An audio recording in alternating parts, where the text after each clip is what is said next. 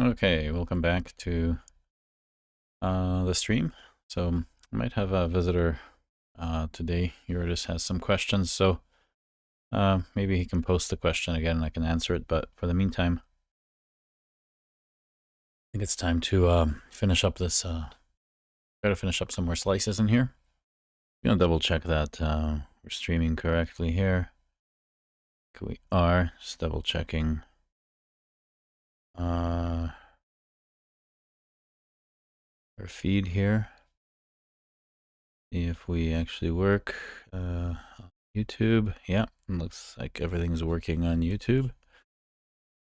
All right, that's good enough. I do record these locally, so I should probably just maybe feed them through some AI to get transcripts and then find some cool little sound bites and start editing some videos that are shorter form. But for those that are actually following along all the time, thank you. Hopefully it helps you fall asleep, at least. Yeah, let's so basically we marked off this. We kind of designed this last time within the hour, basically saying that when someone registers for a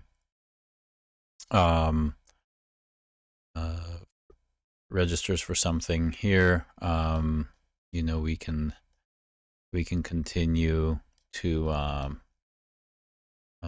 from here we can continue and basically go into here.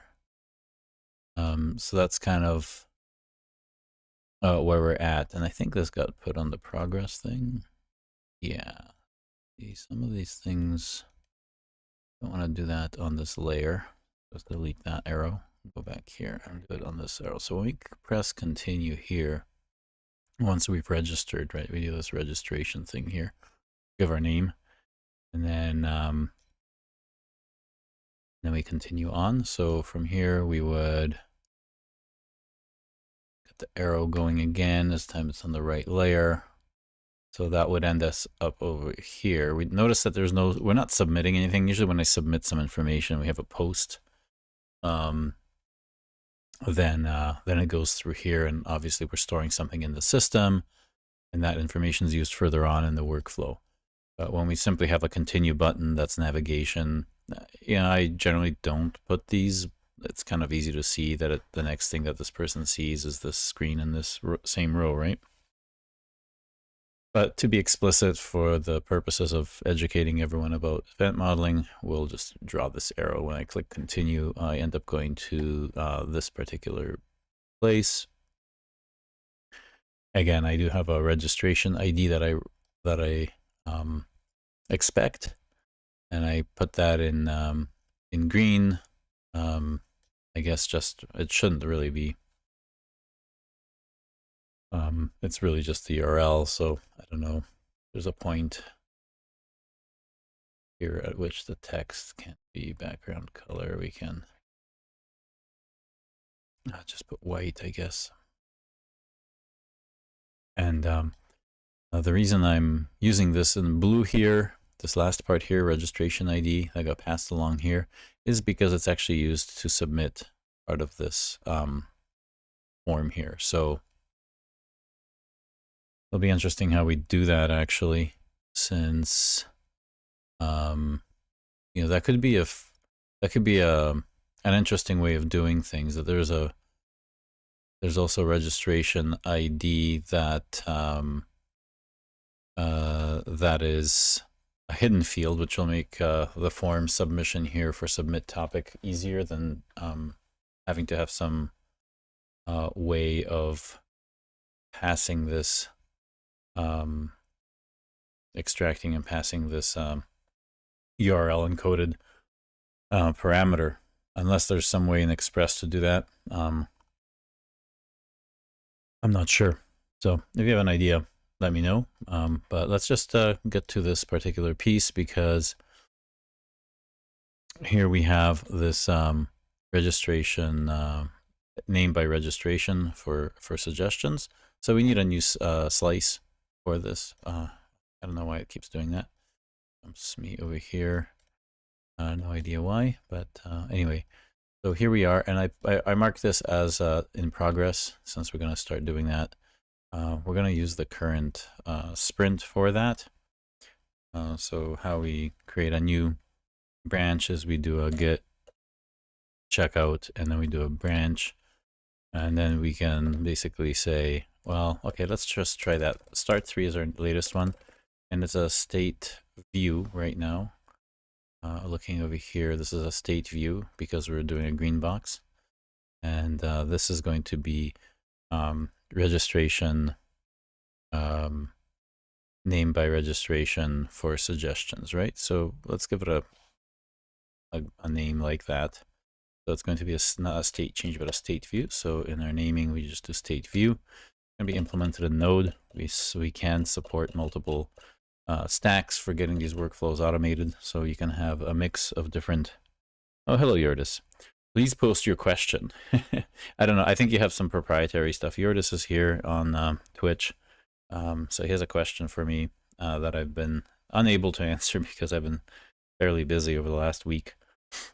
But maybe if there's some proprietary stuff that can be mentioned on here, Yordis, you can just wait until I'm done. In about an hour, we can jump on, or you can anonymize your question and I can answer it here in public. We can maybe live stream again together. So anyway, meanwhile, I'll continue to work on this. While you pose your question, I'll continue here. So what is this state view slice? So this state view slice is, it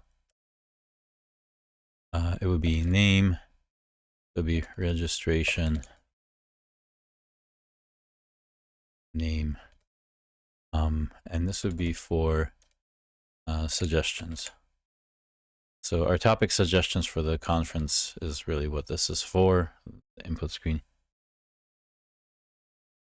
Yeah, so you were just saying, change the domain, Yoders, if you don't want to like expose your work IP, you know, make up something similar with like a pet store or some other example.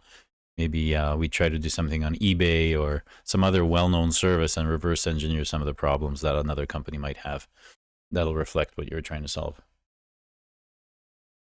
And if others have similar types of inquiries, yeah, feel free. Read the little banner that's scrolling beside me. That basically gives you an ability to get in contact with me. There's a whole community. There's a Discord group that you can join for free. This is all free. This is no. This isn't really paid for stuff. We are going to be announcing. Well, we already announced some registrations for workshops. If you really want to have a focused time that you can, you know, talk with me and others that are going to be teaching this stuff. There are 4 to 5 hour workshops that are coming up pretty soon here, near the end of this month and then at the beginning of March. So I'm going to be opening up the Stripe registration. There's some changes in Stripe. I tried to do that, but there's some new declarations I need to do for taxes or whatever. So that's changed since like the middle of January. I thought it was going to be easier, but yeah, there's some emails that came out. So this is a pretty good name for this slice. So that's what we'll do. We'll have this new thing here. And then as I always do, I can just take a screenshot of this and let the AI generate my screen for me. So function, where's my print screen? Screen, functionality, draw rectangular on this, and then just copy this. And then in here, we're on the right place to do stuff, so I can just close this for now. Go to our app.js and open up a chat window here. And let's open it up a little bit and get a new one here and basically say that, okay, I don't want to do this with the whole thing. I do want to do the code. Okay, so I want to do it with a code base, but I paste this in. So give me a view for this screen. I think, well, because we have the URL in there, it should be able to do everything, right? Use existing CSS to the best ability. See what it does. Oops, I gotta stop that because I had to do with the code base, so it should give me the proper context. Interesting. It's quite smart. I think it's just looking at the appropriate files for this. So let's see what it comes up with. Okay. I don't want any new stuff here. Okay, utilizes existing CSS classes. Good. It looks like a pretty simple form, which is what I wanted. And I think, yeah, that's it. So let's see what that looks like if I go up here and just apply it. It wants it in my views. Let's just double check that it's putting it in the right spot, because then we'll have views. Yeah, that's right here. So yeah, it's using the this stuff. I guess I can accept the file. And so I could submit session. Is that what we had in... Did we have submit session? A register, no, sorry, over here. Topic suggestion. Okay, so we had it as a topic suggestion. So it didn't pick up on that. It had the submit topic, their session is highlighted. I guess it kind of inferred that that's what, you know what, submit session's fine. I like that view. That view name. Topic suggestion. Is that going to be a problem? I guess not. So let's make sure that we now have the right. I'm going to scroll down here to the latest slice. So remember, I always have, this is one giant file here. In terms of taking care of everything. So rooms selection, right? Anything to do with rooms. As we go through our event model, left to right. Let me get rid of this. As we go from left to right on this event model, we see these things further and further down in our app.js file, right? So time slots, everything to do with time slots is here. All the tests for that. Adding new time slots, that's a post. Then generating conference IDs. Then testing that. Then testing the automation around that. And then testing the actual generation of these new IDs, then joining the conference. So as you go from left to right on the event model, you'll see all these. So join conference is the last thing that we have in here. Because we're starting from the start tag, we don't have the latest things that are complete. So you'll notice that, participant registration is not going to be in our code base right now, because those are the slices that started from the same start point as we're at now. So that's why you see the join conference state view is the last one that we have, which is, I think, here, somewhere here.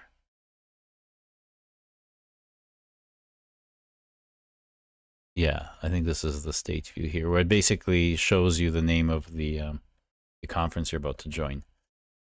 And so the rest of these green pieces that are complete are not something that we see in our in that. And this is actually on purpose. We don't want to see the previous stuff. I should be able to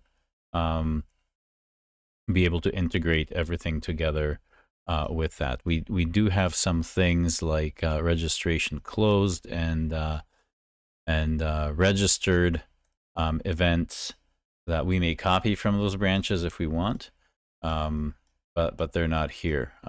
So we'll see how to do that.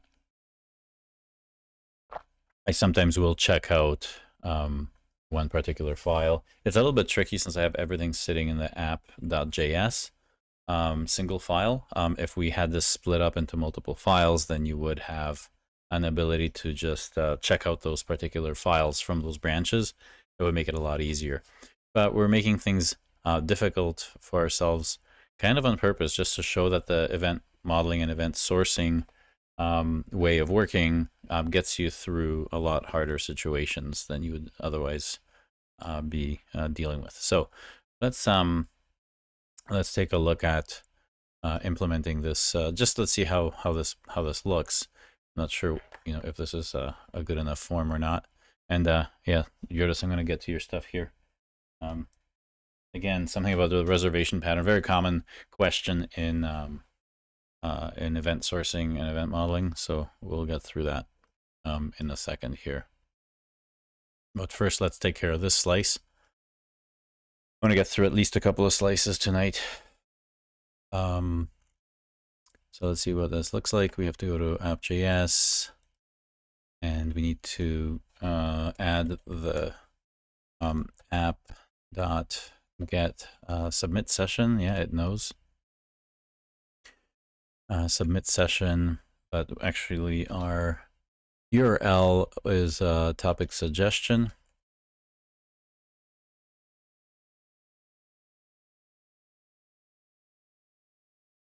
And that's the URL that we want. And we want that to be a get.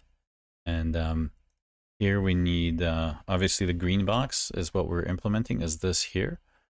So we don't want this to be something that's directly here, but we want to have a function called, and this would be the, what is it called here?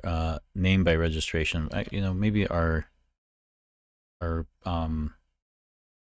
branch name is better for it. Registration name for suggestion state view, right?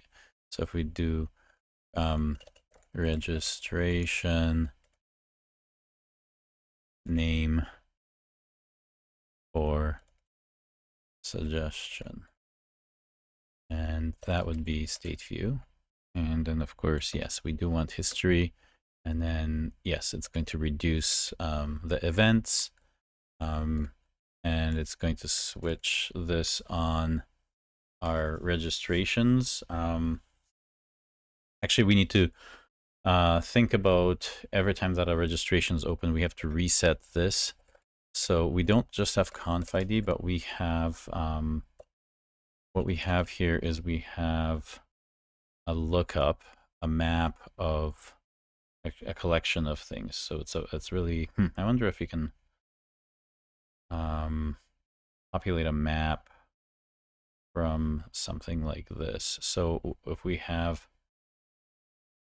name or registration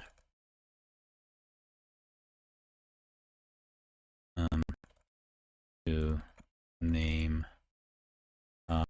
collection, just have that as a that. And every time we do a unique ID generated, so what do we have in our events here? Fake events. I'm using the fake events to, yeah, unique ID generated. Right. I'm kind of using this as a repository for known events, because in JavaScript I don't need to have a class for the event. I just have this as a convention. Again, we're trying to get rid of a lot of code, so it's kind of minimalistic. So that's fine. I don't need to know the conference ID in this. I don't know why it's pulling that out, but what I do need to know is that every time I do this, I need to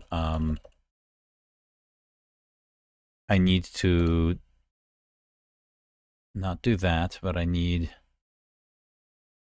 this to be a new map. Right. And of course that needs to also work there. So yeah, we need a new map that we do that with, yes. And then of course, and then registration name. I don't think that is the correct event we use that. So if I just pickaxe for get pickaxe for registration event code. I don't know if that'll do it. Registered event. I'm not sure if that'll do that. I think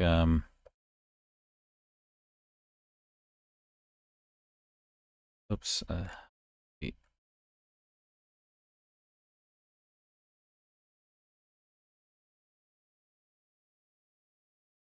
Type register command. It might be here. Push event, register event, register state. So where is our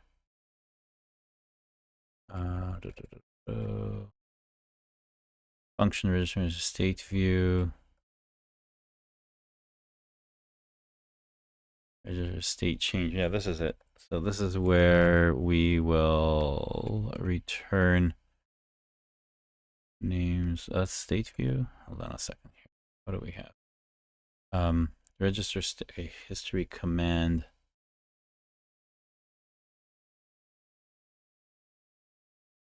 Register state change. So okay.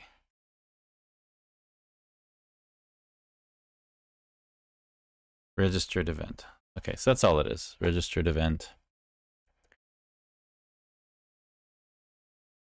Oops.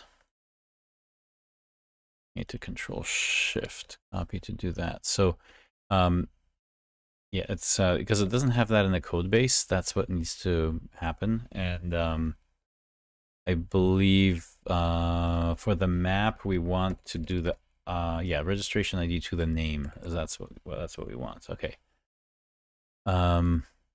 Where's it getting that submitted thing from? But do we have any other?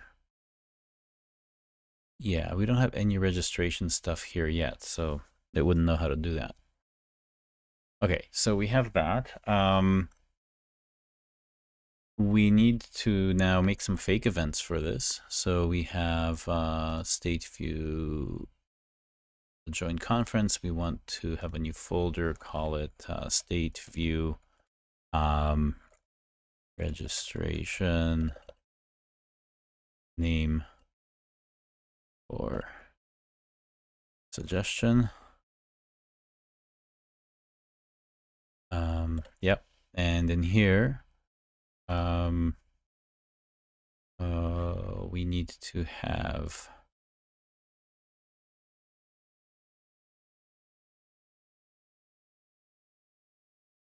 the other thing I wanted to tackle is maybe add a specific URL in the output of all the routes that we have. So yeah, let's do that later. Let's just add a new chat and just say we don't want that. We want add fake events so we can test the what do we call it here? Registration name for suggestion SV. So we can have data or street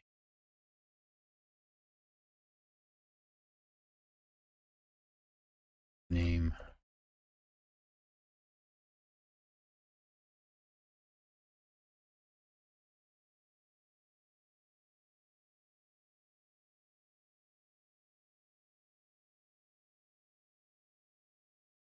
there's there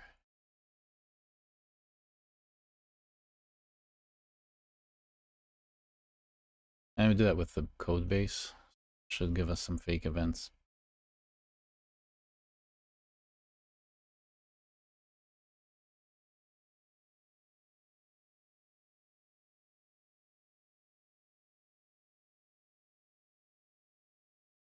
Okay, so we have it added. What do we have? A unique ID. Okay, so it pretends that we made a conference.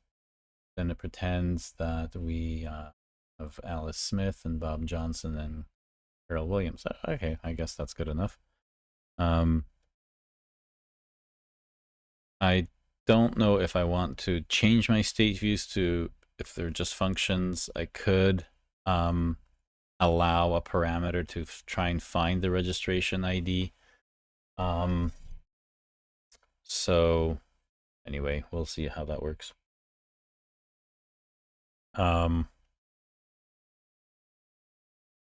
Let's see, topic suggestion. Get, we need const registration.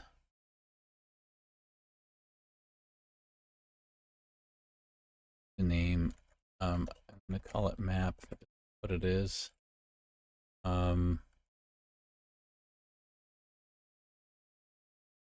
And then we don't want that, but we want the name.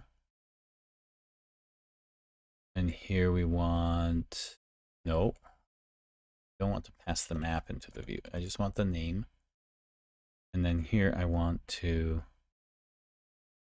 take the registration, query.registration ID, right? And yeah, might as well just a little bit more explicit here. I could inline all this. Like these could be incredibly short functions. I just want to be a little bit more explicit here. So I'm just going to get the registration ID like that. And then it'll put that in there. It's kind of easier to read. Obviously I could have all of this inlined. So, you know, it would really be just one line. And I think once it works, I think we will do that. You know, we'll definitely have some little console logs in here if we want. Nothing wrong with that. Don't be bad. Don't be hard on yourself if you're doing that. Putting console logs in place, and even if you don't bother debugging. So, right, we can do this stuff like this. I mean, it's so fast now with AI, so you can remove them very quickly as well. So that's kind of where we're at, and we have the fake events. So we actually made let's continue to use our utility. I'm not sure if we, oh, that's another thing that I should do is pull out those utilities, because we built in one of our slices some pretty cool utilities. So if we go here, we don't have a scripts directory, we have a fake events one. And we had a suggestion thing, which it was really cool. So interesting. If we do the abbreviation list, we do still have those. Oh no, I don't think we have them. This is something that runs as part of the startup, but we don't have them automatically added to our command list. So let's I think it's called scripts. So if we do log, oh, git log, no, git log, all right, I'll just type it. Oh, glog, huh. Sure, that's crazy. All one line decorate graph. Fine. I do want to see scripts.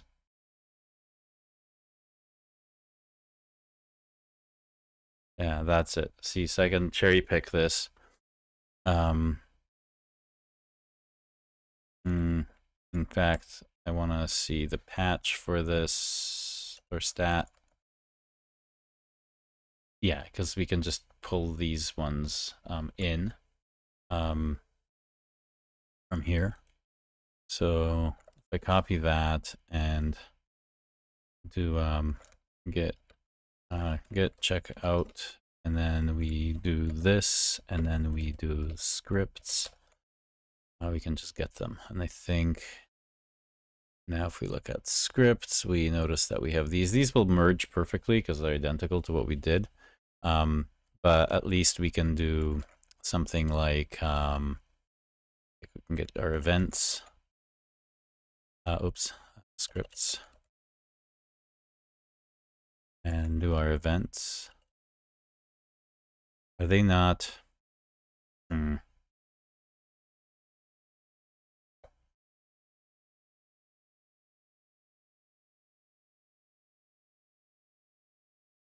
All runnable. Wondering why they didn't get committed with that flag set. So let's see. First of all, we want events, scripts, and we want the events. Oh, we have to source.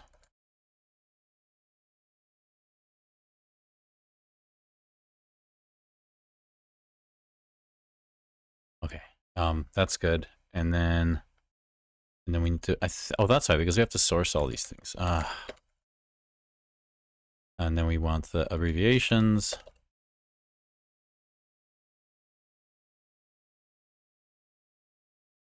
And then we want to source the tab completions.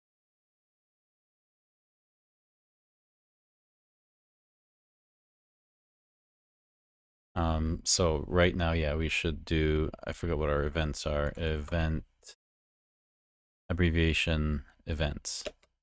Events, and then we want scenarios, and then this should say, yeah, so we want this registration name for suggestion, right? So we do that, and that should change all of our event stream to have, oh, did it not work?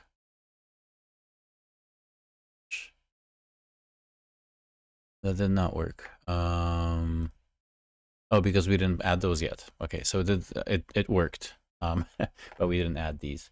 So, you know, if we apply this, it says, yeah, to the SV registration. Nope, that's the wrong place. Yeah. I'm gonna do that again already, and it's called, I don't know why I'm having to say this, because it kind of doesn't get,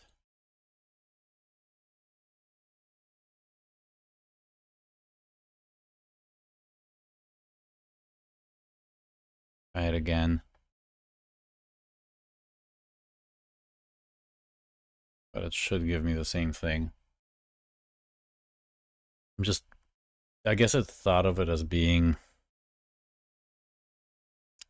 yeah, it wanted to be like registration stuff, which is fair.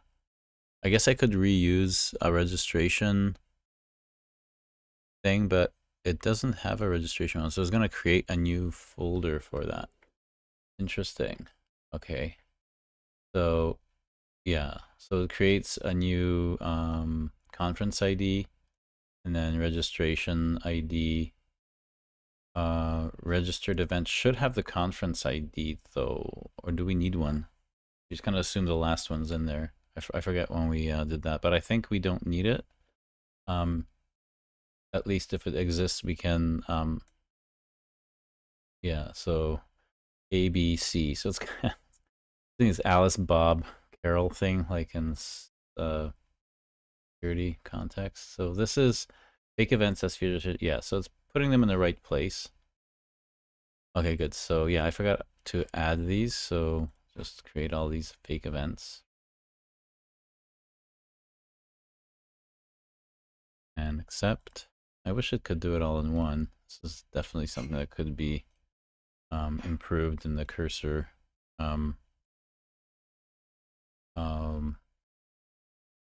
UX. But at least I got them all without having to type them. So there they are. And now if I do the same thing, it should copy them over into the event stream. So we have them here. And now if we run our application, we should have our topic suggestion. Go in there. Oh, get is not a function. Okay, we had this before. Just close these. We know what these fake events are. Close them out. And when we do this, it's not get. I don't know why it does this, but this map should do this. And then same thing here. We want this to be this, that. I don't know why it does this. Let's just make sure this works. Try again. Oh,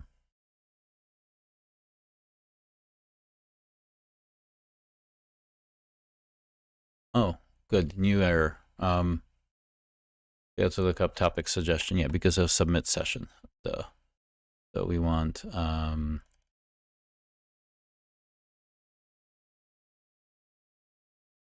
that's all that we needed to do. I don't like the default white error page for these errors, so I'd probably do that as another thing here. But yeah, let's try that again. So I have the topic suggestion. There we go. Name facilitation. Okay, so name is wrong, so this is not good. The mustache thing should have input class facilitator name. It's not an input. This is just a label. So edit. This is just a label. The name is provided in the model.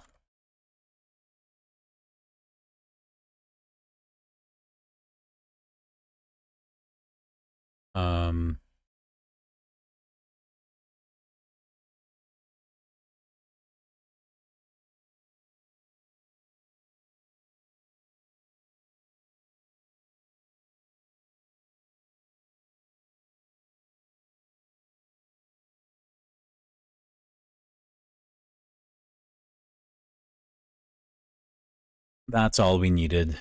Thank you. None of this other stuff. So it has this name. It doesn't even have to be part of the form, but whatever. The other thing that we need to do, obviously, is filter on the name. So we're not actually done. We don't filter by registration ID. Actually, we do. Okay, so we do look it up for this. And we have right. So we have all these different registration.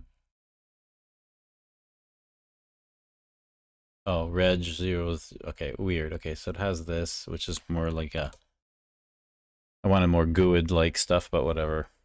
It should be any string, so for testing, that's fine. The implementation will be GUID.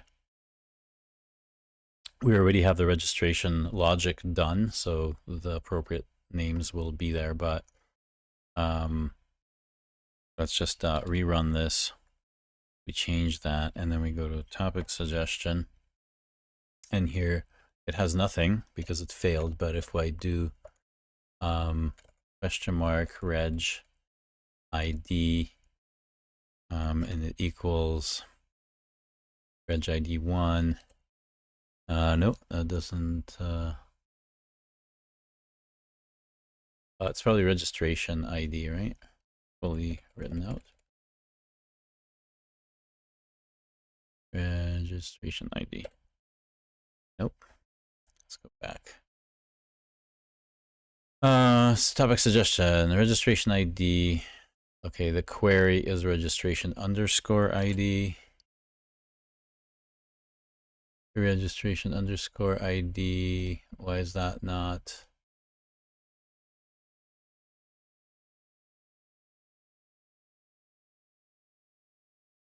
Let's add this to the chat. Since we got all that, add chat. What? Give me a URL.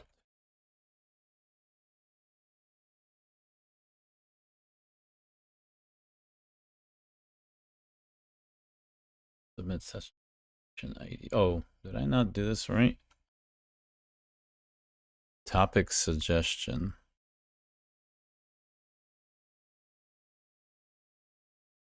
Topic suggestion.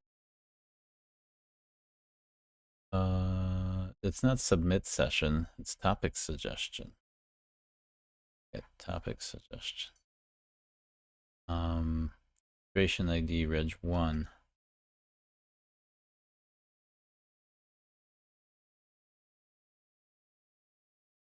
And it's registration ID. Okay.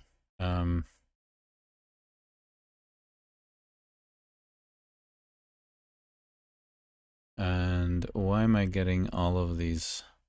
Registration ID undefined.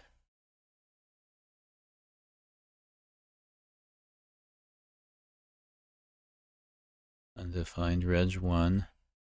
Reg1 to Alice Johnson. Okay.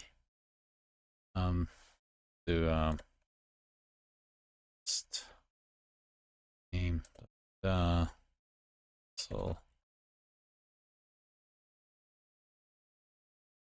name and here name. Run that and just this. I think it's working. Oh, name undefined. Okay, so registration ID is reg1. And we got reg1 to that. Why is the map not working? Name undefined. Something stupid. Let's just add this to chat. Why?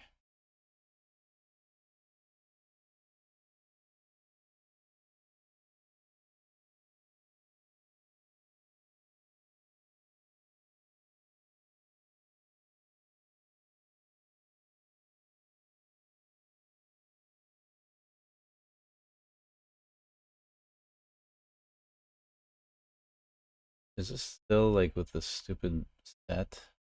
New map.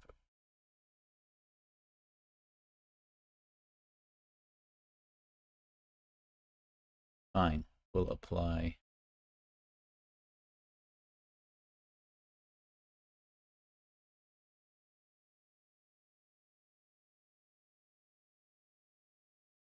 Let's try it again. Cannot get topic suggestion. Right, because we renamed it to submit session.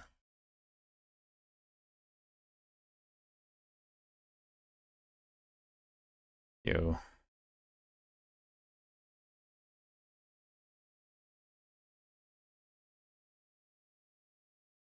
Okay, so now it works. Okay, so am I using those? Okay.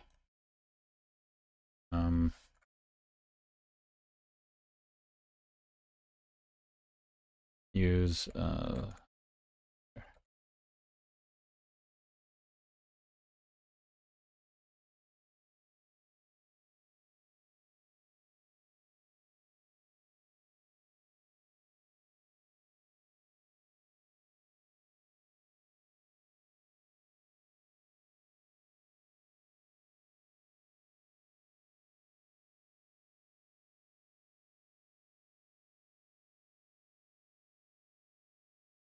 oh, I guess I just need a regular object. I don't need a map. Alright, let's just do a regular object. I prefer a regular object. What happened there? Thank you. You. Good. Okay. Back to normal. Oh, and it got rid of all that. All my other stuff.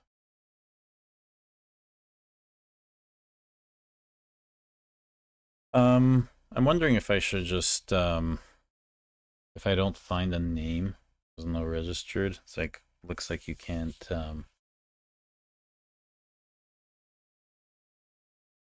yeah, if a name undefined,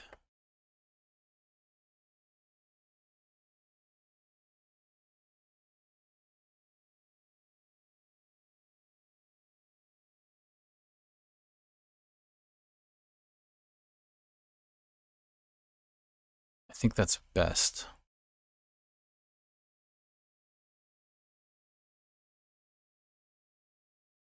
And then if we do const or let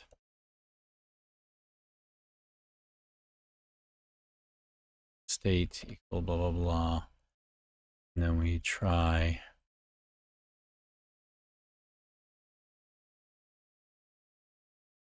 that.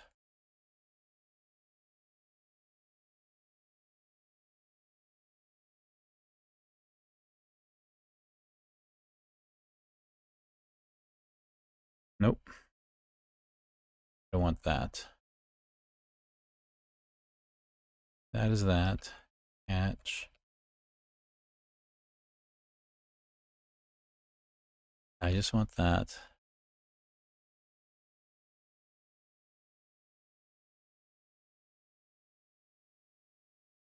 that gonna, I hope it keeps the other stuff. Okay, good. That's what I wanted. Yeah, because we want 500 stuff for this kind of thing. And then we need,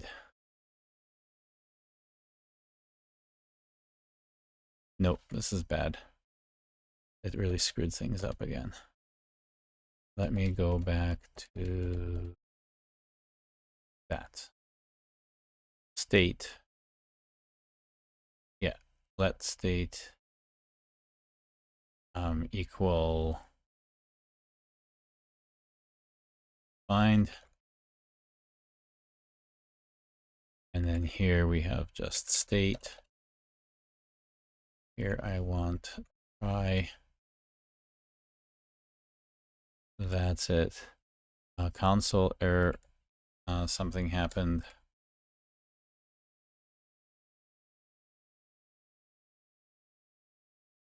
Wrong. That's all I want. Okay. Console log can give me whatever I need. Okay. Hope that makes sense. You really like the testing framework, eh? The testing framework is cool. We don't talk about it enough on here, but we should definitely do more about how unit testing changes with event sourcing, how it should really be built for this. So I think it's incredibly expressive compared to how we did user stories into transformed user stories traditionally into unit tests and acceptance tests. So yeah.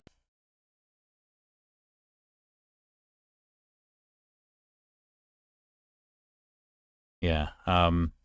Yeah, we can look at some other approaches. I'm kind of coming at this from on purpose, really trying to forget all of the traditional stuff that's there, because I've realized over the years that so many of the good practices make you not realize the real good practices for event sourcing. So much unnecessary complication. There simply some of the problems that best practices out there shield you from don't exist in event sourcing. There's a real distraction. And someone says, "Oh, you need solid principles, you need this and that." It's like, well, if you're doing event sourcing, it takes on a whole new meaning what a best practice is and how those apply, and most of them don't.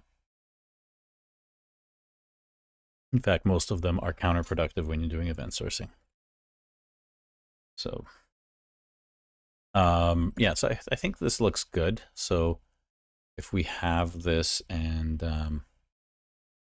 just check and see that if I just go there, it should give me a registration not found. Very good. And then if I do a question mark, where's my question mark?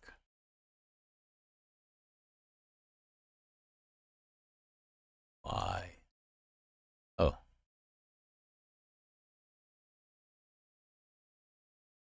Okay, so that works. And if someone else is doing this, Bob Smith, yeah. The idea is that these are GUIDs, right? So you're going to have no way to really guess an outsider what these things are. So Okay, so that seems to work. Again, we have nothing here. Like, we're not submitting anything else, right? Oh, this is pretty cool. Where did that... I didn't ask for this extra stuff, but...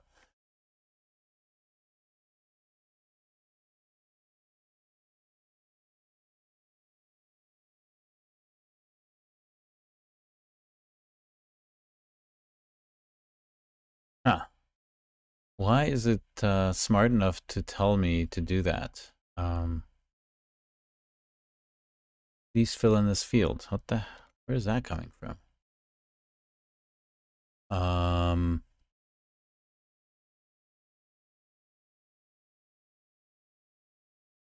Oh, this required thing? That's pretty cool. Okay. I don't deal with this HTML stuff often enough. Still like 30 years ago syntax for this stuff. But anyway, even a dummy like me can do this. So I don't know. It shouldn't go anywhere, right? If we put some garbage in here, submit topic, cannot post a submit session. Okay. That's kind of cool. We're not gonna post to that, obviously. But we're done with this. This slice is done. So let's move on.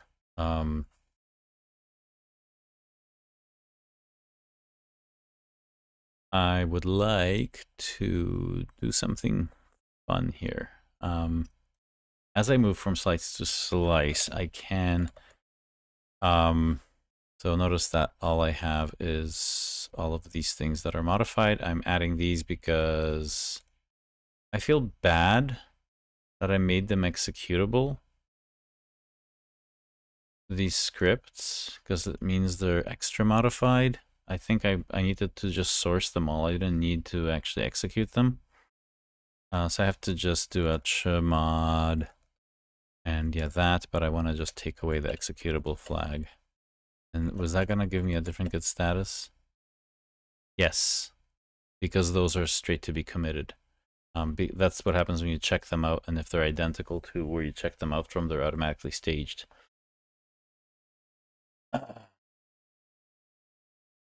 So, yeah, so that's good. I guess I could just put those in a separate commit just to keep them separate. So, git commit, got helper scripts.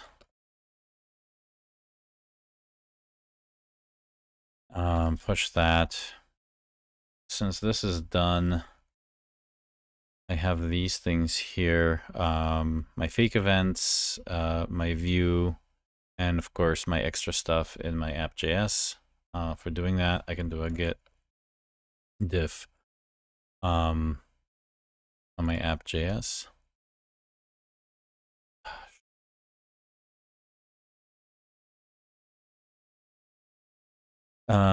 Git diff app.js. Where I can see that I'm only adding that little bit of functionality. So git status, but it all goes together to be able to run it. So we have our fake events to make sure that I have some registrations to play with to make sure that this slice works, and then we have this this proper view. So just let's just add everything, git commit, and here we have our state form for submitting topics sessions. Now renders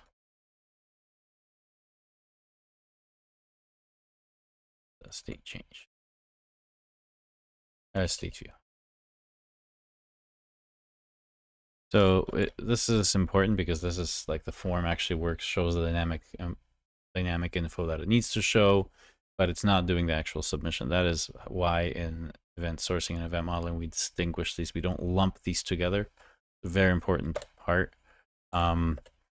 And so now if we want to do the other slice, so first of all, if I go in and over here, I know that I'm done this guy, so I am on the progress side. Here I need to, I'll just change this to be green. I can say that I'm done. And then on the actual style of this, so done here, apply that. So now we know that we're done populating this dynamic part with this atom part here. We may actually have to add a bit more functionality to that, but for now, that's okay. And so now we need to do the same thing for this. I do want to keep the form. I know that it's you know, this particular branch contains the form, and I can take that out and use it for this part, which is our submit topic, right?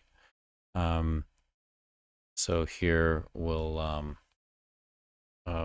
check out a new branch. Actually, first we want to make sure that this works with everything else. So we might not. I mean, maybe I got this event name wrong. I kind of want to make sure that, you know, when we actually go from here to here, that we actually end up on this page. So we need to get checkout, and we want the BPF. Actually, just tab complete this to the dev, because we want to see if this actually works with everything else. Then we merge our latest one here. Yeah, we have a conflict, which is okay. Not sure why appcs is conflicting, but so we have this. Are we erasing anything else? Whoa. Yeah, why is this doing so much? Topic suggestion. Like registration name for suggestion. This is all our new stuff. I'm wondering why it's conflicting with all this other stuff. It's not splitting any functions into pieces. I'm wondering why this registration and all these other things are... I guess it's looking at the base, which is our start tag.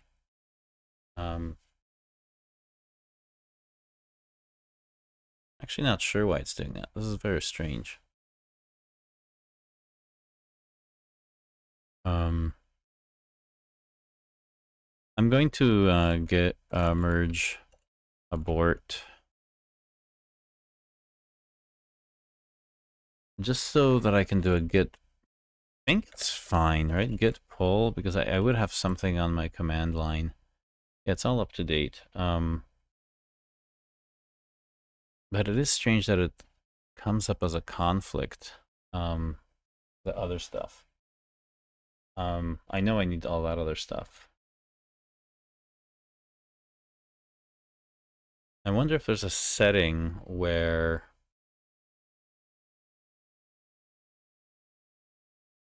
very weird that it conflicts with... I guess it doesn't know where I want that to go.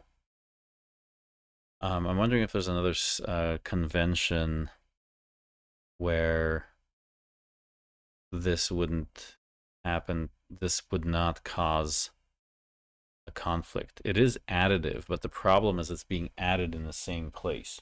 And I kind of want to know that the next thing should get merged behind it. So I'm going to do a bit of an experiment here. If I have some kind of marker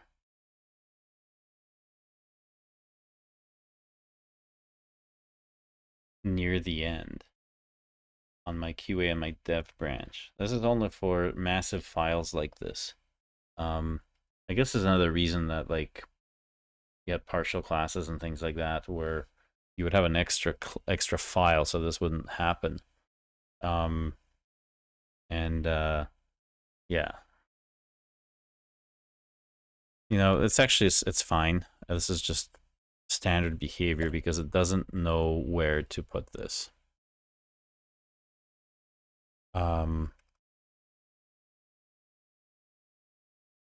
This whole chunk is what we merged in from the other slices. This current changes. So registration, blah, blah, blah, all these different things that you see here.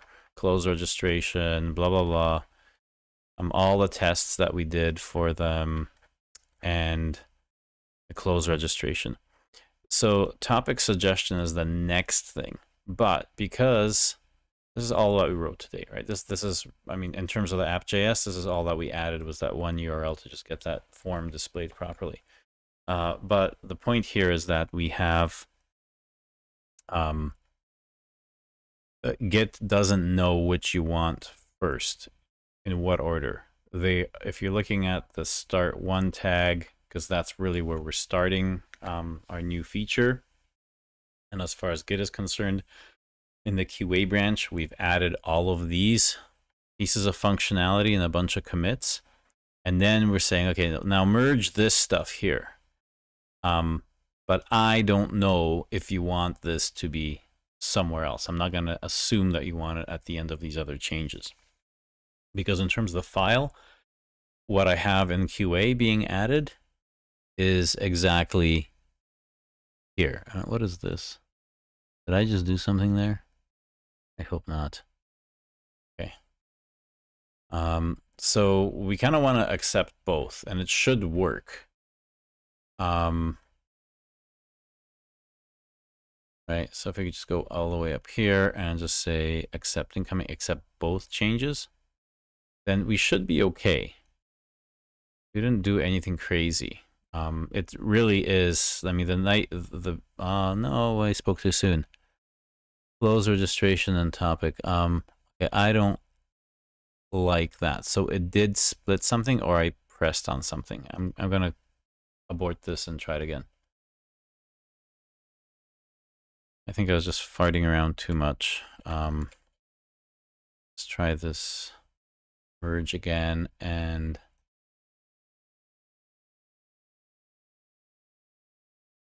so, oh, I see. There's the problem. It's this thing.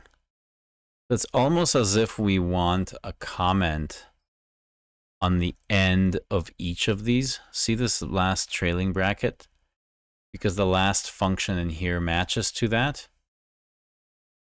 It's as if we have that here. So yeah, we need to actually add another bracket here, and then we can take both. So ironically, the only thing that Git found that matches from both sides is the last closing brace, which is interesting, especially with these really long functions.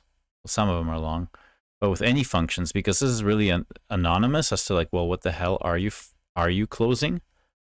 You know, this is a good case for giving context to that. And you know, if I let's do an experiment. Actually, you know what? Screw it. We have time. This is for learning, so let's learn together. So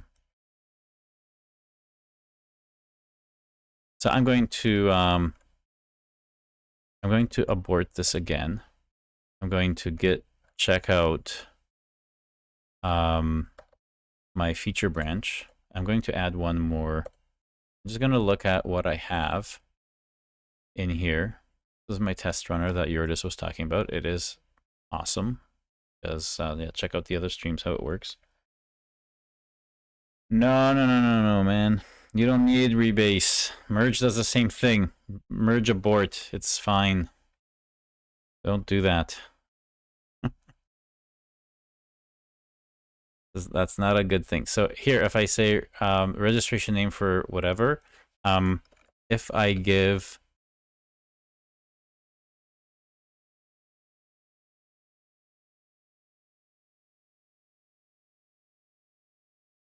oh, come on, autofill.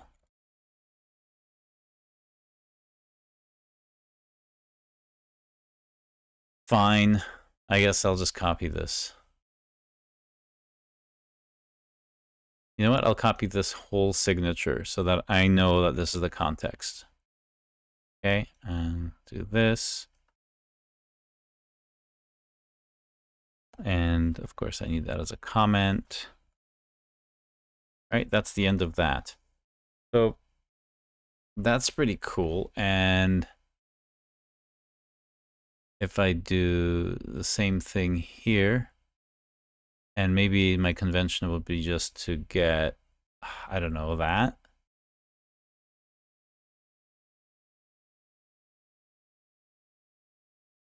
App-get blah, blah, blah, blah, blah. And because we have others that close this way, I do want to... Oh, nice. So it did kind of do that. Okay, so it kind of gets it that I want to do that. So if I git status, that's the only thing I have, so I can do a git commit. Disambiguate the closing of top level functions.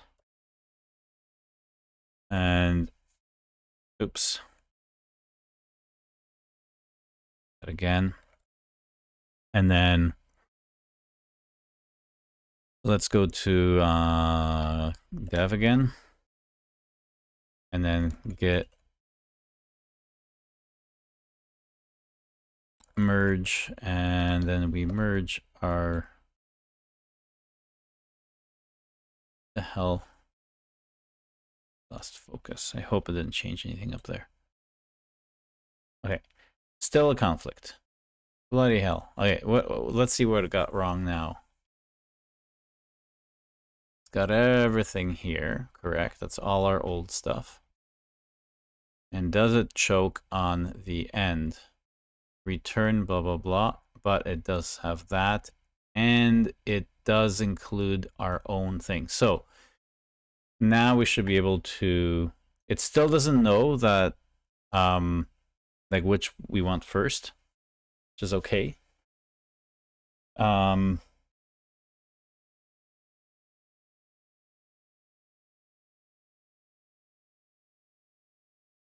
Oh yeah, merge. Oh, sorry, I didn't read your full message, Eurydice. Yes, merge abort exists where, yeah, long ago. Don't blame yourself, because long ago there was no merge abort. I don't believe there was just a way to reset your index, which was like, yeah, reset or clean or whatever. You know, or just check out the previous branch or something. I forget when merge abort was there, but there's I don't remember that merge abort from the beginning was actually the way you backed out of a conflicted state. But it's there because it makes sense. I mean, maybe it just wasn't used by everyone. I don't know. I certainly remember other ways to kind of get out of a merge state in there. And but yeah, so if I do accept both changes, we should be golden now. We don't have any issues, right? So I kind of like this disambiguation. What I'm gonna do now though is see if I can find a convention that'll allow me to just automatically merge.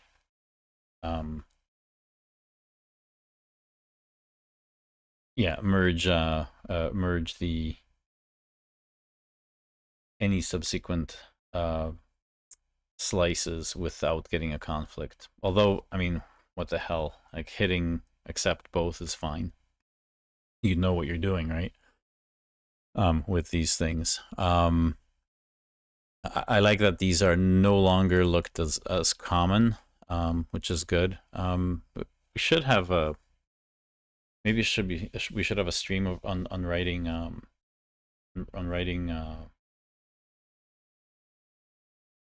merge conflict resolution, like merge drivers. You can write merge drivers in Git so that you can do a custom pass through your own tool to kind of make like fix conflicts for you. And it's a good example because in here we know exactly what we're doing with when we're merging slices, that this functionality is really isolated. And and it makes sense to put one function after the other. It'll work fine. So a merge driver here would be really cool. So it recorded this pre-image, and now if I do a git, let's see, git status. So yeah, we have this now done. These came in just fine, obviously. They're just additions. Git add app.js status, git commit, or is it merge continue? Not another thing. Merge continue. That was another thing that wasn't there. Like you just did a commit after you added everything to the index that where you after you fixed your conflicts. So there was this would have just come up if you did a regular commit with no message. So that's fine. So okay, so I guess we can do the same thing in the QA branch. So git checkout, get to the QA branch, and git merge. I should have a. Is there a merge?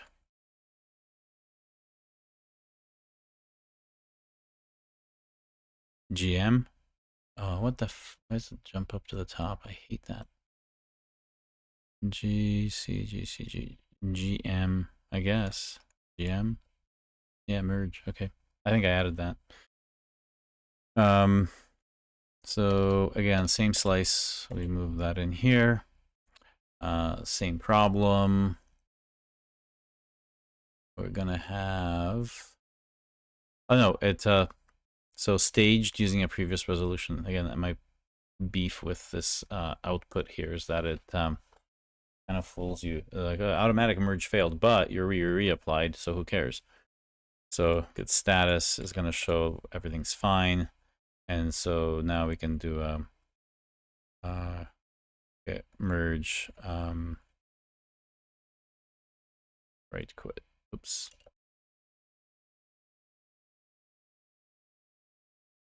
So that's fine. Push that up. Then we can get onto the next one, but I do want to keep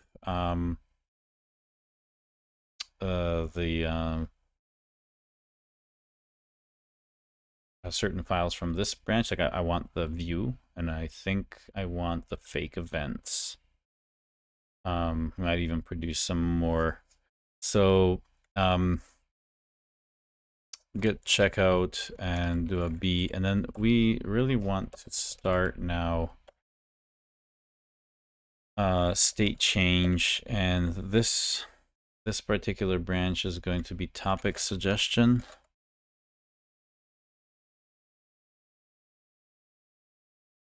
Because we are on this one here, where we're actually filling out this form. I see why it generated what it generated in terms of the view. I had this, you know, I shouldn't really have an outline here on this because this is just a label. So that's actually throwing it out. So I don't want the line. Like that's better. And it is populated, but it's not a field, right? I might not even have, you know, that.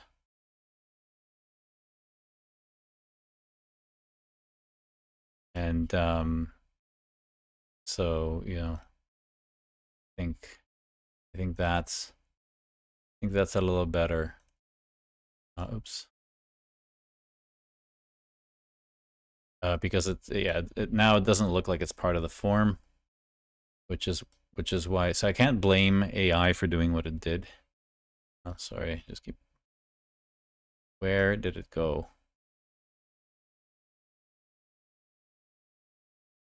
This thing's just impossible. There it is.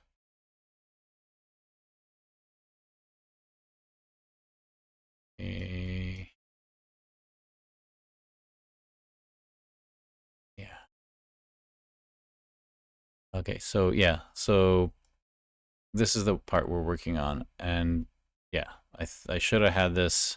So see, like, you just gotta have good specs, and most of your problems go away.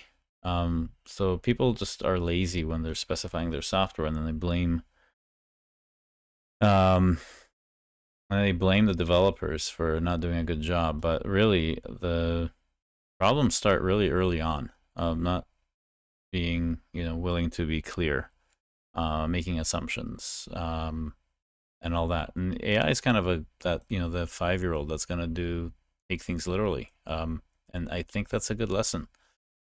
All this AI stuff is really like throwing our own stuff in our face. This is like, if this is the information out there, and we've made the best statistical inference based on information, and look what it's telling you. You guys suck. AI is really AI is not bad at all. AI is actually really, really good. And what it's doing is it's reflecting how really, really bad we are in this industry. So,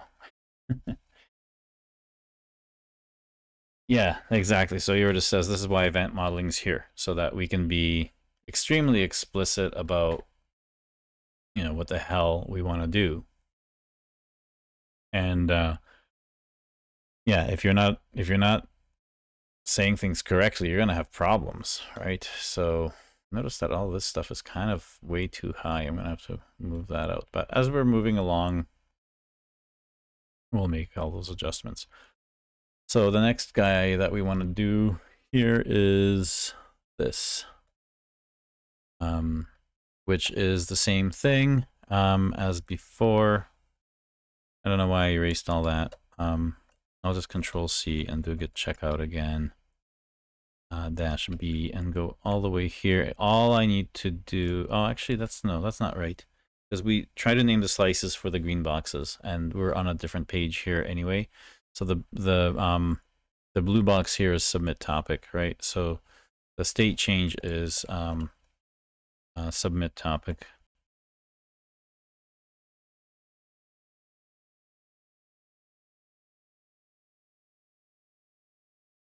That's all we have here, and that's done in Node. We do that. We want to get our so we want to get our view back. So git checkout, and we want to do our last thing here, and from there we want our views. Yeah, views. And in here we won't know what's in there, right? It won't have, it doesn't dig into it, does it? It just sees what we have.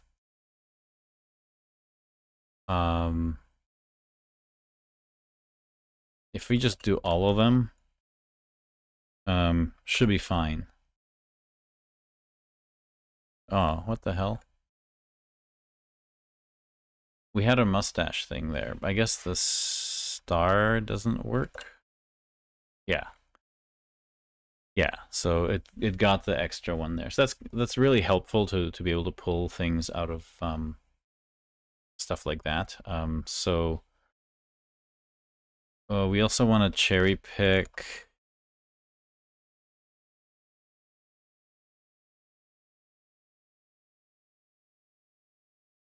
Is that the one that we had? Or do we do a checkout? Get checkout. What did we do? Did we do? Oh yeah, this guy. So we just pulled out the scripts. We should have cherry picked this because it was meant for cherry picking, but whatever. Do the same thing here. So get status. Yeah, we have these things. I kind of want to unstage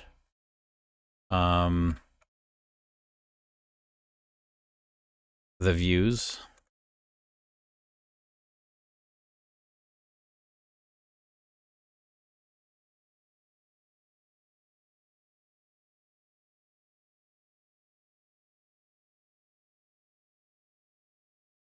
Because I want to push this as a separate thing. So git commit scripts. I really don't need them, honestly. Why did I do that? They're already like ran in this IDE. They're just like helping me, but whatever. Didn't really need that. This shell already has them in, but I guess I want them locally just in case. And I do want the fake stuff too, don't I? I do. So git ls tree -r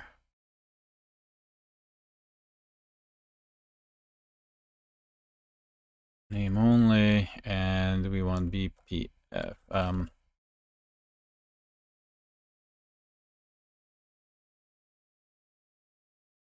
is that?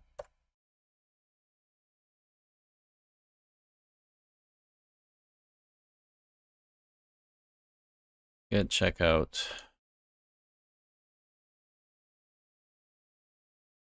Topic. Look at that. I messed up the name of the branch already. Pardon my French. Oh, great. You know what? Screw it. I'll live with it. Git checkout. This thing.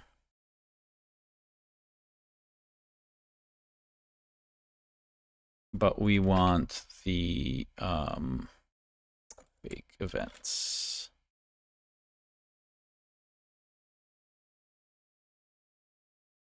And that should give us our stuff to, test. Although I already have them in here, so, but in case someone checks this branch out, they'll be able to use the same thing.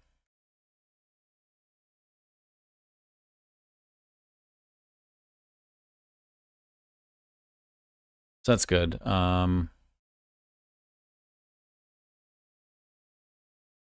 I guess I'll add those just for fun. Git status or git helper fake events to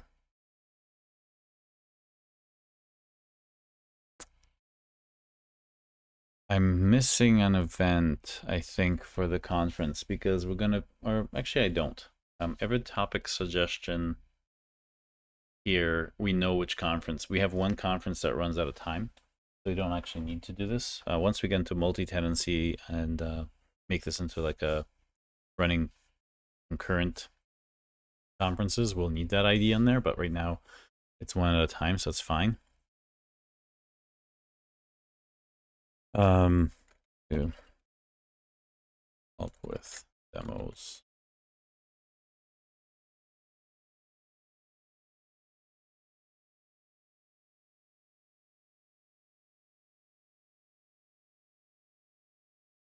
Okay, so I already did that. Push is what I wanted. We have that. I'm not going to commit this yet because I don't know if, well, obviously we're going to be changing it. So what we need is to go to our app.js and what is our URL? Submit session, I guess. Well, let's just see what this is. The form is here, submit session. Why not?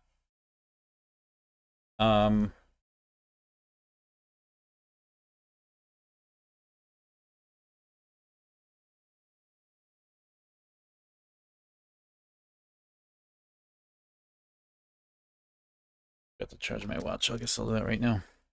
Let's see.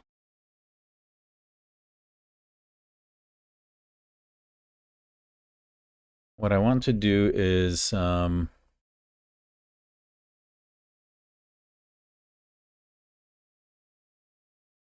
submit session. Yeah, I actually don't need anything from the previous slice, right? So let's do that. Let's just go to app.js. I don't know why this is. I don't want this thing in here throwing stuff. What is this? 4 problems in this file. Can I ignore those? That's our node. Sorry, our .NET implementation for one of the slices that we used. So yeah, we have the view. We know that it's doing that. Let's get rid of app.cs, app.js. Okay, so again, at the last part here, what we need to do is we need app.post submit session. Oh, thank you. You know what I want to do. Okay, name. I don't need the name.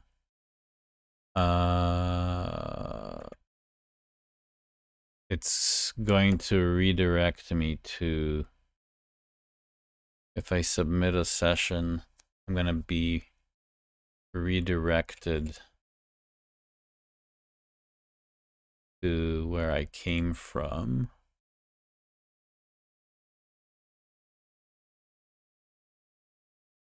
Oh, that's interesting. So yeah, I actually need the previous form here anyway. So I do need this, the previous slice in here, just so I can, press this submit button. So let me just get rid of this Control Z out of here. Make sure we're clean here. Yeah. And we want to get checkout, and then we want that. And we don't want fake events, but we want the app.js. And that should give us exactly, oops, staged, of course. So that's going to give us a way to go to topic suggestion again, etc., which is fine. So yeah, for some of the slices, you may have the previous forms to make the submission, and sometimes it's really up to you who does that. So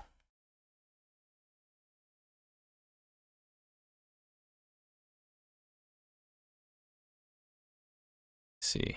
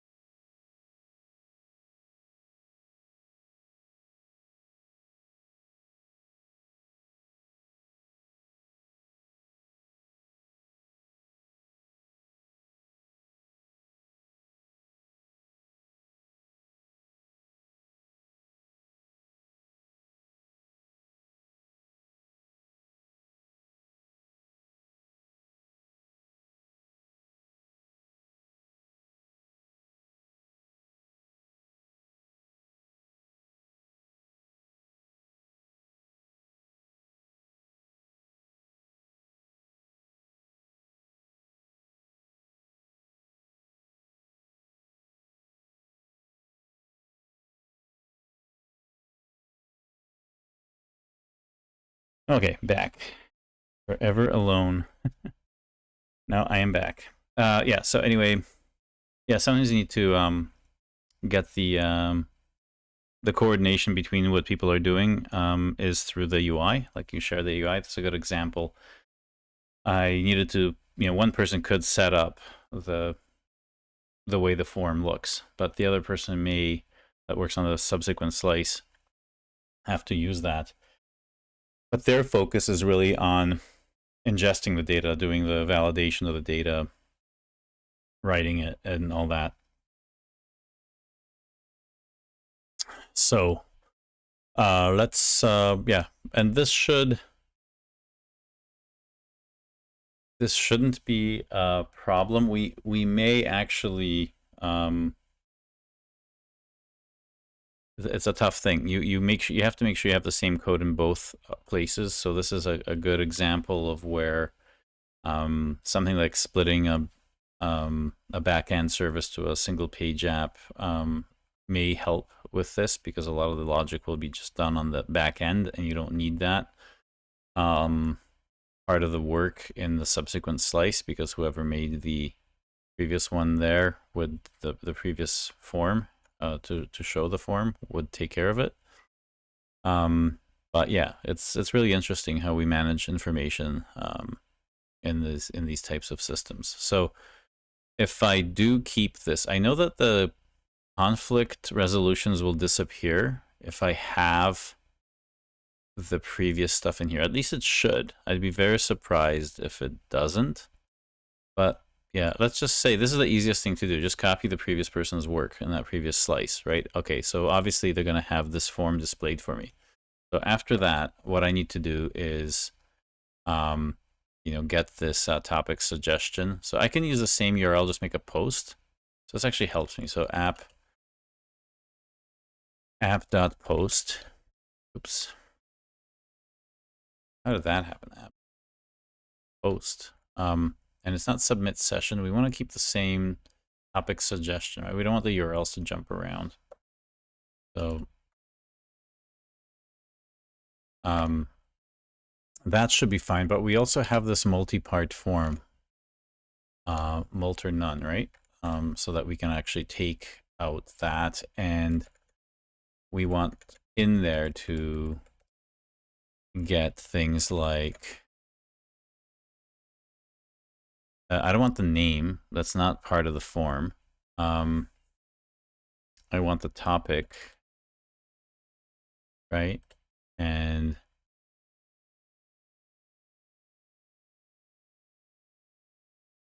then facilitation, right? So those are the two things that we want.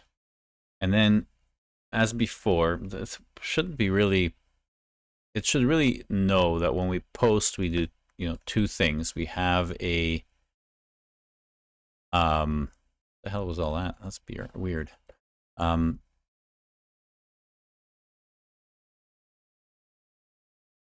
Session proposal. Well, we should probably just look at what fields we got there. So we have input, we have facilitation, and we have topic, right? That's all we really have. Those are the two things. Facilitation is like presentation, Fishbowl, whatever. And in this case, we're leaving it as a free-form text, like we said last time, which is good. Submit session, get events, topics. This is really good. Actually, that makes sense. That's good too. However, I want to do a let and session submitted event be undefined. Yes, and we want a try.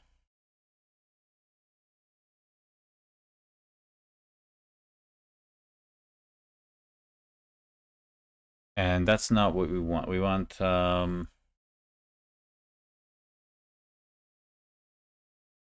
don't know if we want to catch the events failing or not.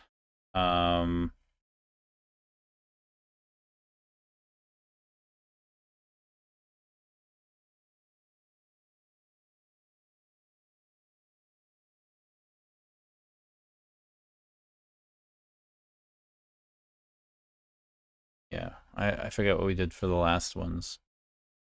Topic suggestion get. Well, I mean, for gets, it's easy. I'm wondering if we did this for posts for like changing state.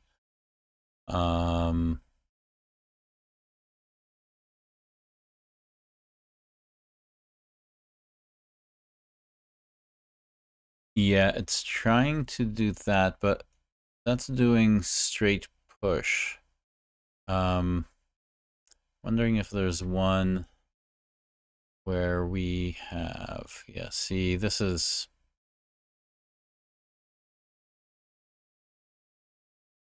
room already exists. Catch.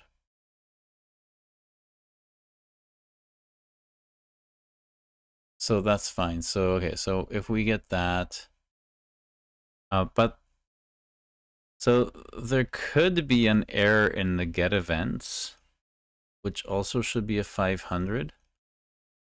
It's almost as if we have to know what add room could catch in terms of the error, right? And I don't like this. See, this should be a const that I could reuse to do exactly that. And then do a 400 or 500. I still have, if this fails, I still need a 500. And I guess, I mean, if I was passing this as a, eventually I will be passing this as a function that'll get called from inside these things, because I want to do some, maybe some,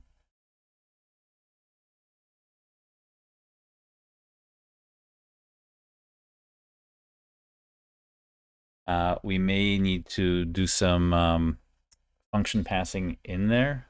Anyway, this is, yeah, this is gonna evolve, especially as we move the solution to scale more, where we have the infrastructure stuff, like getting events and getting these things more more efficient as we test scaling. We're gonna be playing around with these, and this is where you want to catch, you know, the business logic errors as 400s and infrastructure stuff as 500s. So let's just yeah, let's do this in the stupid way first, and then refactor later if we want. But yeah, sorry, I'm gonna eat an apple.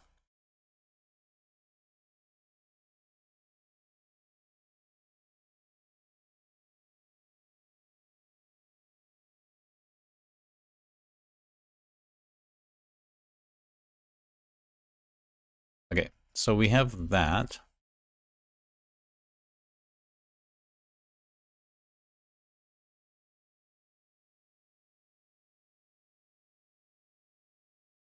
And we want this as 400.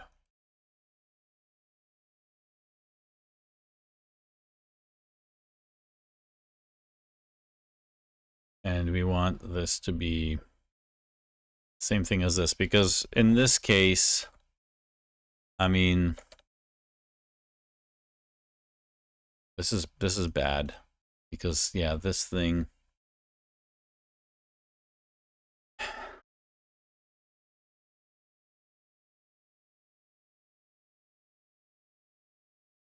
is not good.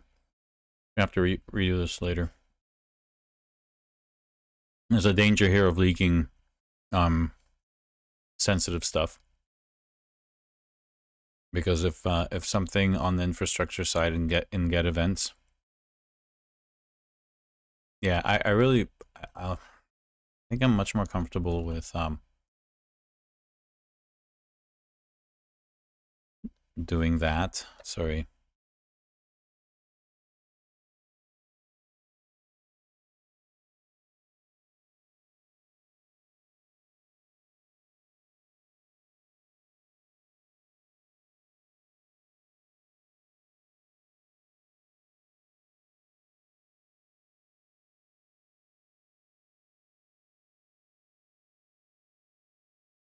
That's better. And then, of course,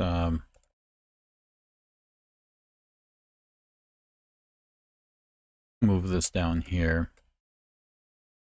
And having this as a 400, that's better. And then, of course, we want to have this in a try. And this is a 500. Yes, so 500, 400, 500. And I think we had better errors than this, but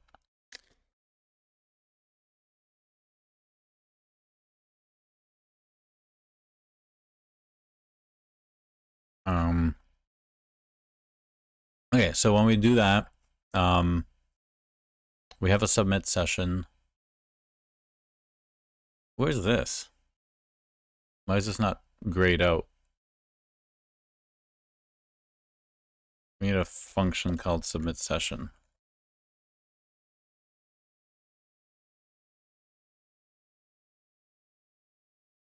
And then, of course, we want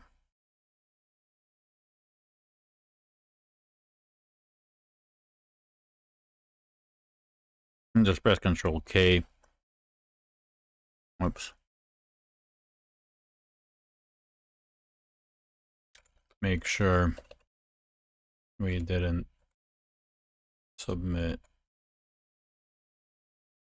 Make sure no other session on the same topic is already suggested.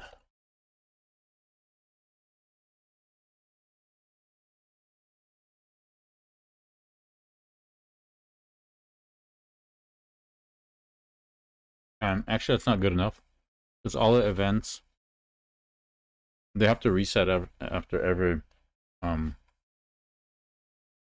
conference is done.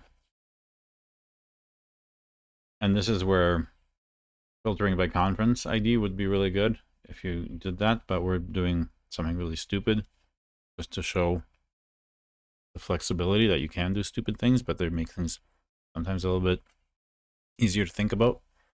And I'll say, so let's just say use reduce, reset topics every time a new conf started. Because we can do some other stuff in here, like, you know, use suggestions from previous conferences for topics.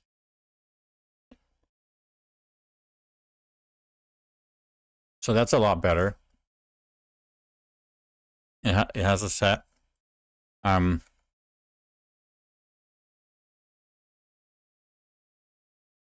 Use an object and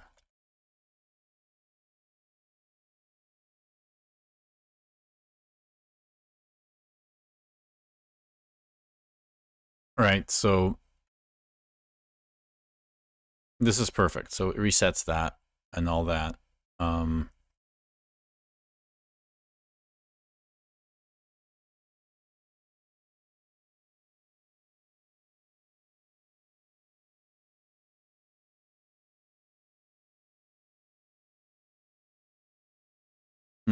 I don't need a map.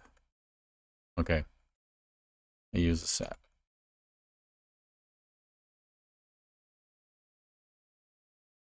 I guess I didn't need a set.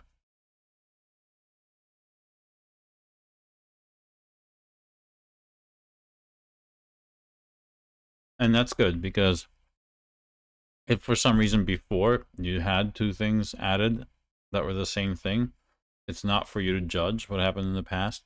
But right now, you want to make sure you're not going to contribute to that.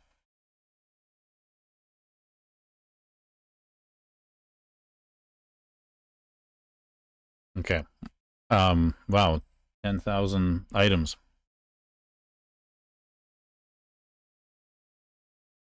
Oh.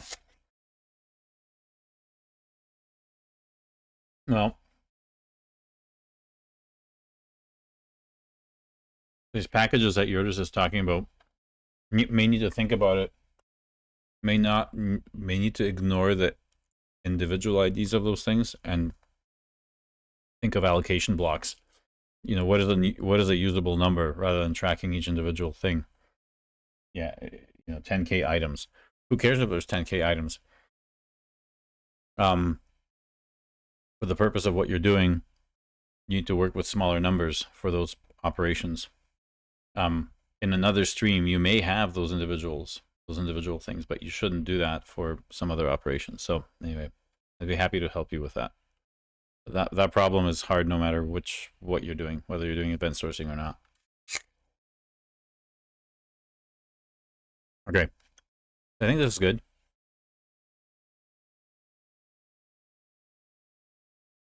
Okay, so accept this. This is good. I mean, it really does exactly what I want. I don't want these comments in here. I do want to have some console log.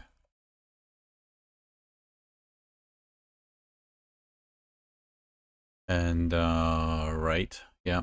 Yep.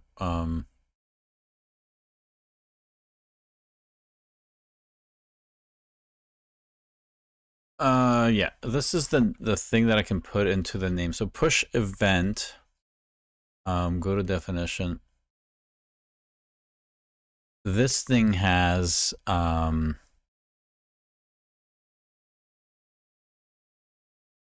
this data. So this is where I can put in some sort of a name that you'll see in here.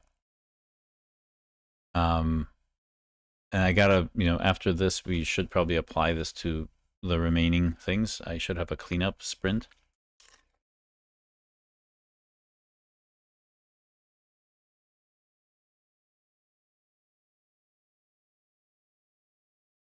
Yeah. So your item potency and reservation is not per item, it's per lots of items.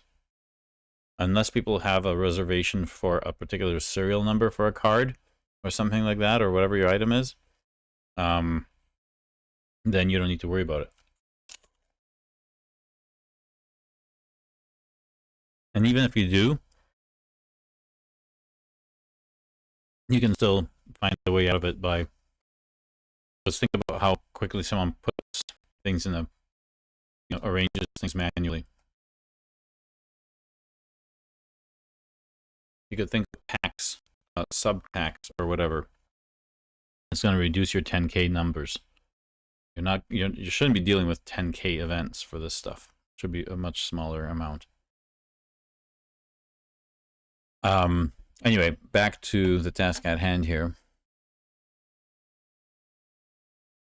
So this data that we have in here, when we do write something, when we push an event, this is obviously not the conference ID. We want what we're dealing with, which is this topic and facilitation, right? We want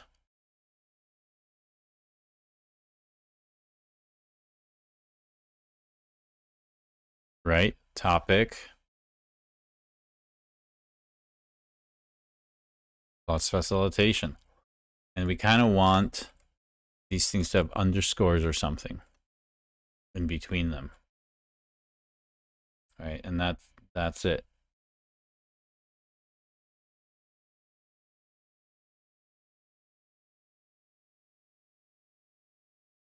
Yeah, you can't. I'm not saying that you have to oversell. I'm not talking about that. You will have a reservation pattern, except you don't need to reserve each individual item in the 10K items. You need to worry about lots of items.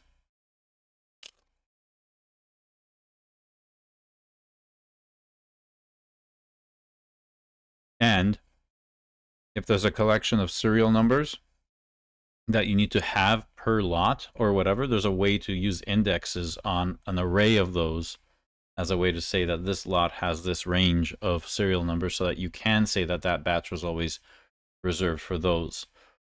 Even if those people don't know what those actual serial numbers are, that's fine. Maybe you can show them, but you certainly don't have to do that.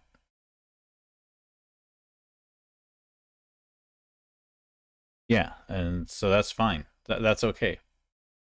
What I'm saying is that the streams aren't going to be as long as you think.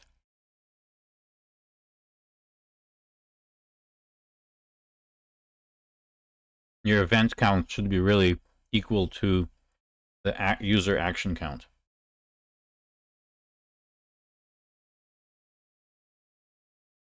Not necessarily how many items you're manipulating.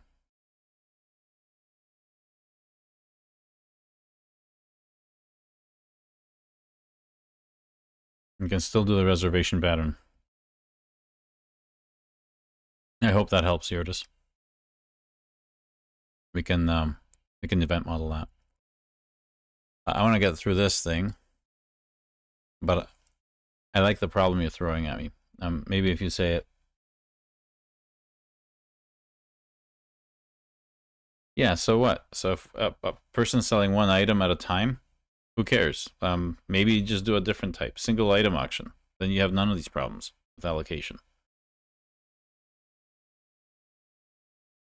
Because I think there's if you look at eBay, you have like two types of things. People that sell, you know, stuff that they collected, and they might have like, I don't know, 50 of some hockey player's rookie card, and they're happy to just have it in one auction where, you know, the quantity is 50. Others have like a one of a kind thing that they found, and they do one at a time. So I think that's normal. I don't know why you want to have the same abstraction for both problems.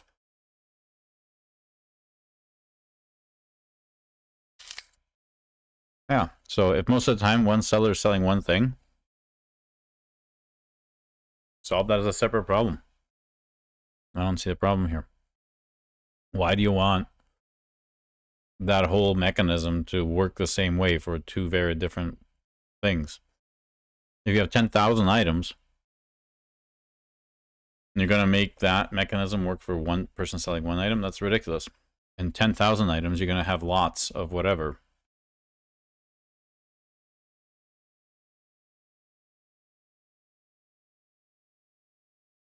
I think when you're trying to decipher these issues, Eurydice, always what event sourcing is really good at is mapping your data manipulation to actual user actions on a timeline. And whenever you say, oh, this person bought 100 items, do you immediately stick 100 events on the timeline? No. You don't. Okay, hopefully your light will turn back on. But yeah, it would be fun to explore that. Yeah, we can make a eBay that does what you want. All right, so I like this event here.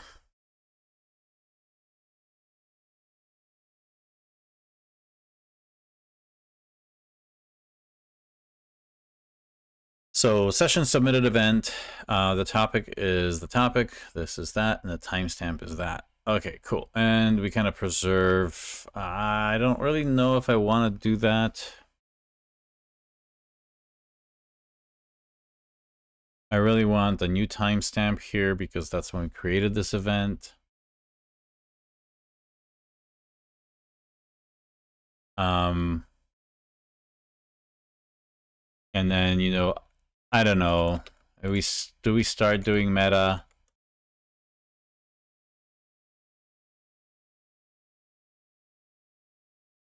And just do command?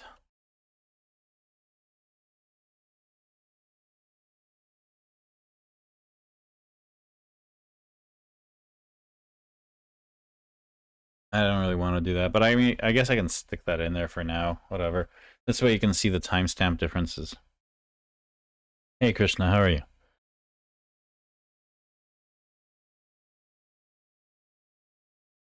Yeah.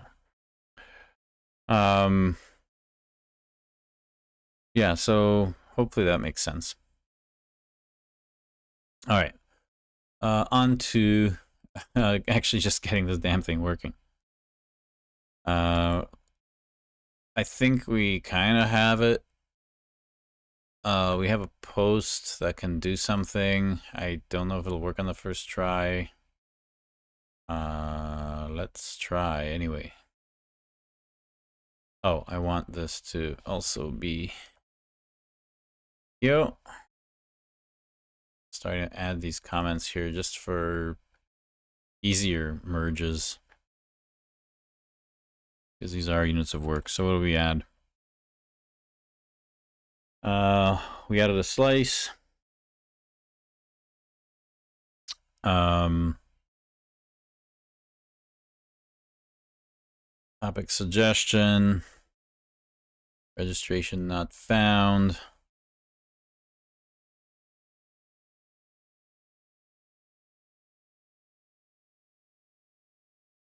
Let's try that. That's Alice Johnson. Facilitation. We want presentation.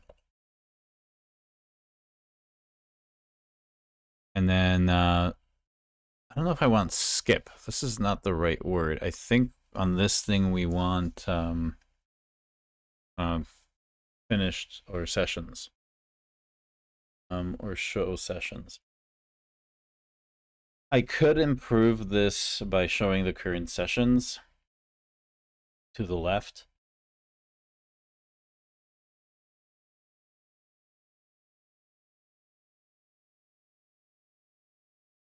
But whatever.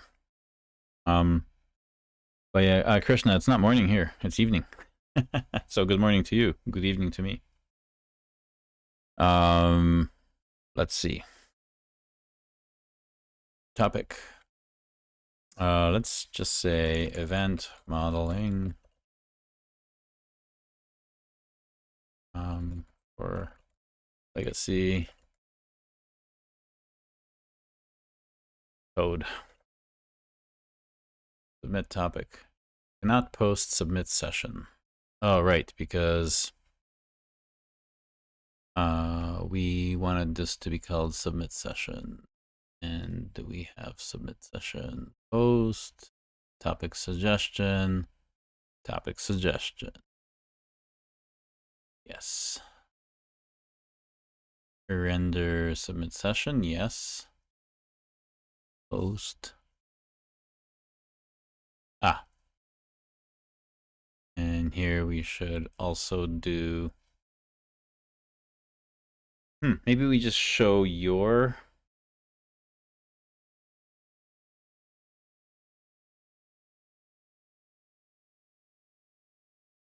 I think we need a congratulations thing. We always kind of do that.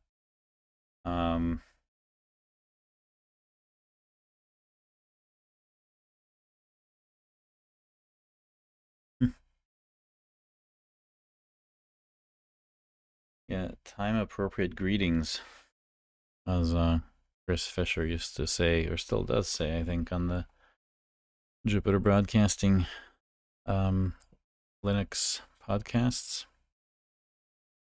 Do I want to break away from the congratulations, you have submitted this, and then, you know what? I don't know. I mean, the congratulations is pretty easy to do. It breaks the flow out into more screens and all that. I kind of don't want to go back to the same thing without showing this, so I don't know, maybe we do. Whatever.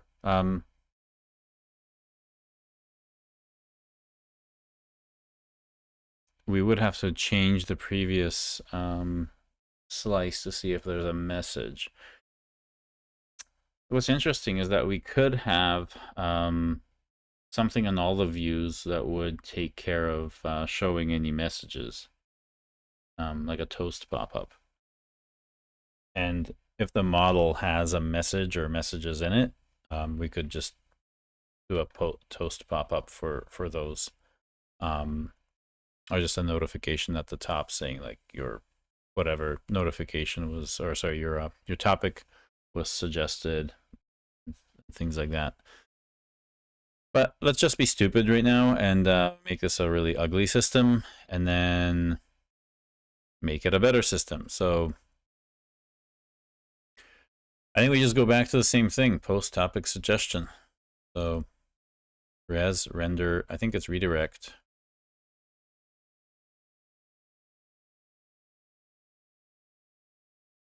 And we want topic suggestion.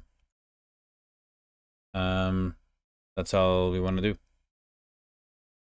And so we can just keep adding them, and if we add the same thing, that's fine. Now, where did we have this thing? If topic has topic, lowercase. Okay. So we just filter on topics.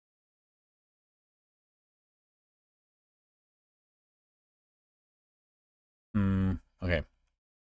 This is the fold, left fold, our reducer of like what happened so far, get our state, and then our existing topics, just That's topics. Topics. Why is existing topics that reduce dot top? Why don't we just do dot topics? Pretty stupid to has that. So dumb. Okay.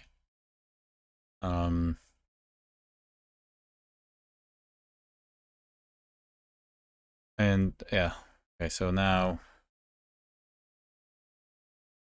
did that actually add? No, that didn't do it. Did we have an issue? We didn't have an error. But we didn't push the event. Okay. So that's events. A submitted event, so defined. Try catch error.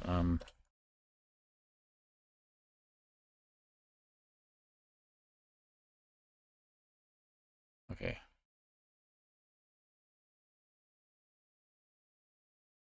Go back. Submit topic. Why is that doing that? Not doing anything.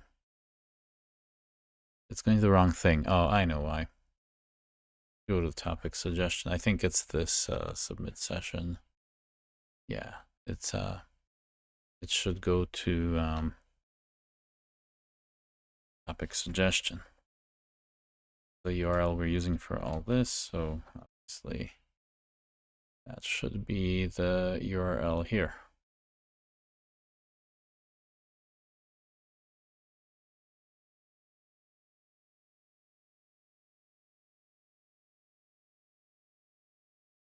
If we do refresh this. All right, fine. Presentation. And here we want EM for legacy.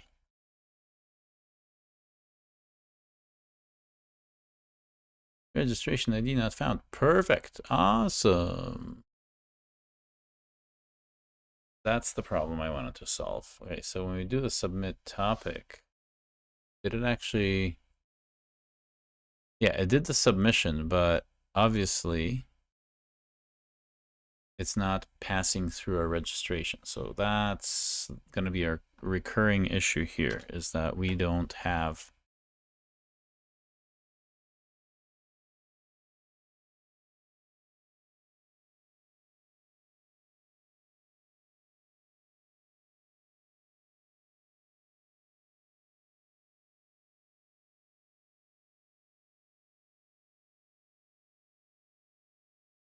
and we should have our registration ID.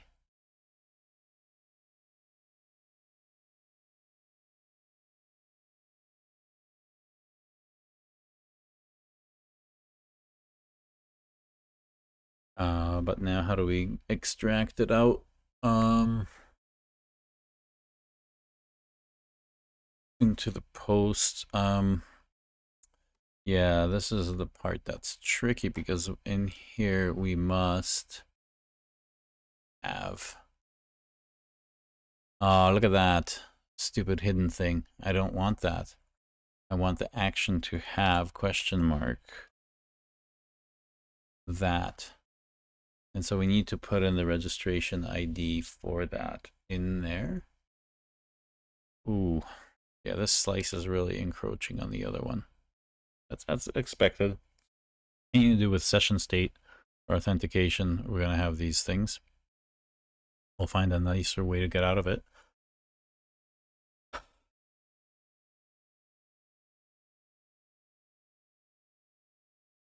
In this topic suggestion, this should be redirect.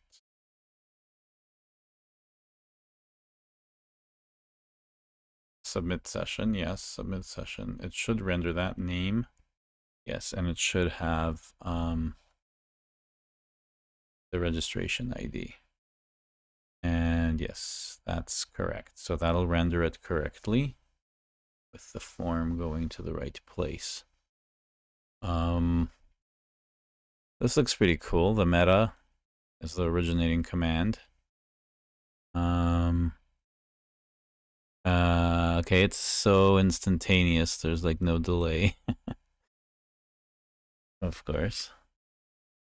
Well, that's cool. I guess we can have this meta data. Let's see how readable this stuff is. I guess it's kind of okay to have this stuff. Fine. The name of it is like very long, but at least I can see. Yeah, session submitted event, and then it has the topic as EM for legacy, and it's a presentation. You kind of want to barf out some of the important data into here. I might actually not want the facilitation, just might want the topic. Right, so I kind of don't want all this. That would make this, you know, something like this. I don't like the underscores in there because we already used the no, we use the dashes for separating things. I don't like the spaces in the file name, that's for sure. Okay, we could escape all that crap anyway if we want.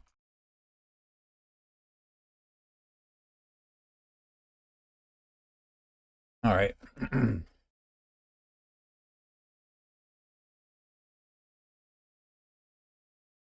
So yeah, so that looks a little better. Again, so this is like light gray because we obviously don't have this. This is part of the git ignore, so we can't see it as well.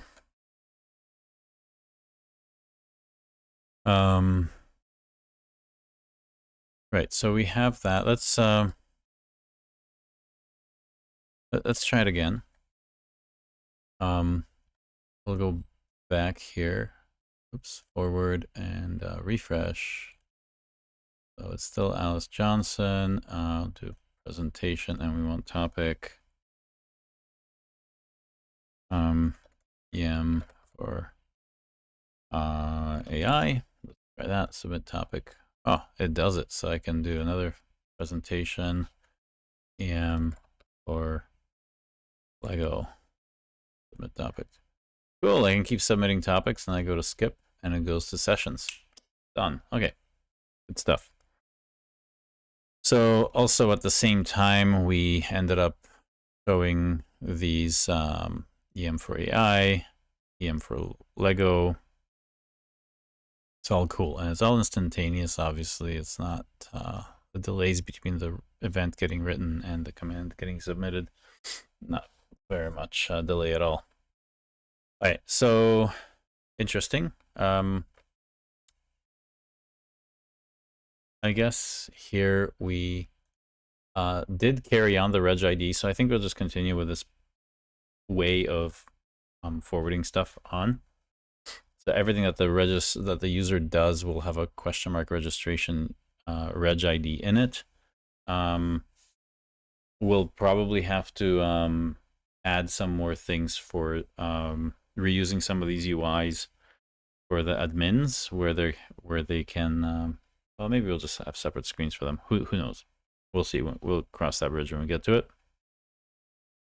But for now, this works. I don't know about this meta stuff. I mean, we could start to do way more stuff with the meta. This is really just repeating almost everything. The only thing I expect, maybe in some cases where there's some extra processing, especially if we're going to be orchestrating some call out to another service over the internet, you're definitely going to see, you know, a delay. Well, actually, you won't, because the command will have. Well, not necessarily. Maybe if we do the command creation time as the timestamp, and if we're going to populate any data for that command from external services, we would have that done after, and then the event as a result would have a very different timestamp. So I think this is a decision that we have to make, is whether we put the timestamp of when we start creating the command, I think that would be a good bookend to do these things, because now if you're just putting in the timestamp just before you store the event, that's kind of good. Or you would have that generated from your event store database or something like that. So, all right, that looks good. So we have modified a bunch of stuff. We even modified our view, which is good. I'm wondering if it would. I'm kind of not happy with it. Do we ever? No, we always have to have a registration ID for that screen. So this change to this.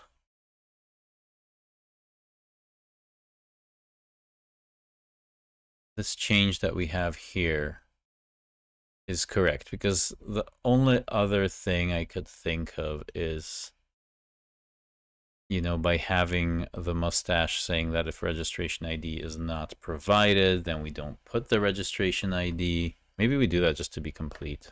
I mean, why not? Edit if registration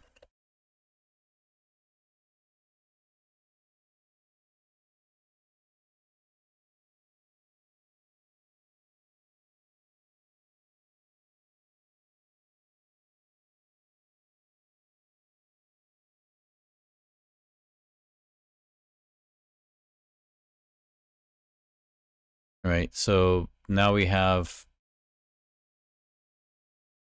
this whole thing where, you know, if there is no registration ID, we just don't do anything.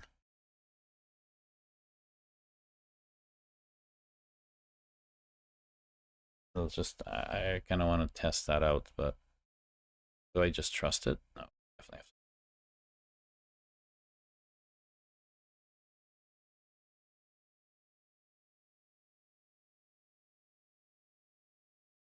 Okay. It's kind of funny, because it just says registration not found. But, interesting. It's only if we redirect to, or if we try to render it with no registration ID. Can't really test it. That still works. But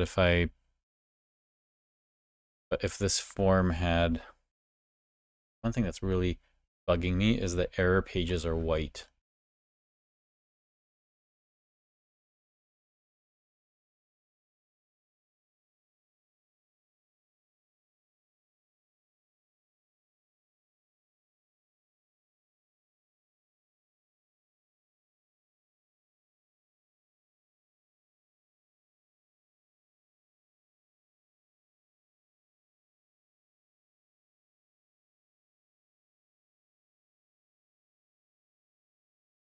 Oh. Base.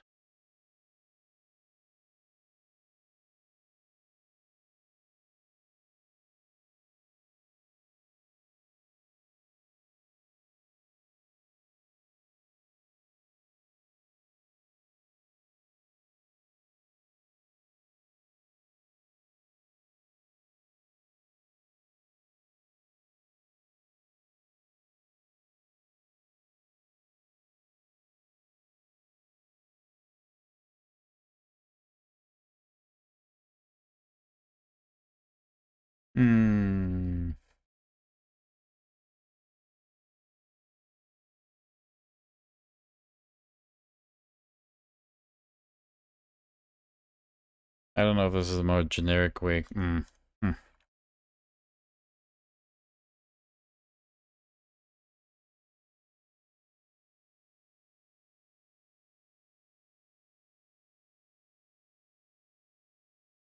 Render error. Yeah, I don't want a custom error mustache.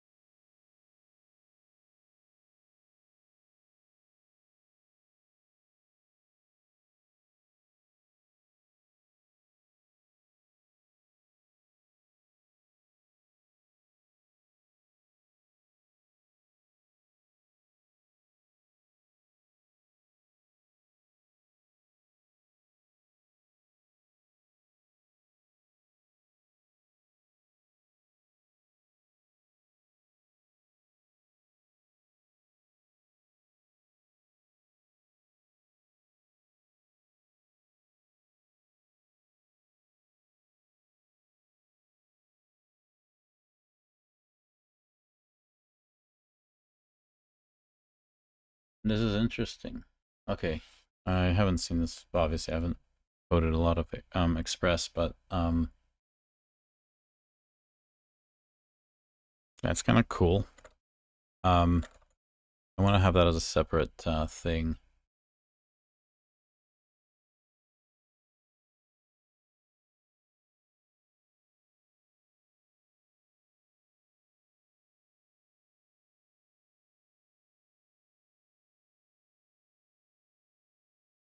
This is kind of dirty.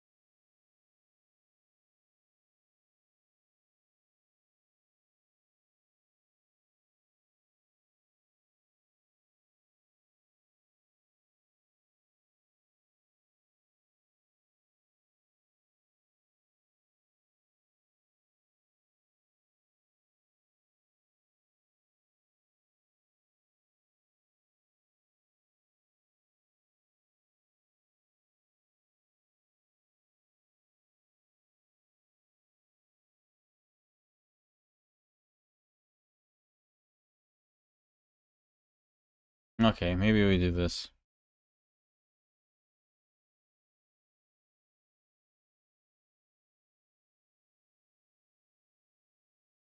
I'm just looking at, I'm sick of getting the white flash of errors with this solution. So I kind of want to make Express do a proper error page. So yeah, try that. Actually, I don't want to do that. Reject. I want to commit all this first.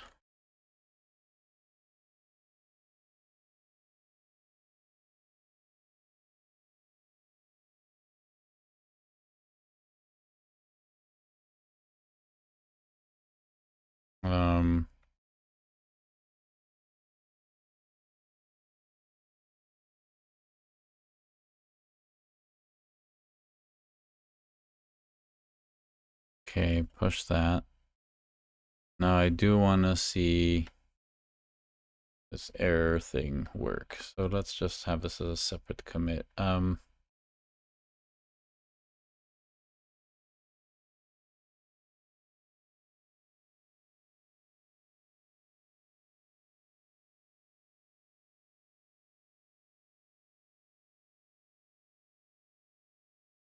Why is it doing that? Public styles main CSS. Okay.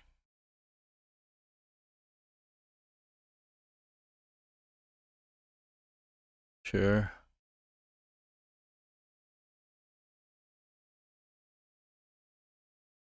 Why is it not reapplying it?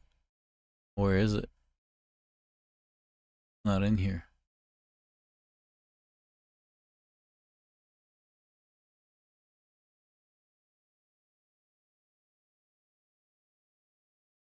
Fine, copy this.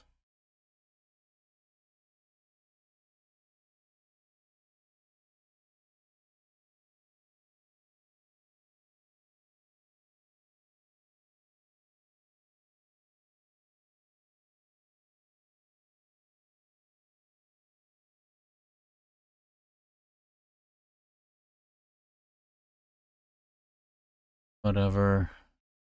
I don't know if this will be good enough or not. Ah, what is this? I don't want that. My errors are fine.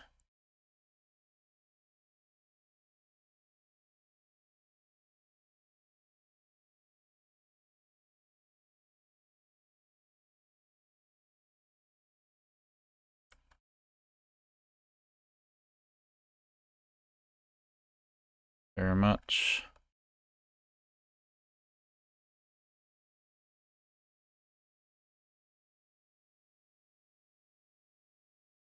Yeah. I have all this here.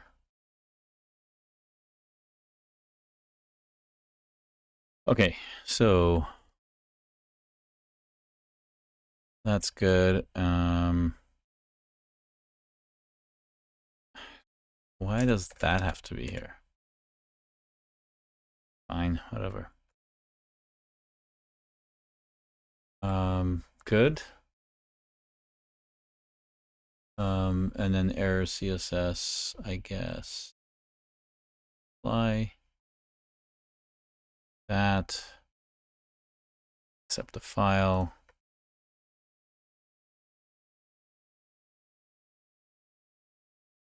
Try that now. Nope, that's not working.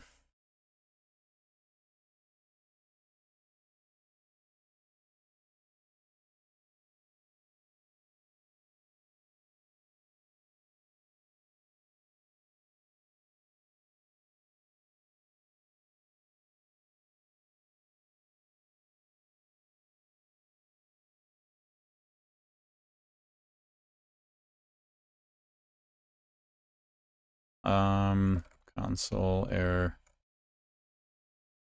Some error page width.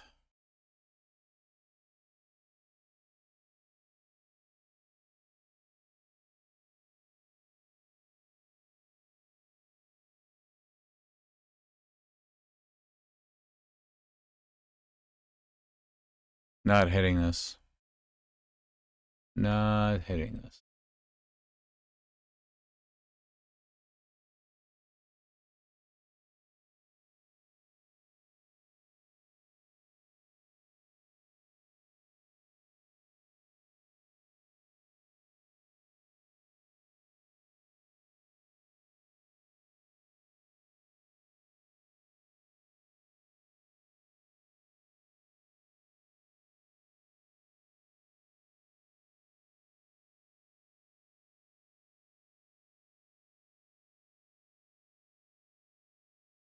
I want the 404 handler.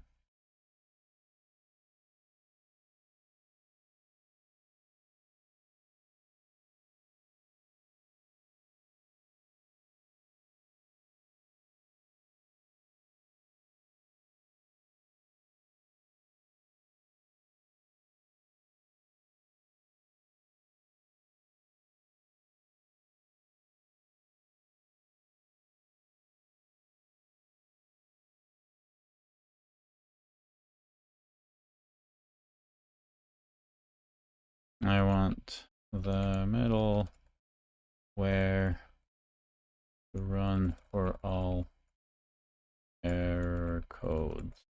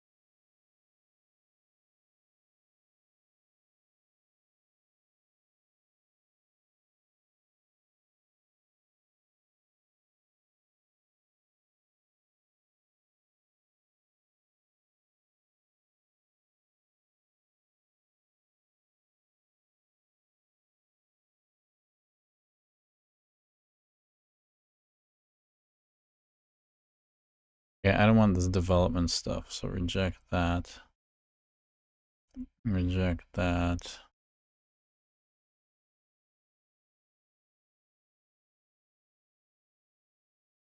Reject that. Accept that.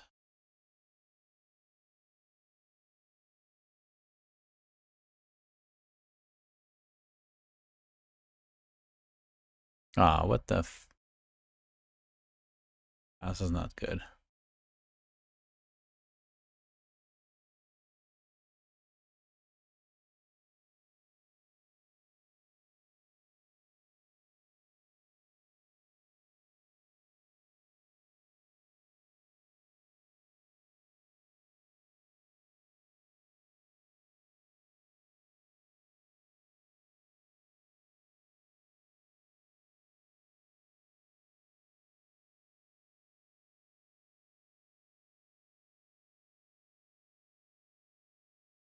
But of course.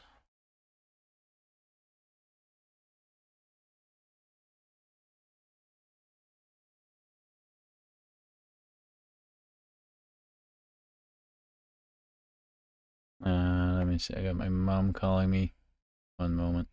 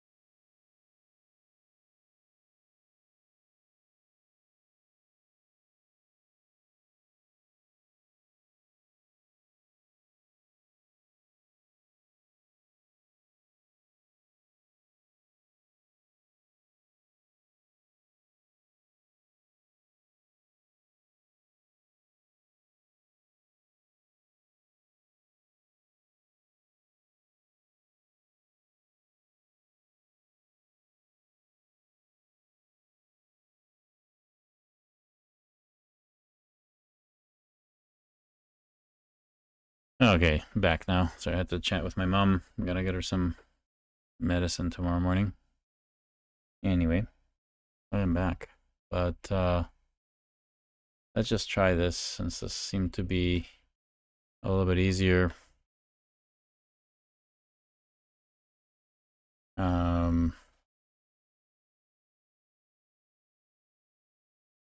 I thought it would be easier to change the CSS that was used in the Express alt error thing, but I guess not. Oh, goody. Okay, so we no longer have nasty, nasty white screens now.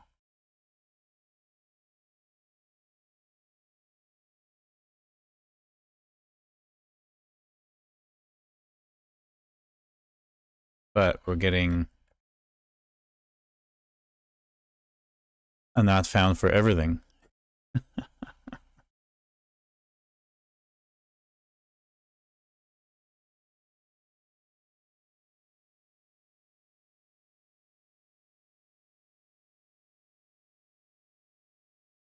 Oh my goodness, that's a tough question there, Eurydice, about LLM stuff, but I've got issues here that I gotta fix.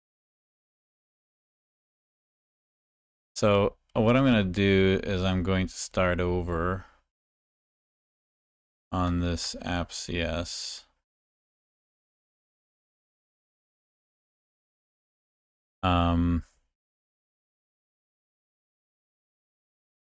So I have this app C. Well, actually, I don't want to start over. Yikes, that'd be really bad. I don't want to avoid the rest of the stuff here. So let's go to apps. Oh, not CS. JS. Up here. So I know I'm going to need those other things here, like this HTTP thing, which it really doesn't need now. It's odd. Okay, so I'm going to get rid of that. I'm going to get rid of this, which is crazy. Okay, and I just want to make sure that things still work. Okay,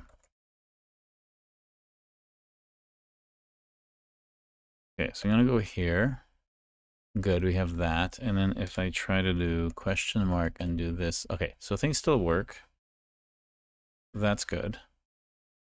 I'm going to use a new chat. I'm going to say get rid of that. I'm going to say use custom error for errors 400 and above. Ready CSS and the error view. And with the code base, let's see how simple this is. Should get it just from that.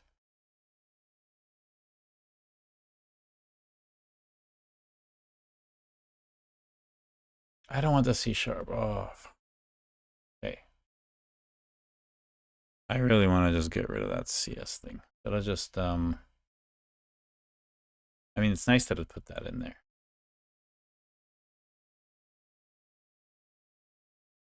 Focus the app.js node rest.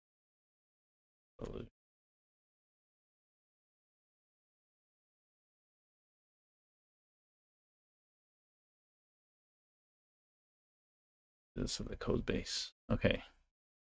That should do it correctly. Stop this running. So, okay, these look pretty simple. You also need to create a basic error view template, but I already have that error mustache. Well, maybe it wants a better one. Uses existing.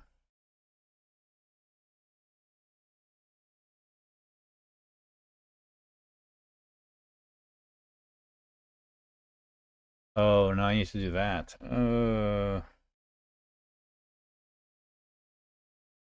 Okay.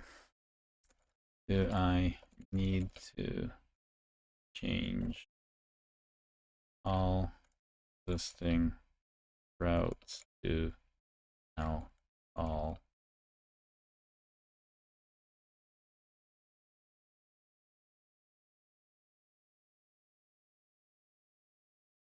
I don't want that. Oh my god.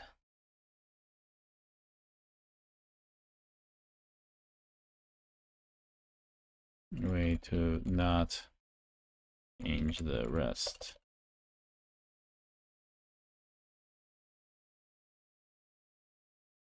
That's probably the problem.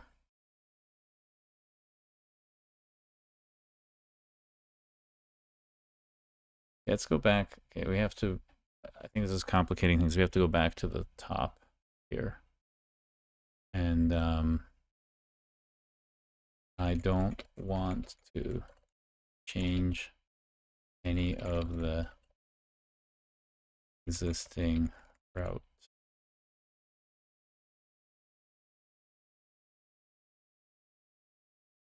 Okay, let's try that.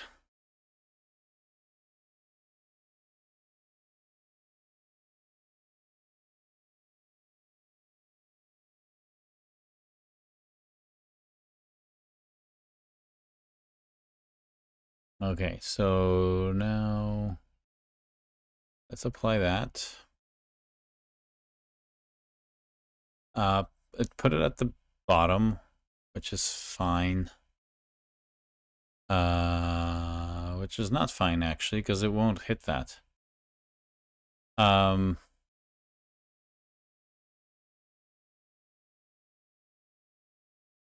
I'm really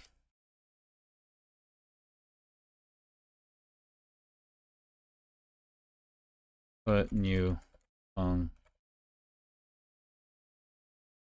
here.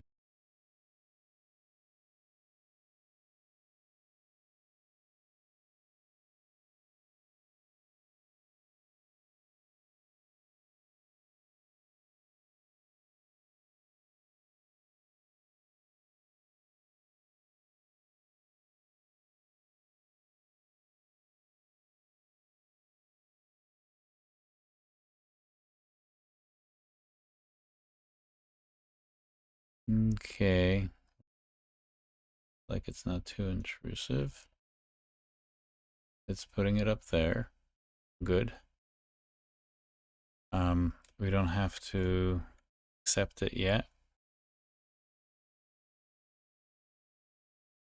Page not found.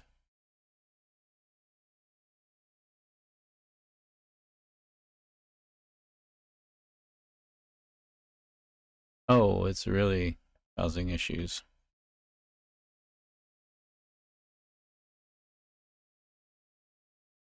Yeah, this thing is just messing stuff up.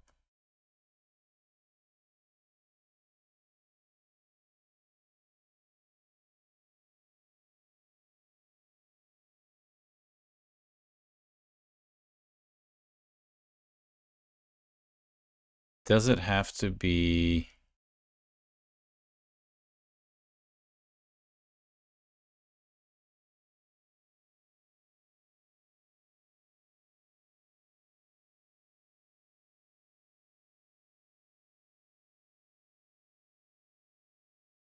This app use is just basically passing things along.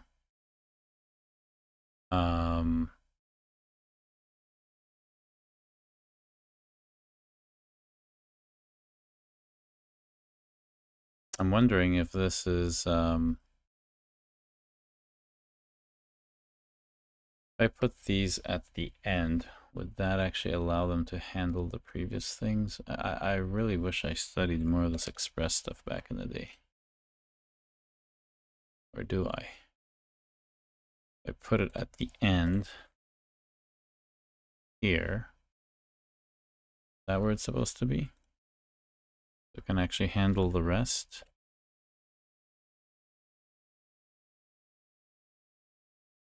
Okay, see, it's doing that, but so I fixed that. It works.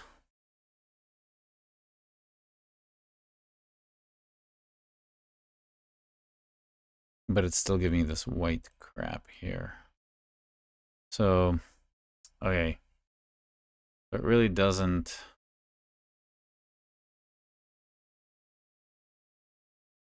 add before routes. So it needs that add after all routes. Okay, so interesting.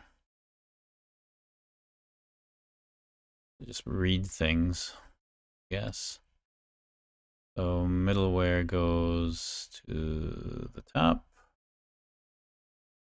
So it'll go after that.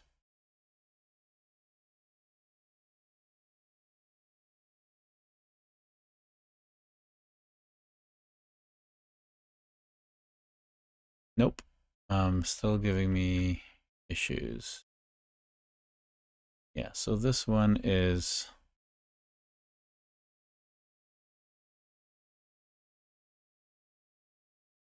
add after all routes. Yeah, that's after all routes.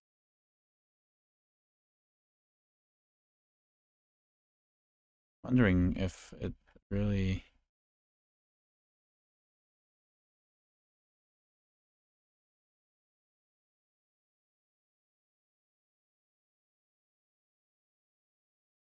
needs to be here after all the routes. I doubt it.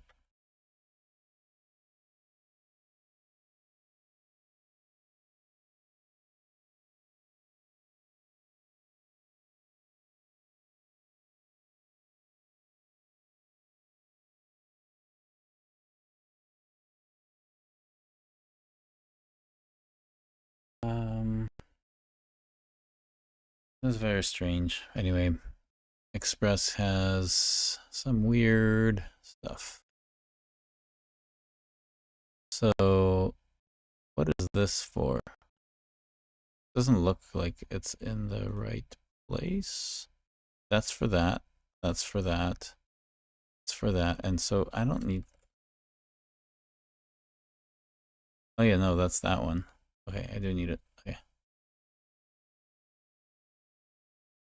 I'm really disappointed.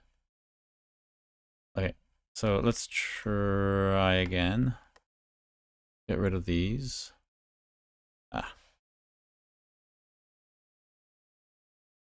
Let's get rid of these.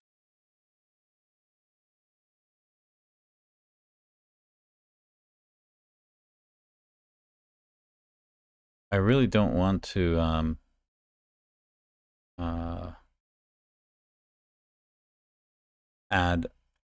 change any of this existing stuff when we have errors. Like, what would it look like? Or should we? I mean, if this is... Like, if I have this, res status send, something went wrong, do I now have to change it to be... Maybe I just start using it like that. Why not?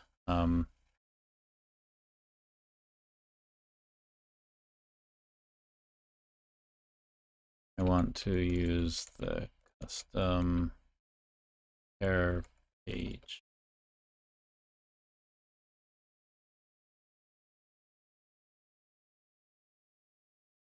Instead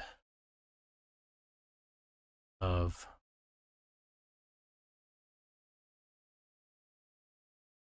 status. Instead of res.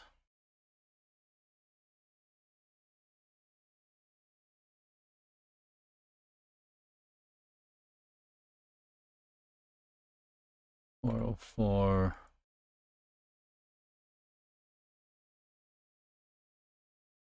And I think I was just using it wrong.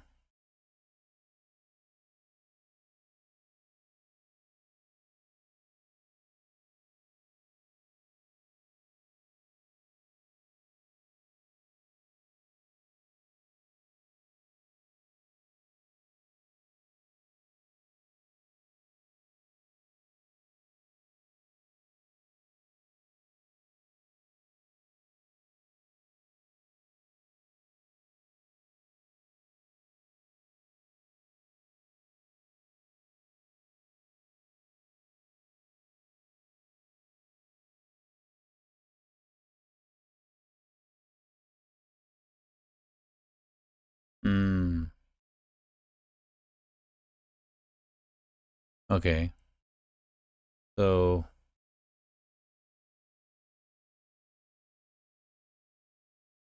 here I would err.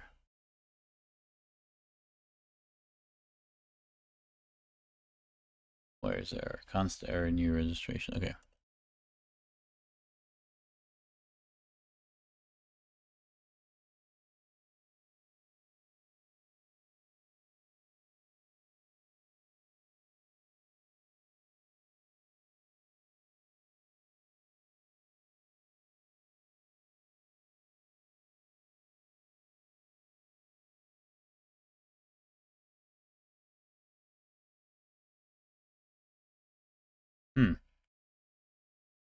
So, what's it treating this as? Error message, next error.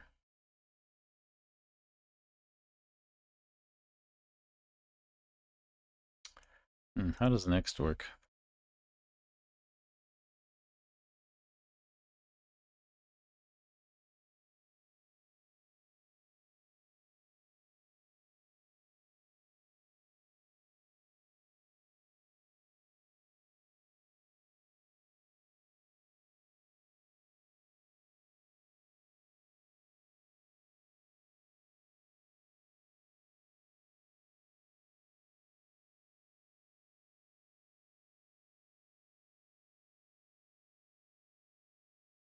So they have to be kind of in order. Okay.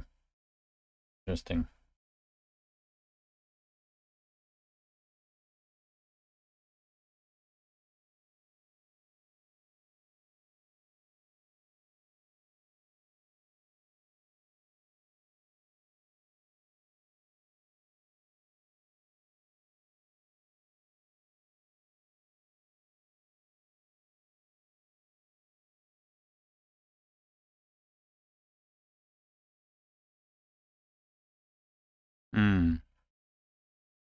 Okay. The next error, next error. So what did it want to do here? Next error, next error. Okay, that's kind of cool. But I'm wondering why the error status is different.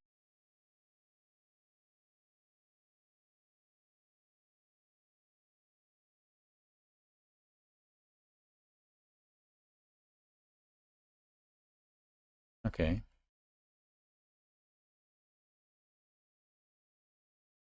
Provide the middleware to handle errors.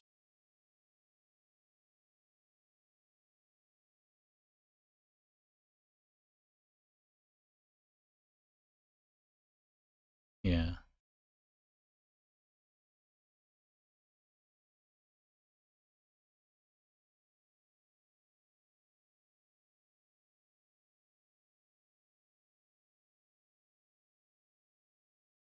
Why is that defined before the routes?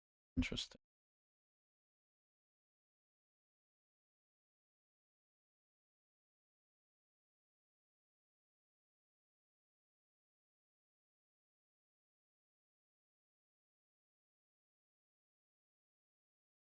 Okay, so fine. So we'll put this at before at the top. This is kind of tiring, isn't it?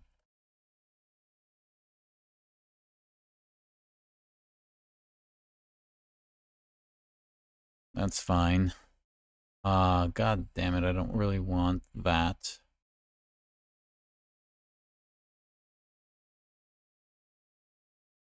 Want the stack, please. You. And Marina 4 and others.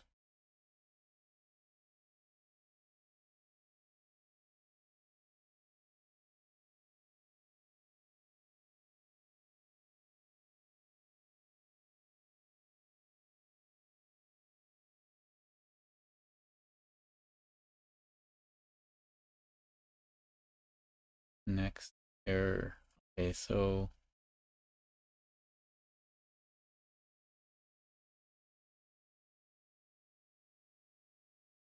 should it do all of that?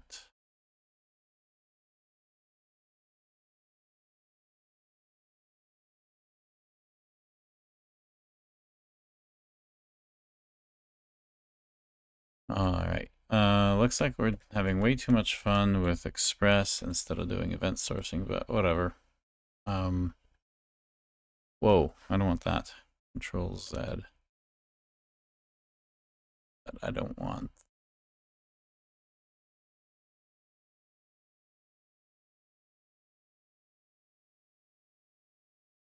That's that.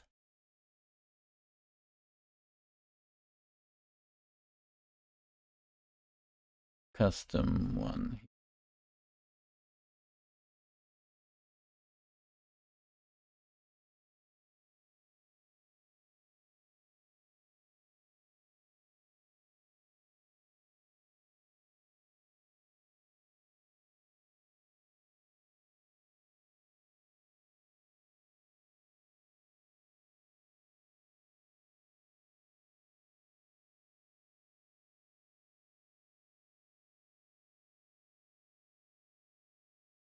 That's that. And then here we just want to do that stuff.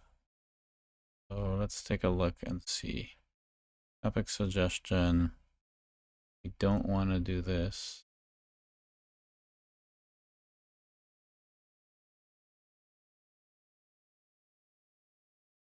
Submit session.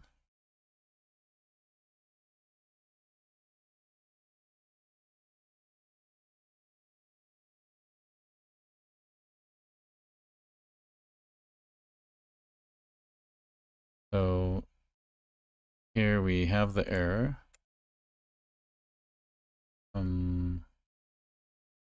Topic suggestion. Not state, how depends.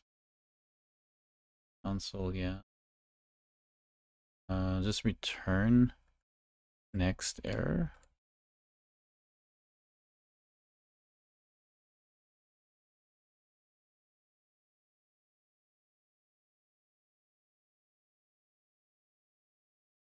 Huh?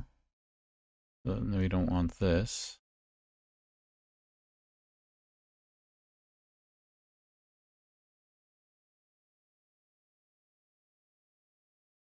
And we actually want the 500. Okay. And then this one here. Well, next error. But here.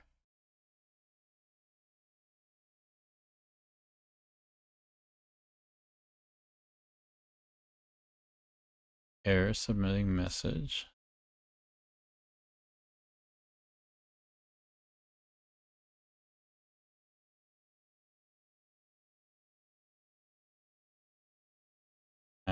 Let's see.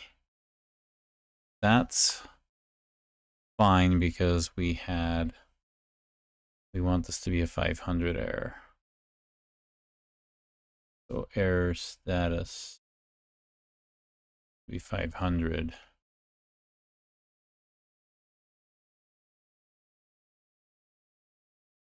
That's right. And we want that error status to be 400. Okay, so let's just see if that, oh yeah, this thing needs to be done here. Let's see if that does the job. Oh, great. Const error. 834. All right.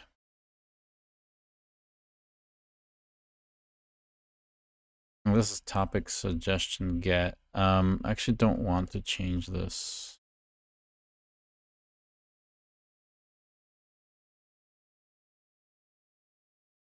No, still not doing it.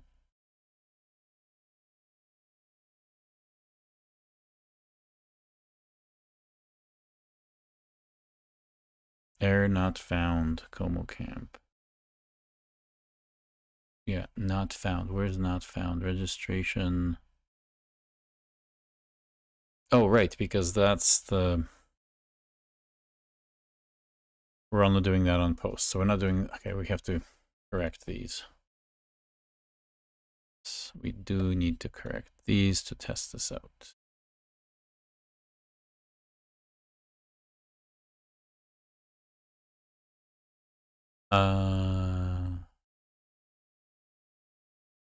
Yeah, not found. Does it still work though?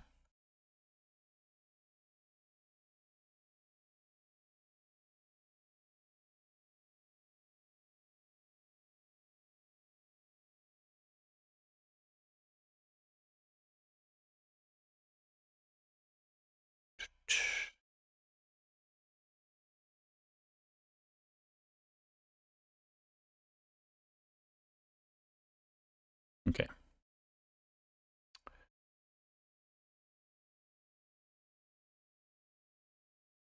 This still doesn't work. Error not found.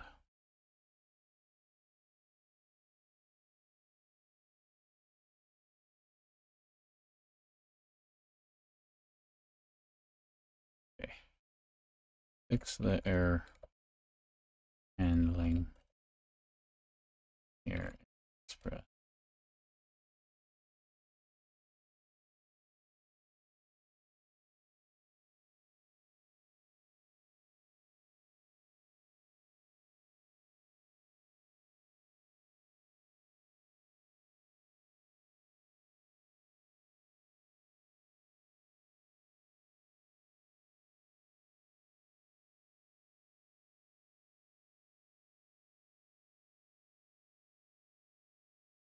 Okay, remove that.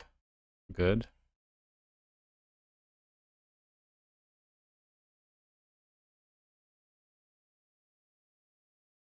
And then here, okay. That's what I thought.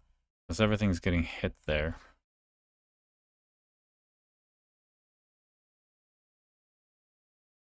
Next is not defined. Oh, nice. Okay.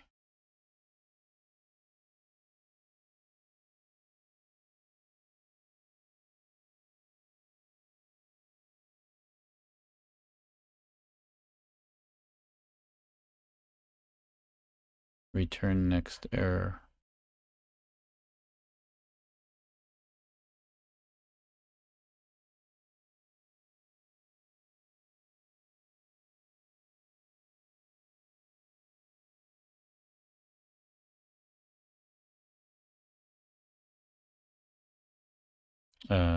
Sure. Whatever.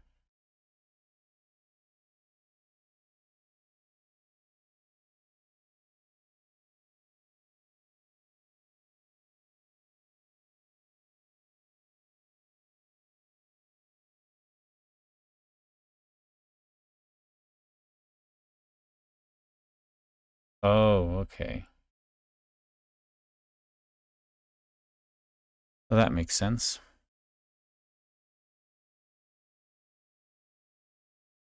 That was probably a big problem before, too.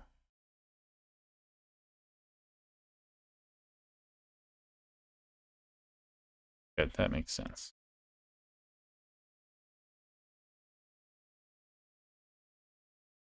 Oh, nice. Okay.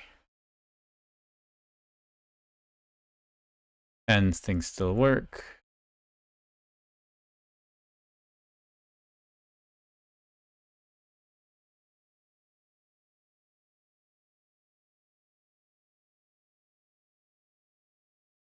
Why am I getting the same thing over and over again? I thought I had logic for that.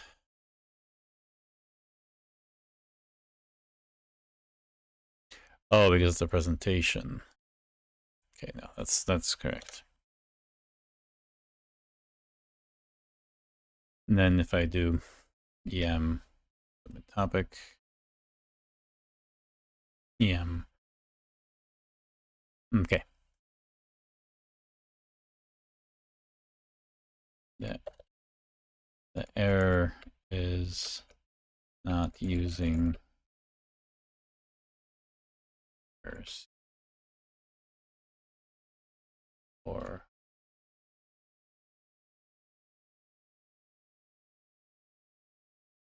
the dark.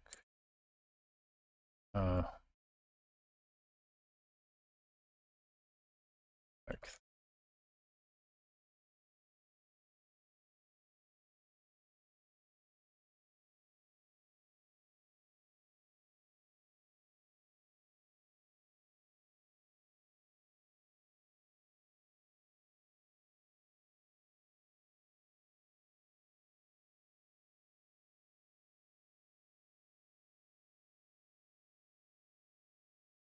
Global error handle. Change it to this. Okay, apply. Oh, here it is. I lost that. Accept. Then update theirs. Yes. Okay. Apply. Accept. Okay. Please give me some. Oh, good. Thank you. We kind of had it working before. It was kind of erroring out for everything. Presentation. M. Okay. Great. No more white flashes. Now let's see what kind of mess this has made. Thanks for laughing at me, Yurtis. Yeah. Why don't you play with Express for a while? All right. So we're done with this finally. I think. Let's see what we changed. Okay, so we did this error thing. I just want to be cognizant of not changing too much in our app.js. I want to be able to cherry pick this for the rest of the work.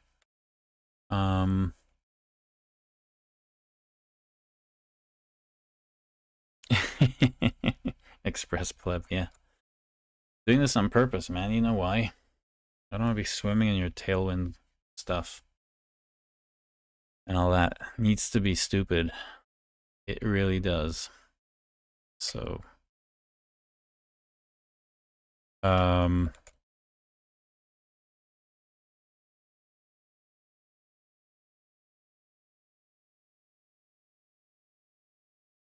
so we added that there at the top to use that. Then at the bottom, okay, we changed that topic suggestion thing, which is good.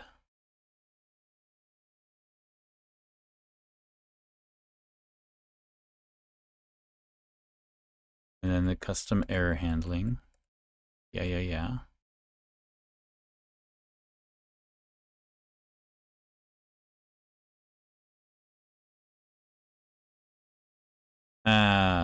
I really don't want that stack thing in there. Okay, but it's at the bottom, so I'm actually quite happy with that.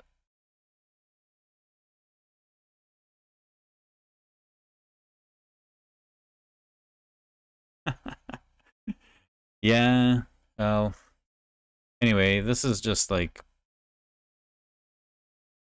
I don't know, it's kind of neat to learn things that, you know, didn't know how the routing worked in Express before. Now it's got this little next thing. That's kind of a small, trivial thing that'll do the job.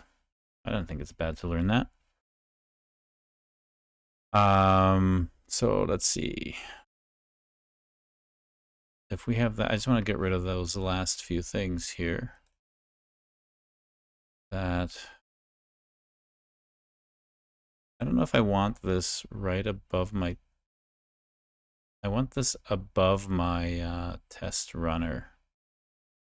Test runner should be very, very bottom. So I'm just going to move all this stuff. First of all, I want to get rid of anything like this.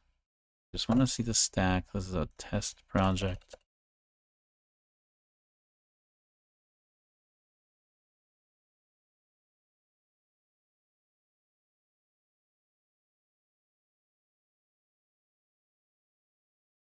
Yeah.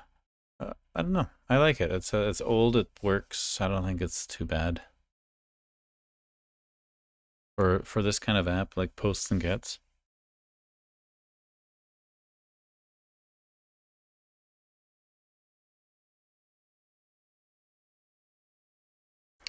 Yeah, we'll get there. Don't worry. This is fun. What makes you think that Express can't be production code? Once this is working, it'll be like a boilerplate thing for everything else. So like, who cares? Think about it. We're learning everything from bottom up, and then once it's working, it's like, keep adding to it.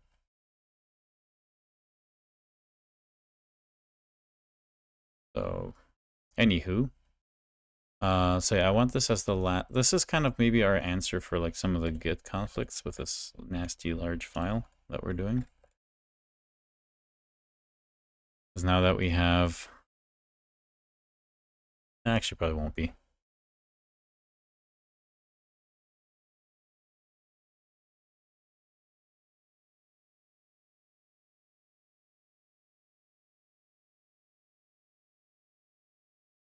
It's kind of neat that it goes through to... No, from here. I want this.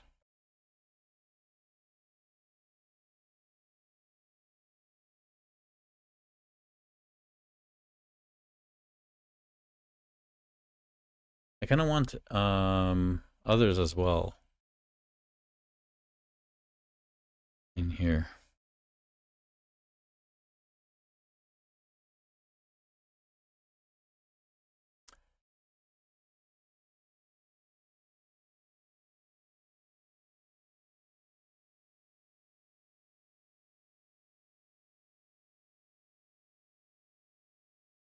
This thing's using status 400.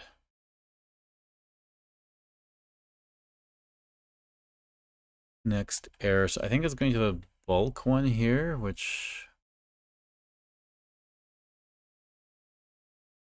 is fine for something like this, yes.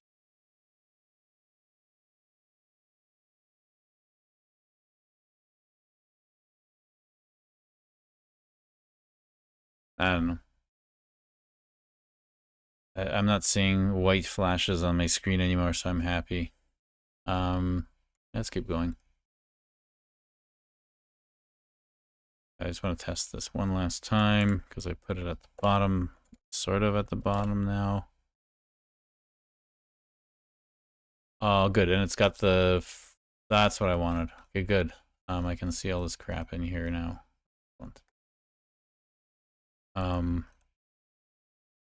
That's kind of what I was seeing before. Now I'm good. Implementation, EM. Oh, good. Yes.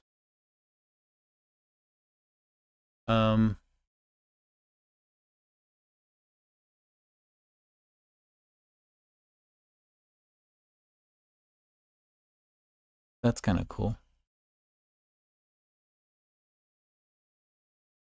I really don't want the error stack there, though.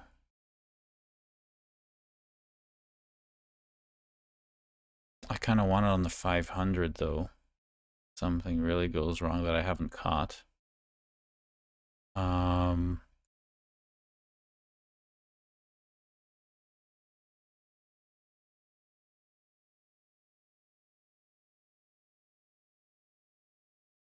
New error not found. Yes.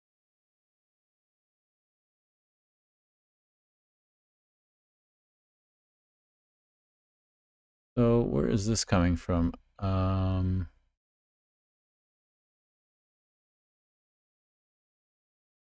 So it's giving me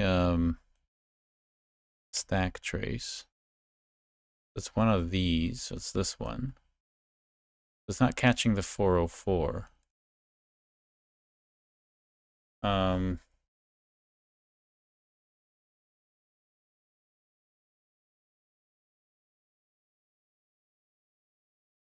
So basically I have to throw a 404.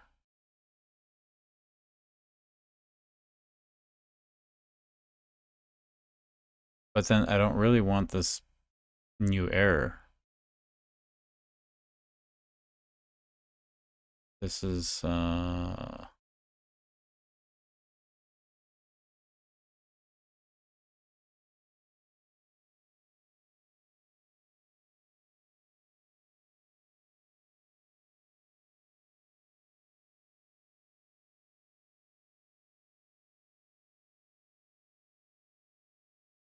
that's just for 404s. Okay, so it's if I'm putting in something like okay, that's just for not founds. That's fine. So it's something like slash blah. Then it'll just give me that. Okay. That's fine. And it's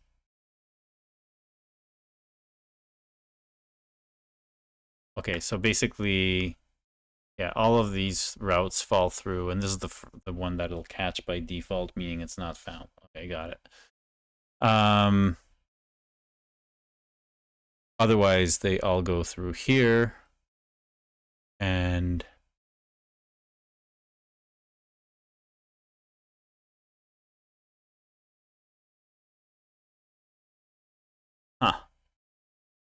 So let's just see the error. I want the error view to actually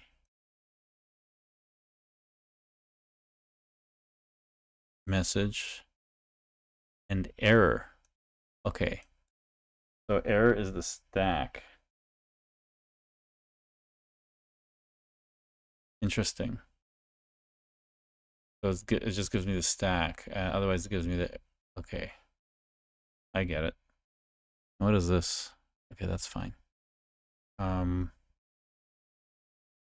So if we go here... Yeah. Message, blah, blah, blah. Something went wrong. And...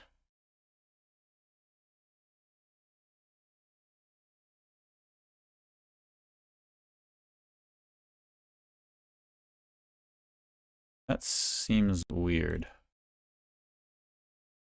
We have message, and then we have error. What the hell are we sending? Error. Okay, rendering error. And it has error, message, and error.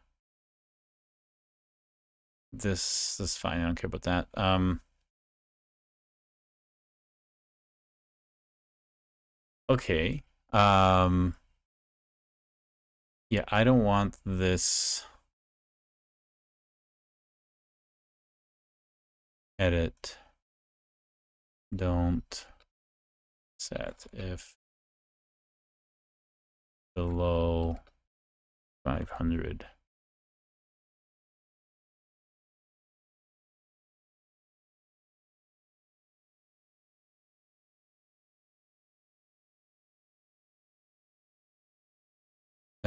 Nope.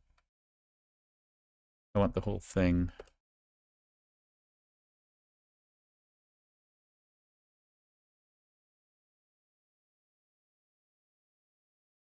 That's it. If 500 or greater, I want to see everything. If it's not, I don't care. It'll be console written out. Yeah, that's fine. Okay. Yeah, so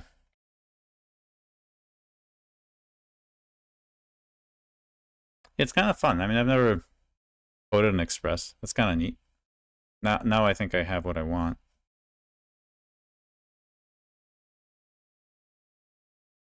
Okay. Registration ID not found. That's good. Topic suggestion. If I do something stupid, it says just not found. Good.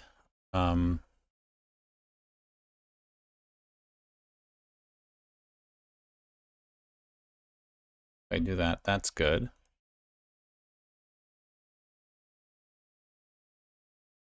Perfect. So I don't see the stack unless something seriously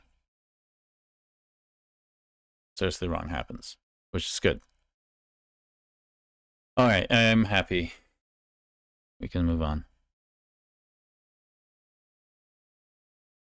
So we have all of that. We have this, and I have these things at the bottom just before this. This is our testing framework and whether we run tests or run the app down here. Okay, perfect. And then all of the regular routes are above these default error ones. Good. So get status, we have all that. Get add all. So we have these three things. Get diff. I just want to, I'm triple checking that I have things in the right place. Oh, yeah, I don't want that part in here. I don't want the, or do I? I don't want that part in here. Oh, what's so confusing about my conversation? Like, you have 10,000 items in that you want to reserve. You're not going to be reserving unless you have 10,000, people doing things. Then maybe you have an action for each person. But if you have lots of those, like if each person, let's say you have 10 people wanting to buy 10,000 things. You should have around, order of magnitude should be around 10 events per action per person. That's it. So anyway, I want to get rid of that as a separate commit because that is not something I want. Okay, so git restore dash patch staged, and we want that from app. Yes. Okay. Unstage this hunk. No, I want that in.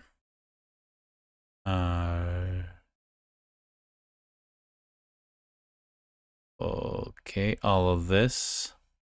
Topic suggestion, something went wrong, but okay. Yeah, I want to unstage this. Yes, please. And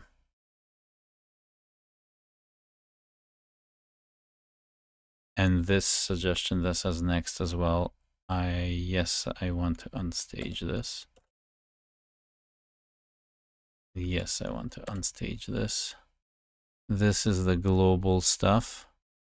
No, I do not want to unstage that. Okay, look at status. So now I have parts of the changes that are just to do with error handling, and customizing my slice here for that is as a separate commit. Just double check that that's the case. Git diff dash dash app.js. And yeah, the only thing I have in here is my custom business logic stuff to interact with that.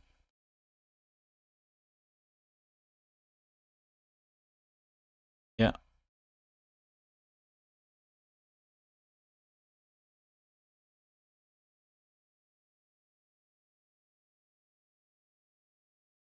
Okay, and then if I do the same thing,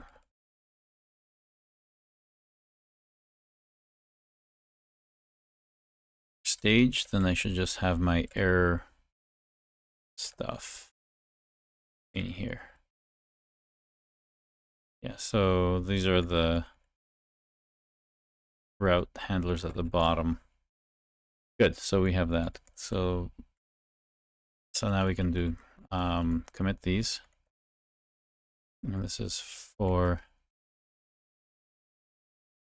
cherry pick, and we want this to be use custom error ages dark mode.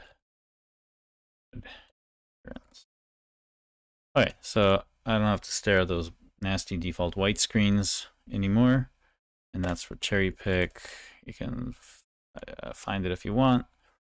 And now our stuff actually works. So we do add these things, like we added a whole bunch of sessions now. So this is all done. So git status, we have just that. So git, oh yeah, and this is just using the new error. I'm wondering if the other errors actually look fine now. They probably do.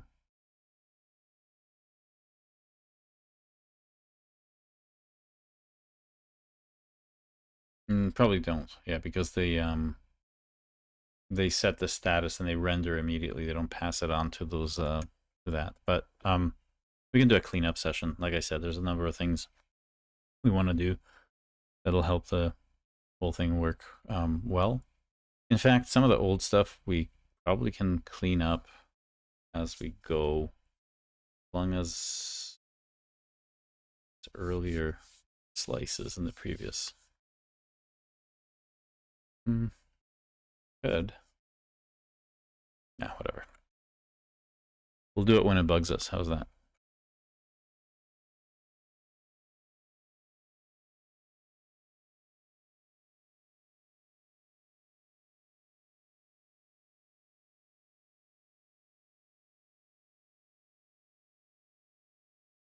No. Yurtis, that's wrong. That's not 100K. That's not 100. That's not 10K reservations. That's one reservation with a quantity of 900, or yeah, 9,000 or something. 9,900 with 100 left over. That's not that many reservations. You got to reserve lots.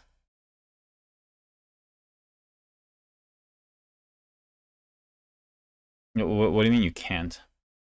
Why can't you? Okay.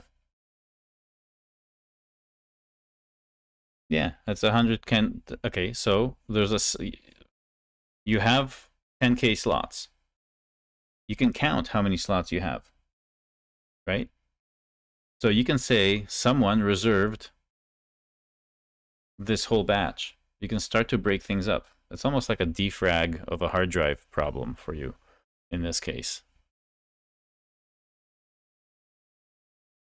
You should be able to reserve more than 5 at a time. Should be able to reserve. Someone wants 9,000 of those 10K. That's one event. You just need a convention for what those numbers mean and what range of that array you're reserving.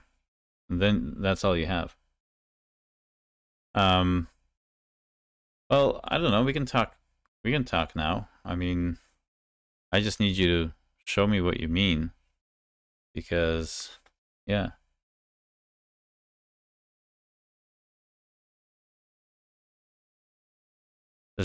You definitely do not need 10K events for reserving those items.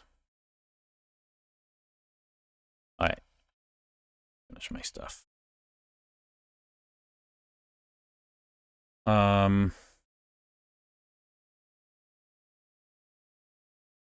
Okay, I'm adding all this. Git commit. What we have now is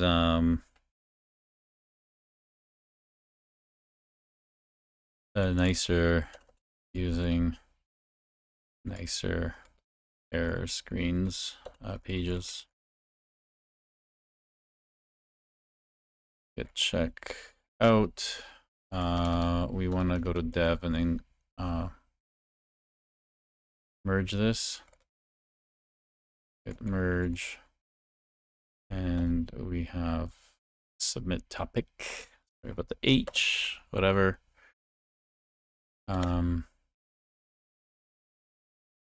Let's see how this friggin' thing did. Okay, obviously I don't expect this to be clean because we really did a number on this. We have all our old stuff.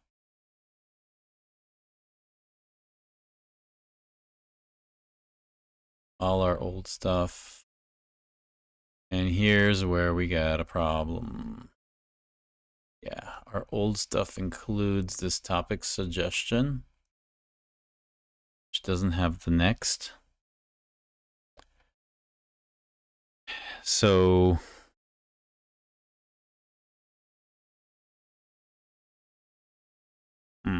okay. Well, if there's an IP issue with what you have to explore, we can do an offline chat in a bit here. Let me just get through a couple of slices and I'll ping you. Here we have an issue where, yeah, definitely we have this topic suggestion here. The next. Is that really, why is that next blurred out?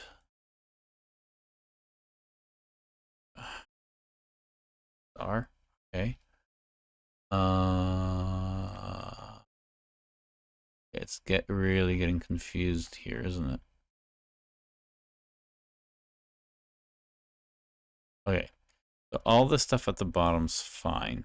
The next thing at the bottom that we should see is really just these custom error handlers.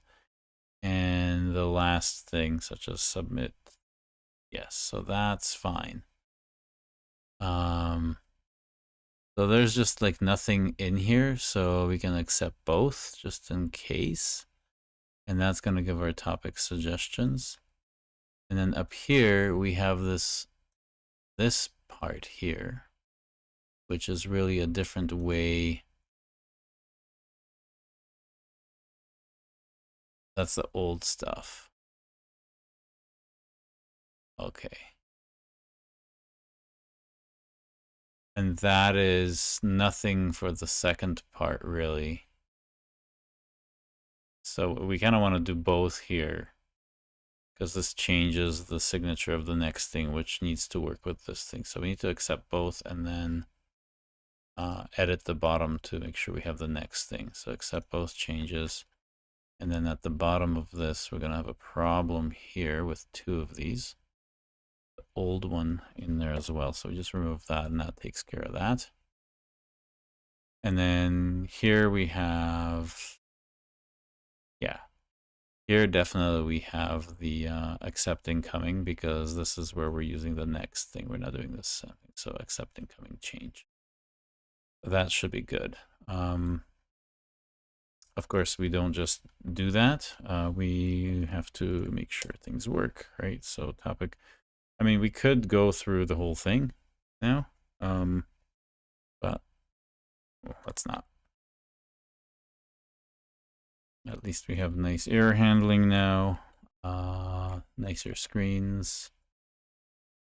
Ah, look at that. What else is conflicted?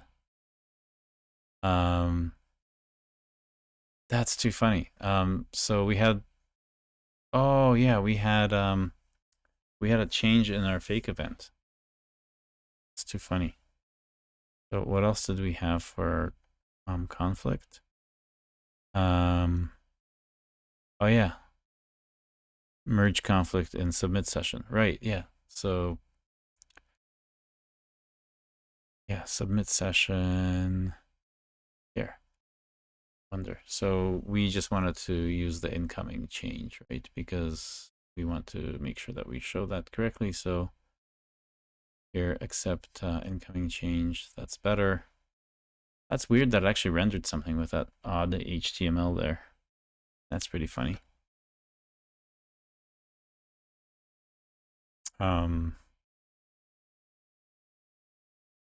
Yep, as usual, we have that. I should add some extra logic that pulls in stuff from the fake events.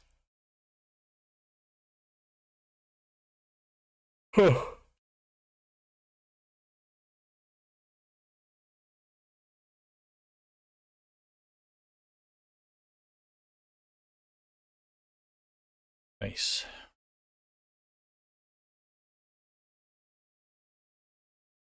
All right, so that looks good. We're adding these.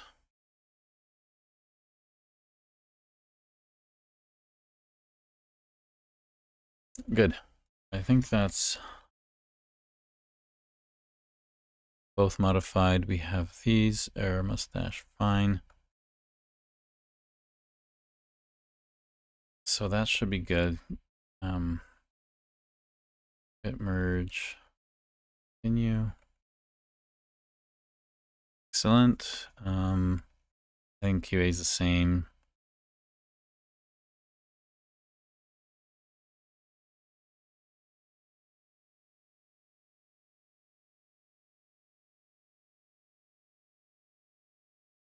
Previous resolution, so it'll be fine. Runs the same as before, I believe.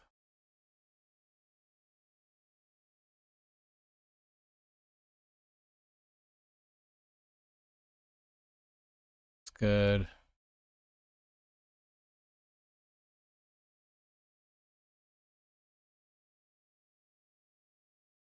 Yeah, good.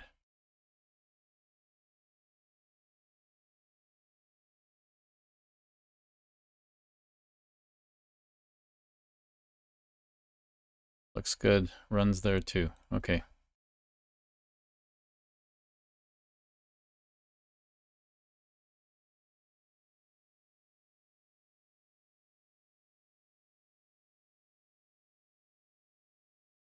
Okay, so that's done. Oops.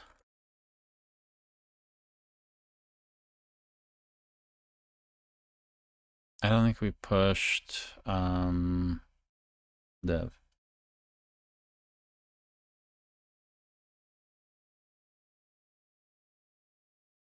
Yeah, closing the books is great. I mean, one way of closing the books is really just about opening up new books or new entities for whatever you want to do, and that way you're not dragging stuff in.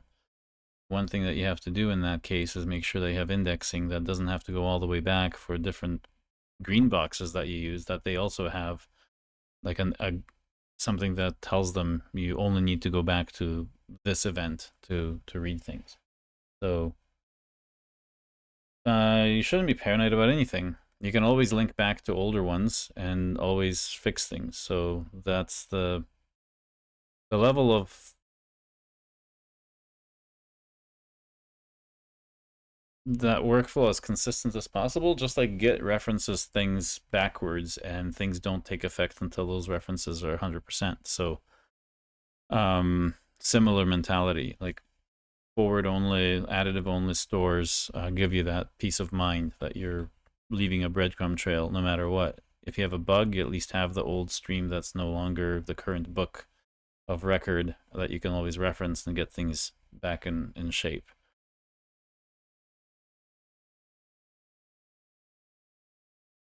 Yeah, that's fine. Things can, so you can start to introduce new books, like a way of working with new books while the old system still runs. The minute you switch over, then those old longer streams will stop being used and you'll be fine. Chris Condren and I had a good talk about just building that kind of stuff. So, you know, hopefully we're going to have a good session on that at some point. But yeah, you really want to have, you know, different lengths of streams. Sometimes you close the books, but for other things you don't want to close the books. Let's say for a long running report, like a long report for the whole year end. Yeah, I guess we should have some more closing of the books, but it's we should have some more examples. I think it would be a good idea to do it in this example. It's kind of nice for this application because once the conference is over, there's no reason for us to read old conferences unless, like, maybe there is a reason. Maybe one of the reasons is I want to kind of have a IntelliSense kind of like a auto suggestion for my topics from previous conferences.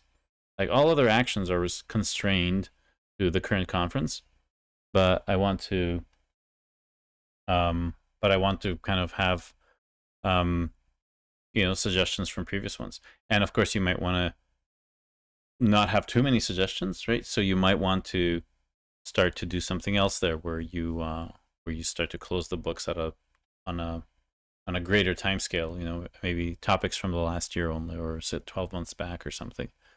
But anyway, all that's doable. I want to go back to dev, make sure it's pushed. Not pushed. Okay, and I'm not sure if I have the actual feature. Yeah, it's up to date. Okay, so that's fine. So we did that one. Let's just mark that off. I think I had I think I had some design changes.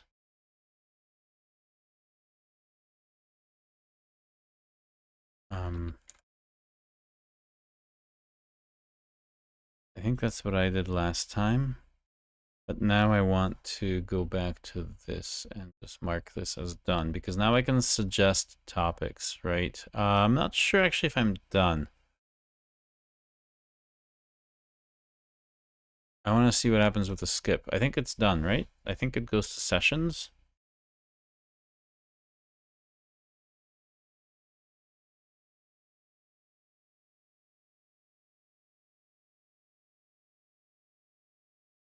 If I go back to here,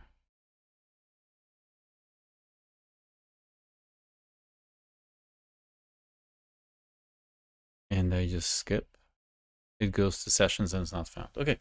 Yeah, so we're going to the right place. We're not. supposed to go to the reg. So because I am here with this registration, this should go there. So the mustache for this should actually be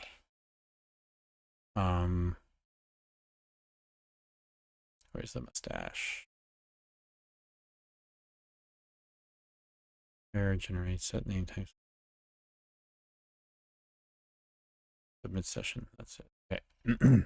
So there is another button here. Topic button. Sessions. Thank you. Actually, oh no. No.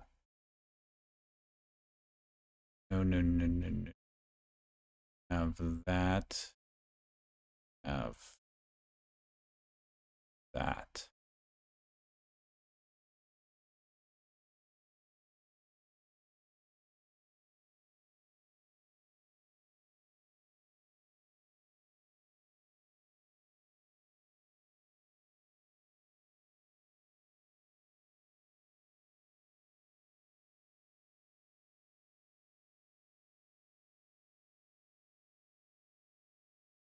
Something like that. Although, why is the other one so...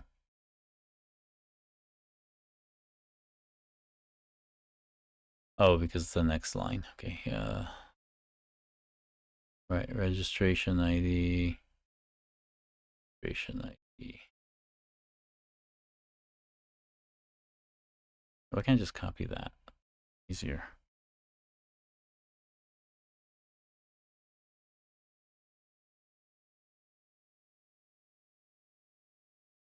Just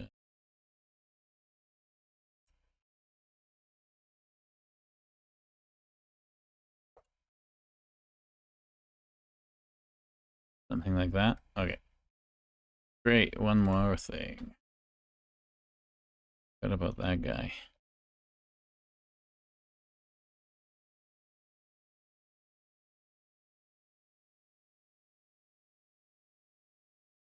Excellent. Good. So it's passing that along.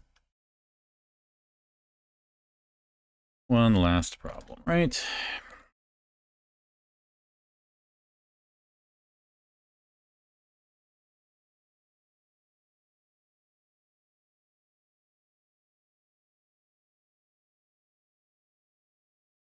Looks good to me.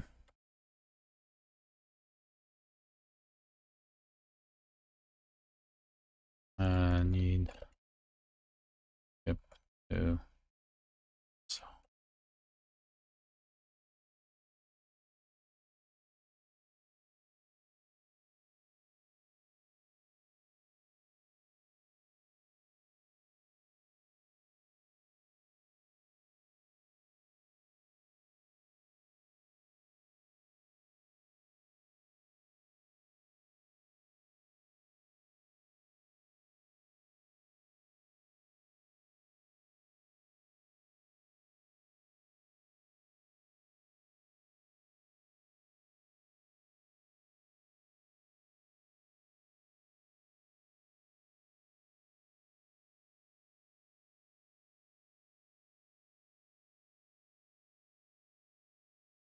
Okay, so that's done.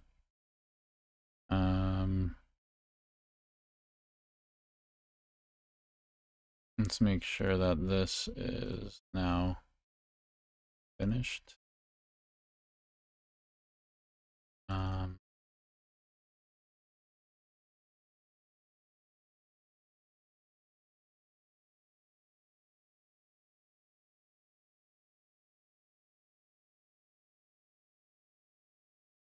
Oops. Okay.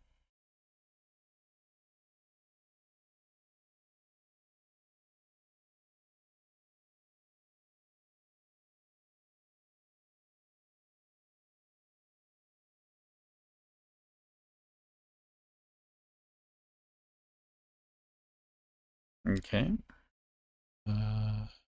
Oh yeah.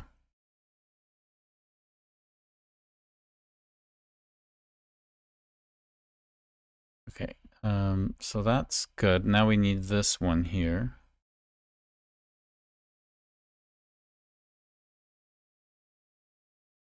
These really don't have to be that long.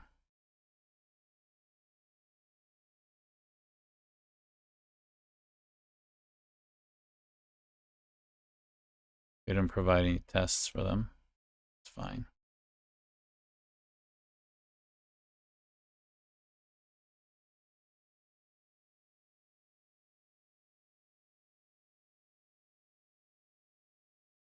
Do this and mark the next one. Layers, progress. Copy that, paste it. Move it over. This needs to be yellow because it's in progress. And progress. And this should say in.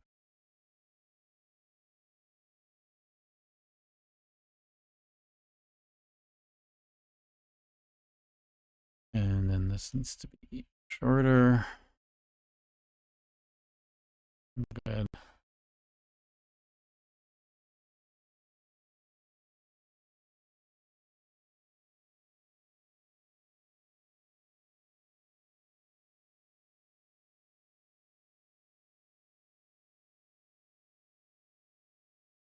I guess we might add another button to go back to add more or something like that.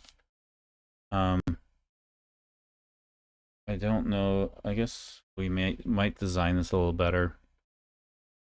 I think we want a section for like all of them and then ours.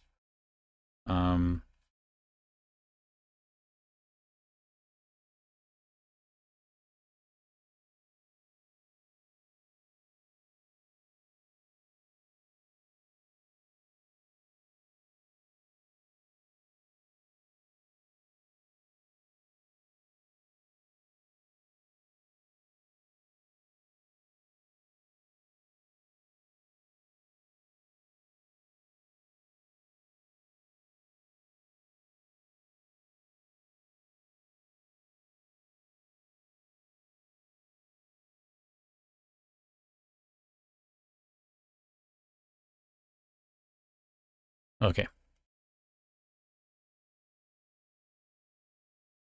Yeah, we can play around with. Yeah, Eurydice, we gotta do a real example of closing the books at some point here. We're just kind of like way too stuck on the basics all the time because a lot of people just want to see, like, they don't even get the basic concepts. We should start doing some more, like, I wouldn't say advanced, but like, I'd say people that are more familiar with this way of working to like try some of the other concepts out. Yeah, so these things, okay, so now starting state view on that. This sessions. Push that up. Okay, so that's changed there, so we know that that's working. And yeah, sessions. Current sessions. I'm guessing. Yeah, we got a new state view here for what's called topics. Oh, God, we change the name of this damn thing all the time. There's there's suggestions, topics, sessions. Way too many.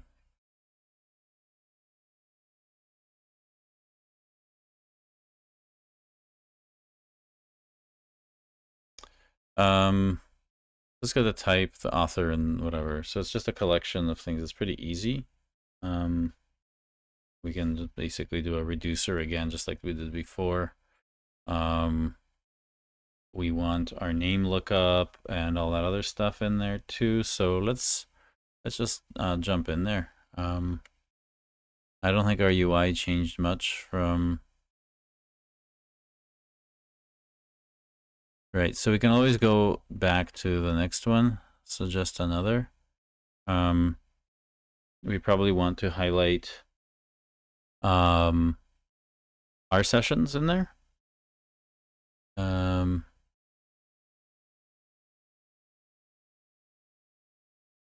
And we haven't modeled the voting for topics. So this is like something that we need to do next time. I won't get to it today, but that's another big, that's probably like one of our second, so this is the second to last big things for this, where we vote for the topics. And then the schedule creation, once the topics have more or less been voted for, the organizers move them around on here to kind of organize what's going to be in what session. So that should be fun. Yeah, so let's do this guy here.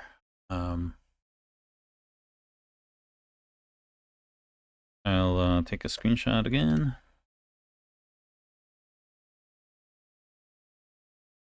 That. Cute. And just copy that. Chat window. Put that in there. And make screen for current topics.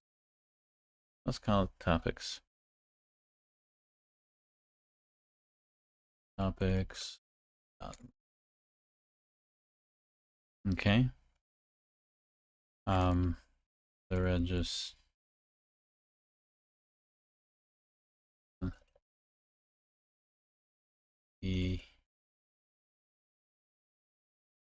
As long the URL and the data render. Okay, and then press that. And we're on QA right now, and we want to start this again from the start tag. We want to get checkout, and a new branch. We want state view, because that just shows us our topics, and just has topics. Okay. And because we have the registration, we should be able to highlight whichever whichever topics have been suggested. So let's do that.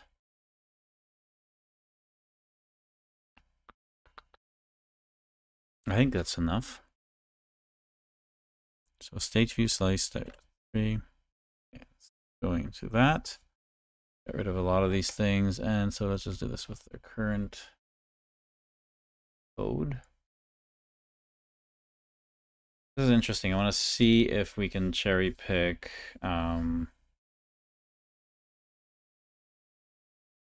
we could make some fake events for this.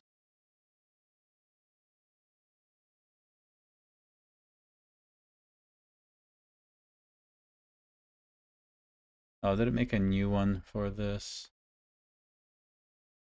No. What is this? Okay, this is existing. Good.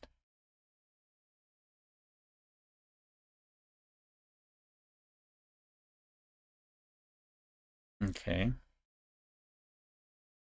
And then we want to make new folder. We want state view topics. And then we can say make fake events to exercise. Actually, you know what? Let's just implement. Let's just implement this thing.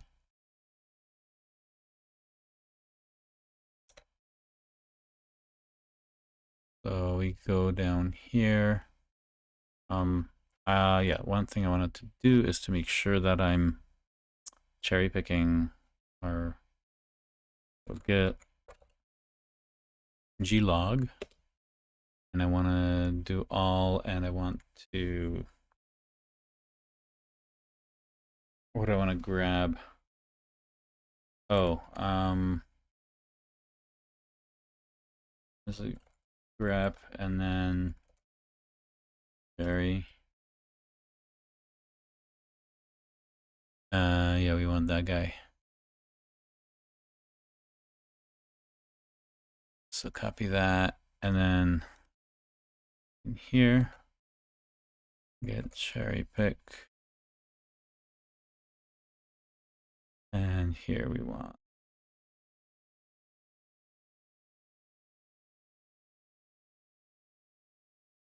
And why did we get? Ah, did we make the wrong thing?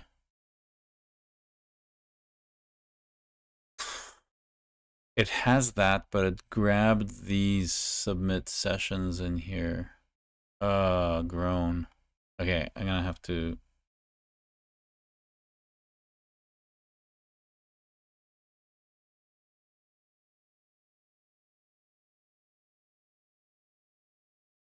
I don't want to rewrite that history. I'm just gonna accept all this. And we can't have any topic suggestion. Everything from topic suggestion. So everything after join conference has to be deleted up until that. So, and we don't have anything else really.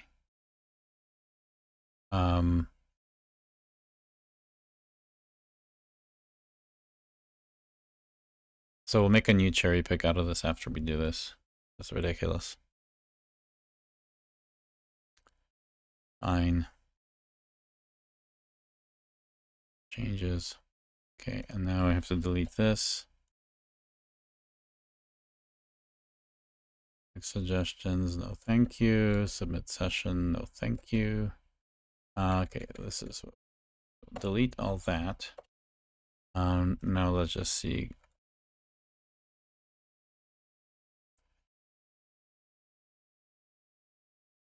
No, we already created that. Okay, so we have that. We didn't change anything in the app.js yet. So if I do get diff and then do app.js, I hope cherry pick didn't do. Okay, so it's all. Yeah.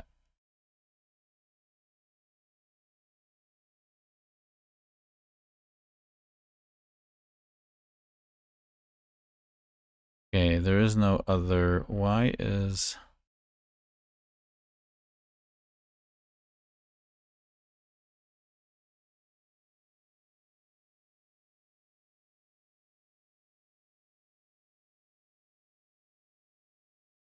So it got rid of topic suggestion? I thought topic suggestion was part of the last slice that we merged into QA and dev. We have topic suggestions in the previous sprint? I don't think so. Why is this a minus?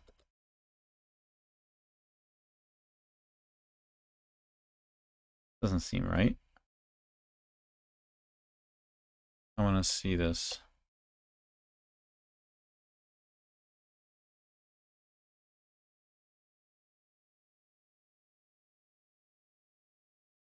What was in here? That? Dust error handlers.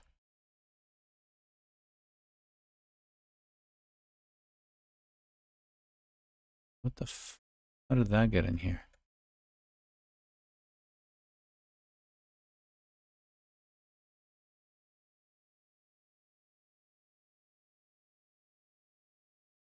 Yeah, I put this in here for some reason. How did I put that in there? Right?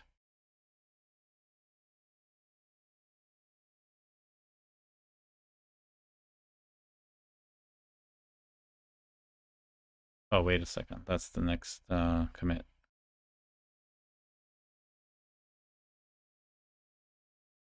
This one's correct. So hold on a second. So this commit 90AD is just this error. Use these things for 404s. Global error handler. And then it goes into assertions, and that's it for that. So no, that one's correct. So why did it change all that other stuff? That's very strange. Okay. Let's, what do we do now? Why did that add so many things? Just wanted to apply that one change. Why is cherry pick bringing in other commits?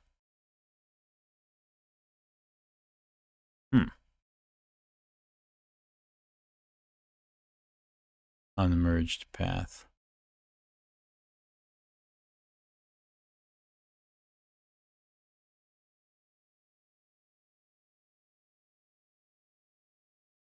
Can I do that?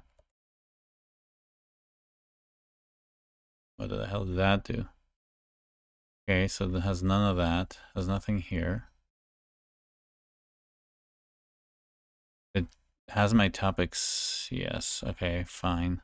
Kind of want to keep things clean, so I'm gonna do git add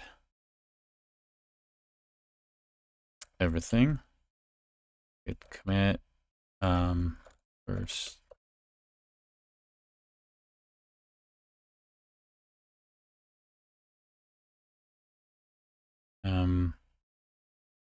Okay, and so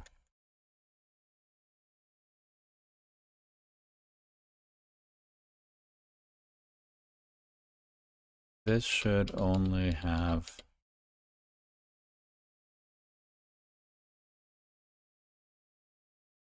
so that's where it ends.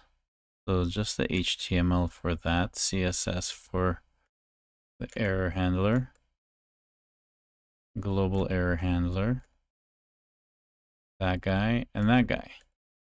Okay. So why does it think... Oh, I see. So the issue is that the file was in a much different state when we applied those things. So it's always going to conflict like this. It's going to say that, yeah, the edges of where the code lives is different. It's going to do its best, and it's going to see it as a conflict. Because a cherry pick will be clean only if the surrounding context for your change and the line items, the line numbers add up. That's why cherry picking is a lot easier when you're just grabbing individual files at a time and things like that. But this has changed underneath it, so that makes sense. You basically just accept both changes for this and reorganize whatever you want in the cherry pick. So I think we're okay. So if I do this git cherry pick again, it should be fine. It'll give me that there is some stuff, and we'll just do cherry pick continue after, right? But at least it has a pre-image for it, so that's okay. I'm not sure if it'll be very useful unless, yeah, the place of change is always at the bottom. We're adding more routes further down at the bottom. But if we make changes within the static parts, maybe the test runner, or maybe at the top where we're changing the settings of Express or something, those cherry picks should work. However, this has affected, like, it's another route at the bottom where we change stuff. Hence, this is going to be a conflict no matter what, because we're not applying the cherry pick to the exact state, even in that context, let alone the same file and all that. So this is expected behavior. So yeah, let's just do that. And basically, the easiest thing is to do is to accept both changes and then just to resolve any issues that happen with the run. I don't expect any because these are totally contained. And I did add this at the end, and I thought I added this at the end here, but I didn't. It still didn't fail, so that's okay. Maybe because I've been adding these to the bottom of the other handlers, which is good. So yeah, I can just do a git cherry pick continue, since that seems to be okay. You know, just in case, I'm so fucking paranoid now. Just see that node, at least the tests run or something. Yeah, 27 passed. We only had 27 at the beginning of the sprint. And then just make sure that the whole doesn't like, fail, at least it spins up. Why is topic suggestion in here? Oh, because we added both. Right, Adam. I shouldn't add everything. I should have been careful with that. Yeah, so all we had was up until our joint conference. So we actually do not want any of these. Topic suggestion was another slice that we do not have at the beginning of this. So all of this stuff goes away. Submitting session does not here. This is the stuff that we have. Okay. So now we just make sure that we run the tests, still fine, and that the whole thing runs. Seems fine. Join. That's what I immediately saw. I had another route there that I wasn't expecting. So yeah, yeah. So that's very weird because it is. Yeah, you'd expect that you'd only get the patch. I think there's a cherry pick and an apply patch. I'm actually curious to see if apply patch would be different than that, or if it just wouldn't work. You can ask ChatGPT. Would I have something highlighted? Get out of here. I want to ask what's the difference with apply patch and cherry pick?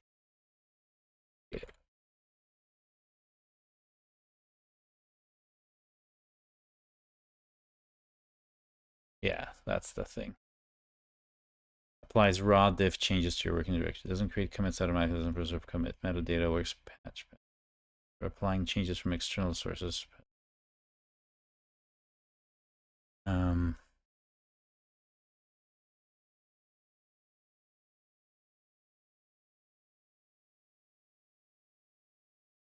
Yeah, I'm not sure if the context, like I know apply the patches have like line items in there, like it specifies where it's inserting something. So I'm still not sure if that'll work exactly this as intended. But yeah, the thing about applying a commit is you got to remember that the commit is while a diff shows you what you changed.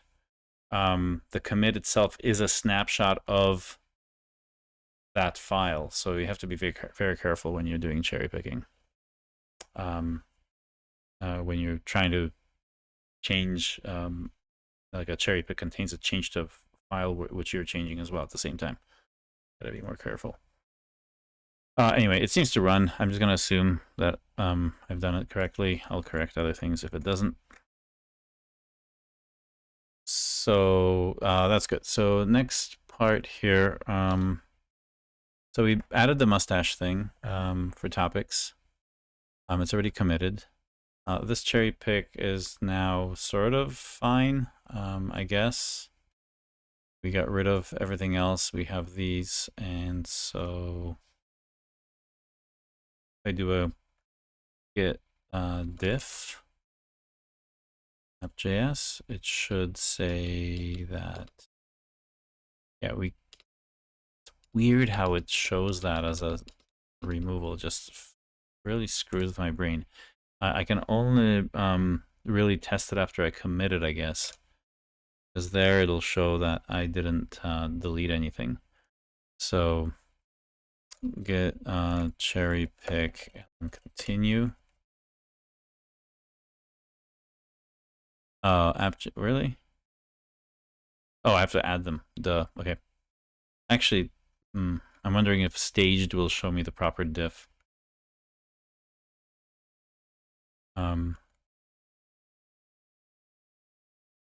And now if I do git diff,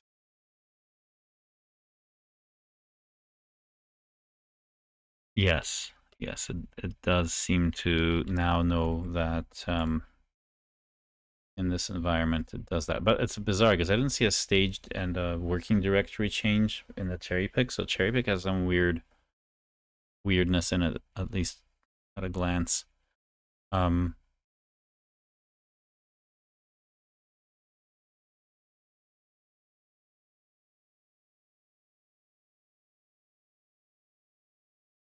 Okay, so that's good. Just push that up. So we have our nicer error pages. Now we want some fake events for registration.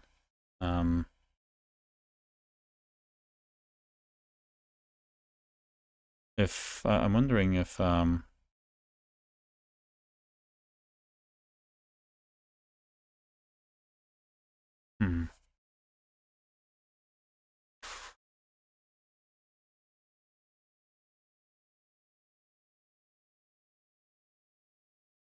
so glog, and then I do BPF, and then look at the slice, submit topics.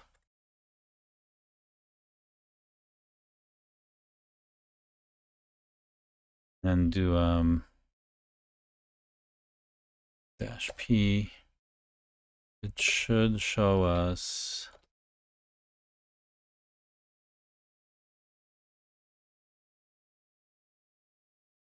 really? Why is that doing? This is bad. I don't want all.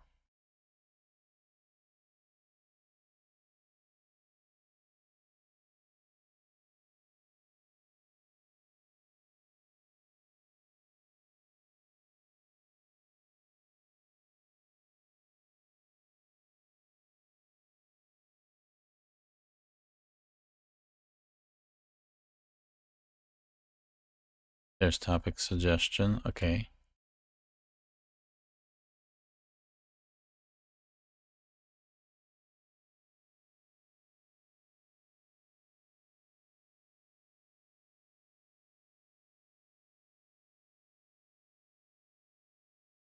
All right, so if I grab this and copy that, I'm just gonna say rid of that. Do I have fake events? I do have SV topics. Okay. And that doesn't show up because it's empty. That's why when I did git commits and all that, git ignores empty directories.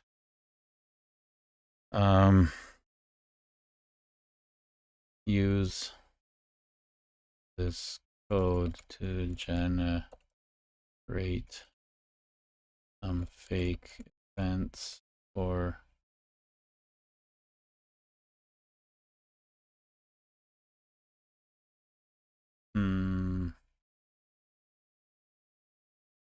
topic suggestions in SV topics.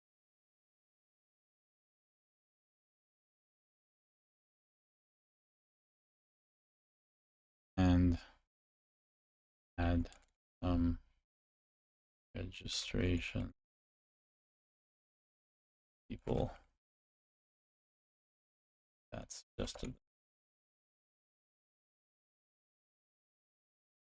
and in here we want registered events, so get and here we want to do registered.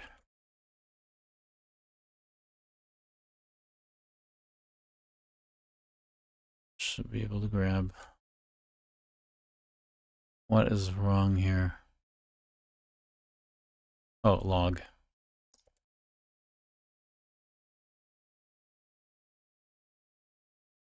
Where's our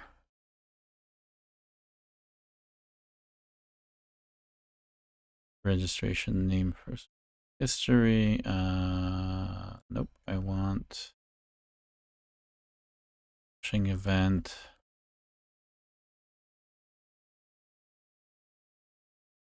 Submit session. Topic suggestions. No, registration. Oh, I see. That's the one that uses a registration. So we're not looking at the right one. This is the one. Fake events. Oh yeah, that's good.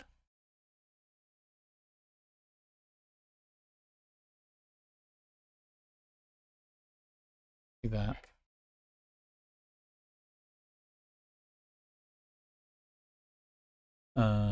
Okay, and then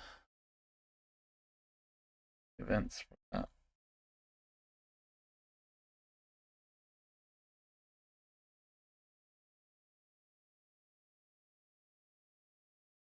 Oh, if you're are you a night owl? I can break after this, and if you're still up, and talk about it if you want. So up to you, really, Eurydice. I know, yeah, it's pretty late, but if it's really stressing you out, as soon as I'm done this slice, we can join up. Let me know. Okay, so registered. Yeah.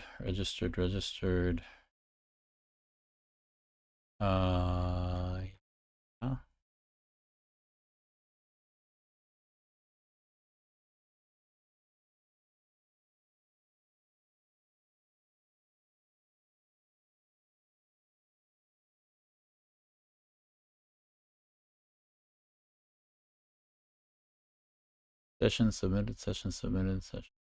registered, registered. Okay, so I have 1, 2, 3. Reg 1, Reg 2, Reg 3. Yeah.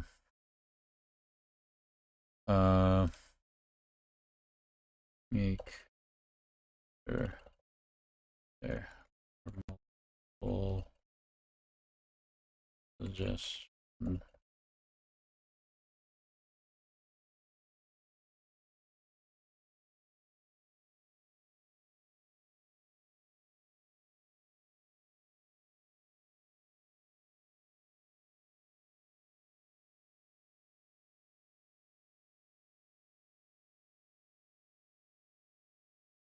So hey, just let me know if you want to like in the next 15 minutes do that.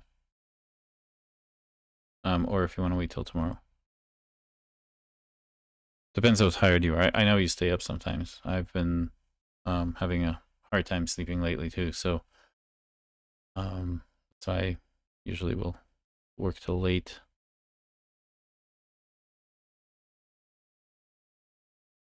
Okay. No, this is not good. This is not good.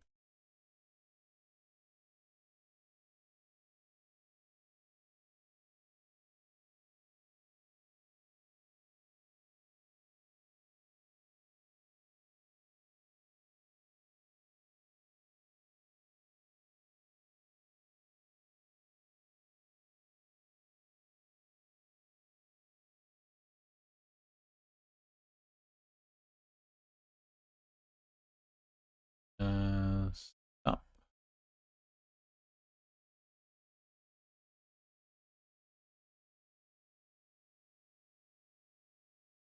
Oh, okay. You have been fixing your sleeping schedule, but tonight I'm gonna ruin it. Is that what you're saying? Okay. Yeah, let's get these fake events, get this state views are pretty easy to do, so I think this will be okay. In terms of what we've done. And then yeah. So you've been sleeping early and waking up early as well. Well, 1 a.m. is early for you. I know the feeling. Don't worry. Been there, done that. So we have that as v topics. Yeah. Click. I wish there was a better interface for this.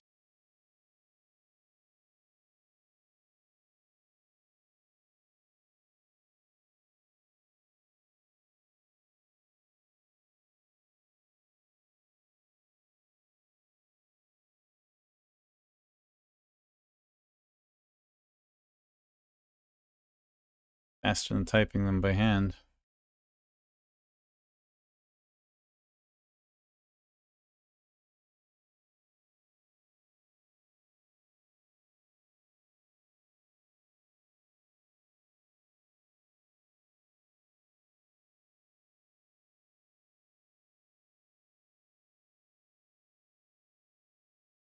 All right, so we have some fake events in here.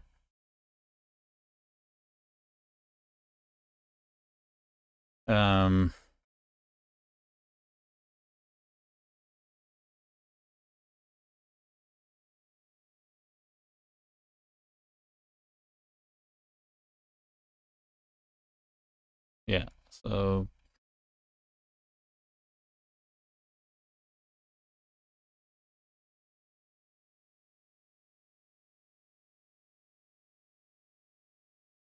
I hope they're correct.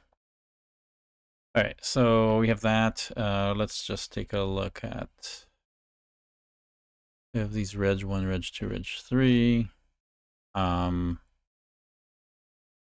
We do have the views with where is it here? Rooms, topics, mustache. Yeah, so we have that. Name facilitator topic, good. Should order them. So let's just get going here. Gotta get a hold of close these guys.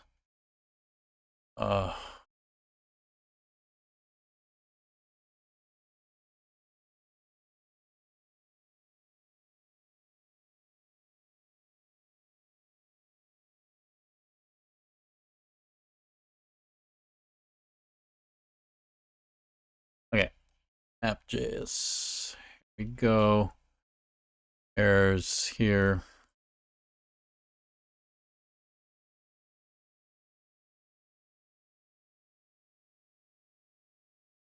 So app dot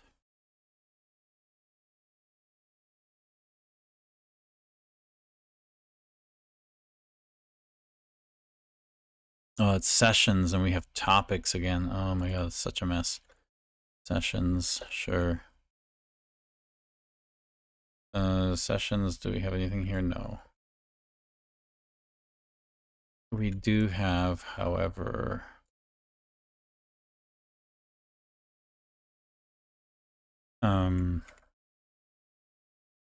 registration ID, and then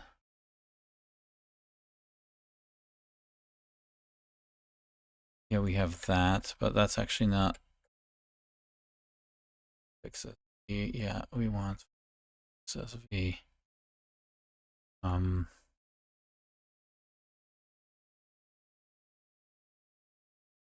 We don't want filter, we want a reducer that resets on every new registration.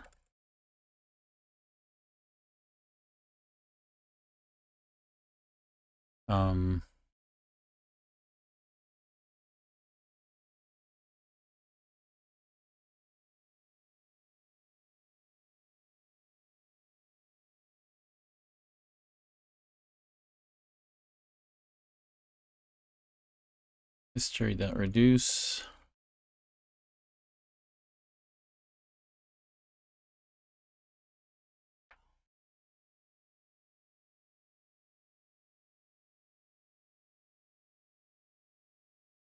Another snack, and then we'll be done.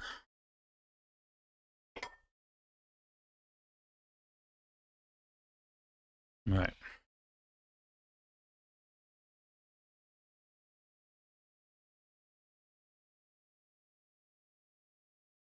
Okay.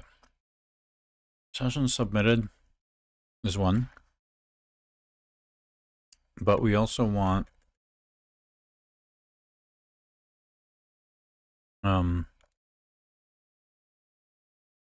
registered event, because here we want registration ID. No, we want registrations, which will be again just our lookup. And topics will be collection. We want to also reset all this when we have a new conference ID. That resets everything. So this is just registrations No, not all that shit. Registrations equals empty and topics equals empty. Okay, that's just an array. Now, when we have a registration, then the accelerator of this is registrations event dot, come on.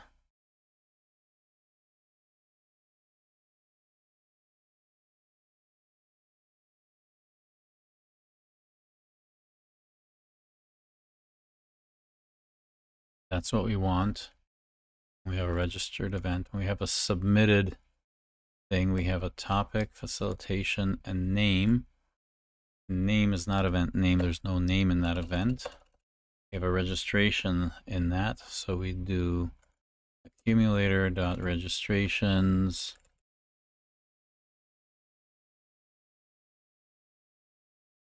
And that's the name. Okay. And here, if we have an issue, we skip it. So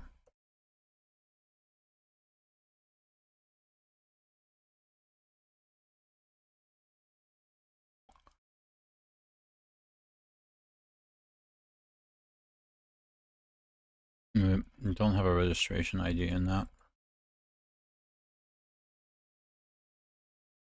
Just have a name.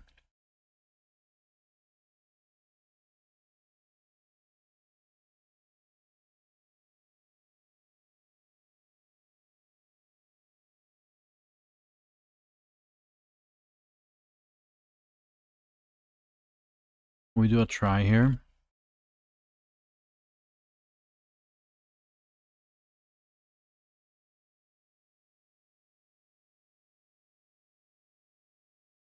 And we don't console log.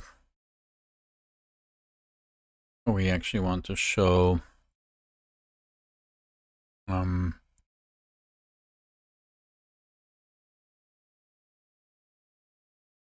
we don't want to show it. Whatever. We just error log them. That's fine.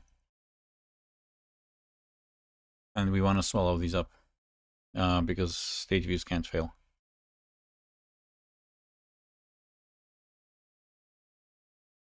Yeah, so we reset everything every time there's a new conference.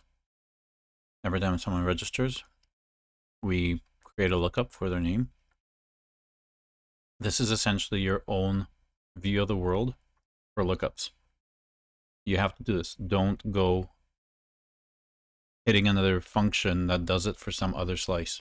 So we create crazy coupling. So we want these registrations here to be a lookup for us. So we don't have to couple the code. 2 lines of code. What are you going to save? 2 lines of code for coupling the shit out of your application? Save 2 lines of code? Anyway. So, yeah.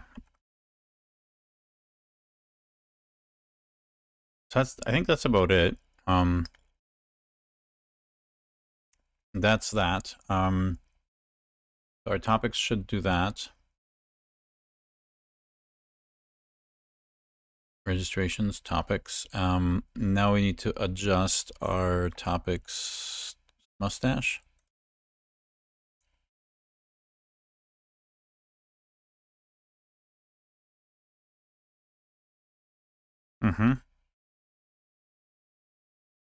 Yeah, that's all we need to do is make sure we pass that topics on. So return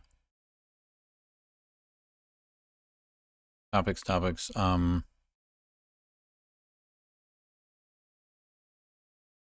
not topics. That's all we need. Pretty easy, huh?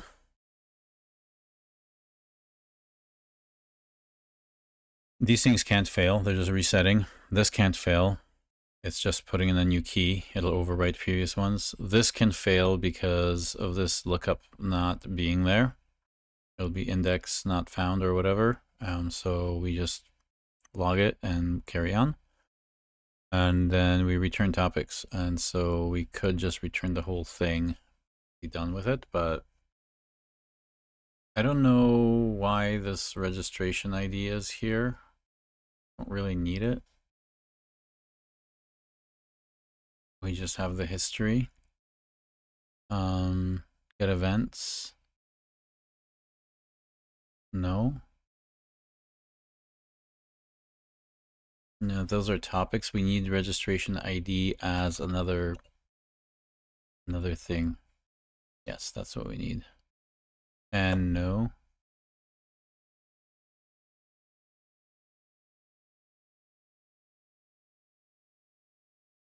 Fine. Do it that way.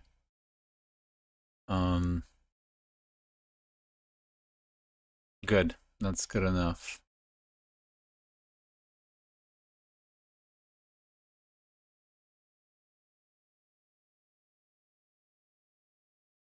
And we have sessions. Good. Sessions directory. Okay. We don't have sessions. We have topics.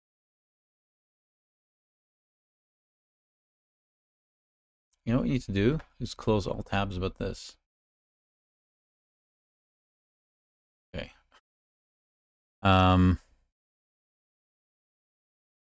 Yeah, so obviously we have not sessions, but we have topics. All the topics there. All the sessions here. Oh well. So now we just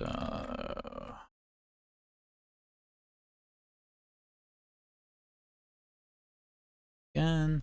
Aha! There we go. We're failing on the name, which is interesting. So event name. What the hell do these look like? Why are we not getting names from the registration stuff? Registration type, registration ID, Bob Smith name. Are we not? Registration event. Registrations. Topics. Registrations. Uh-huh. And then registrations. Okay. I guess we could do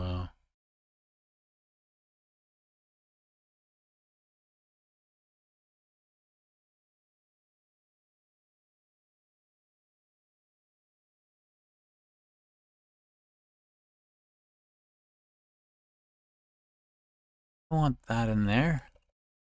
Oh, it's in the switch statement. So I want it in here. I don't want processing event. Actually, no, I do want processing event. And then I want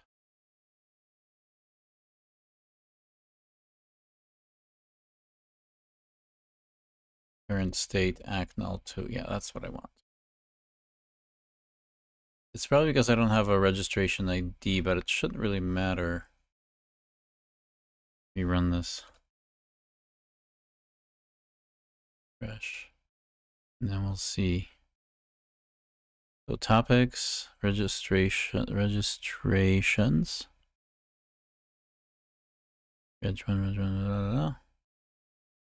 Uh-huh. Topics. Topic. Oh, I see. Topics doesn't have the name in there. Okay. We want the name in there as well. So topics, push, topic. Okay, so it's got the topic, the facilitation. The name. Oh, is the name failing? Why is the name not there? So it's got all of these things.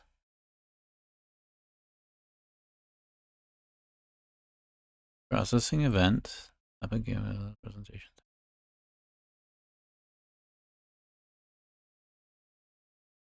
Oh. It has registration ID.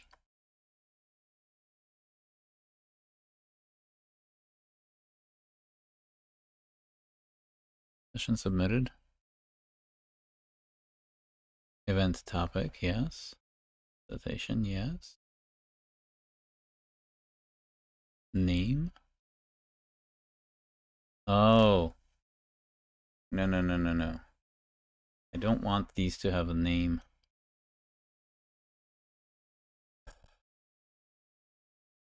There is no name in here.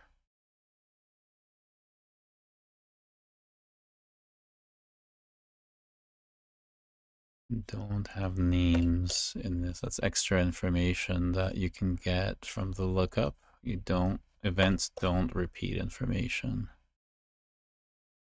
Get out of here.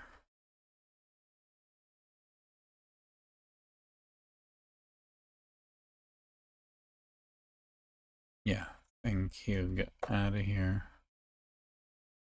Session submitted. Oh, good. That's already gone.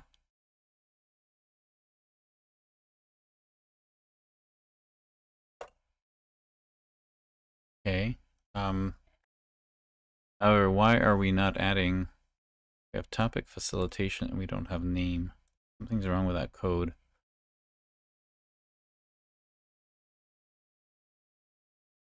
Sorry, you're just almost done here. Gotta finish up this last little bit here.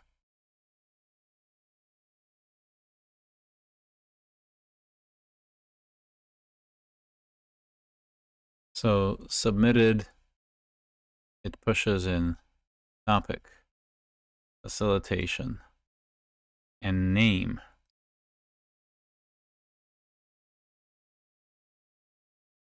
Registrations. Are they in the wrong order? That's Alice. Then this person registers.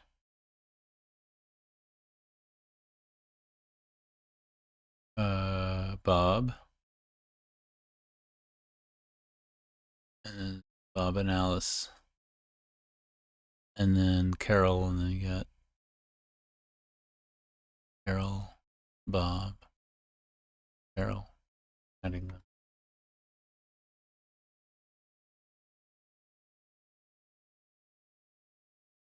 So these should be fine because our lookup does. This is very, very weird. Maybe, oh, I didn't break it, maybe? I didn't have that lookup before. Let's run it again and refresh.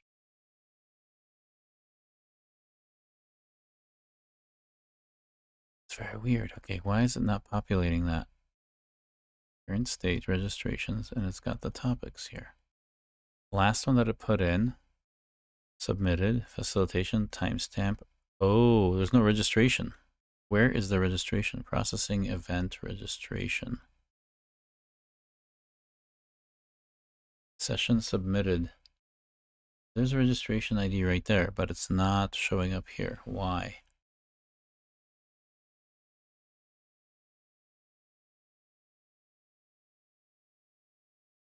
Processing event. Type, topic, session. Is there something wrong with the way that it's serialized? Registration ID. Get events.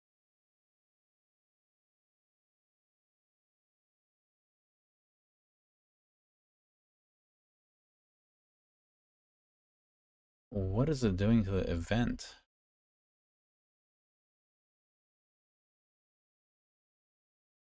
Is it doing anything? Nothing. Sort map, return JSON. Something with these. What is the matter? Registry. Is there an extra character here? Oh. I didn't copy these yet.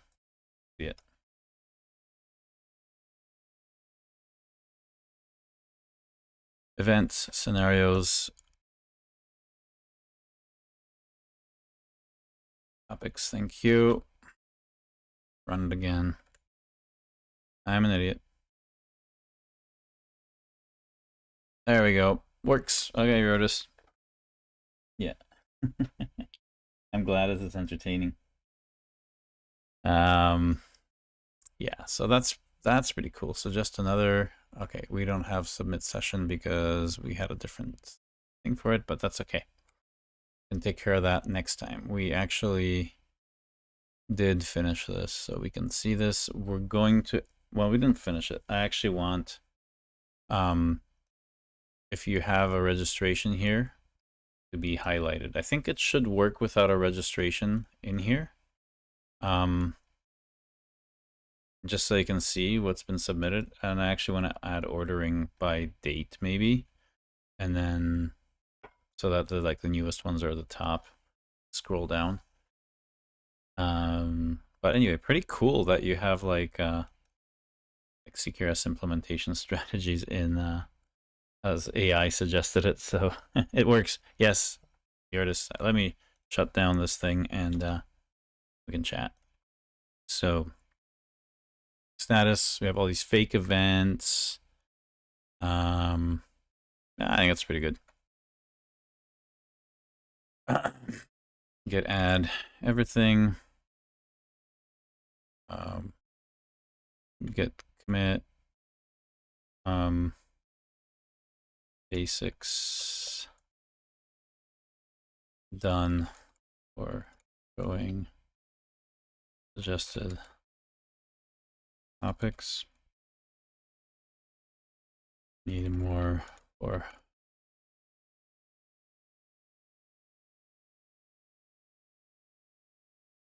user or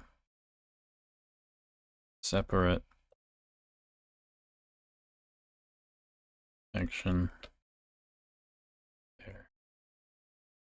Suggestions. Okay, so that's pushed. I think I committed our trial.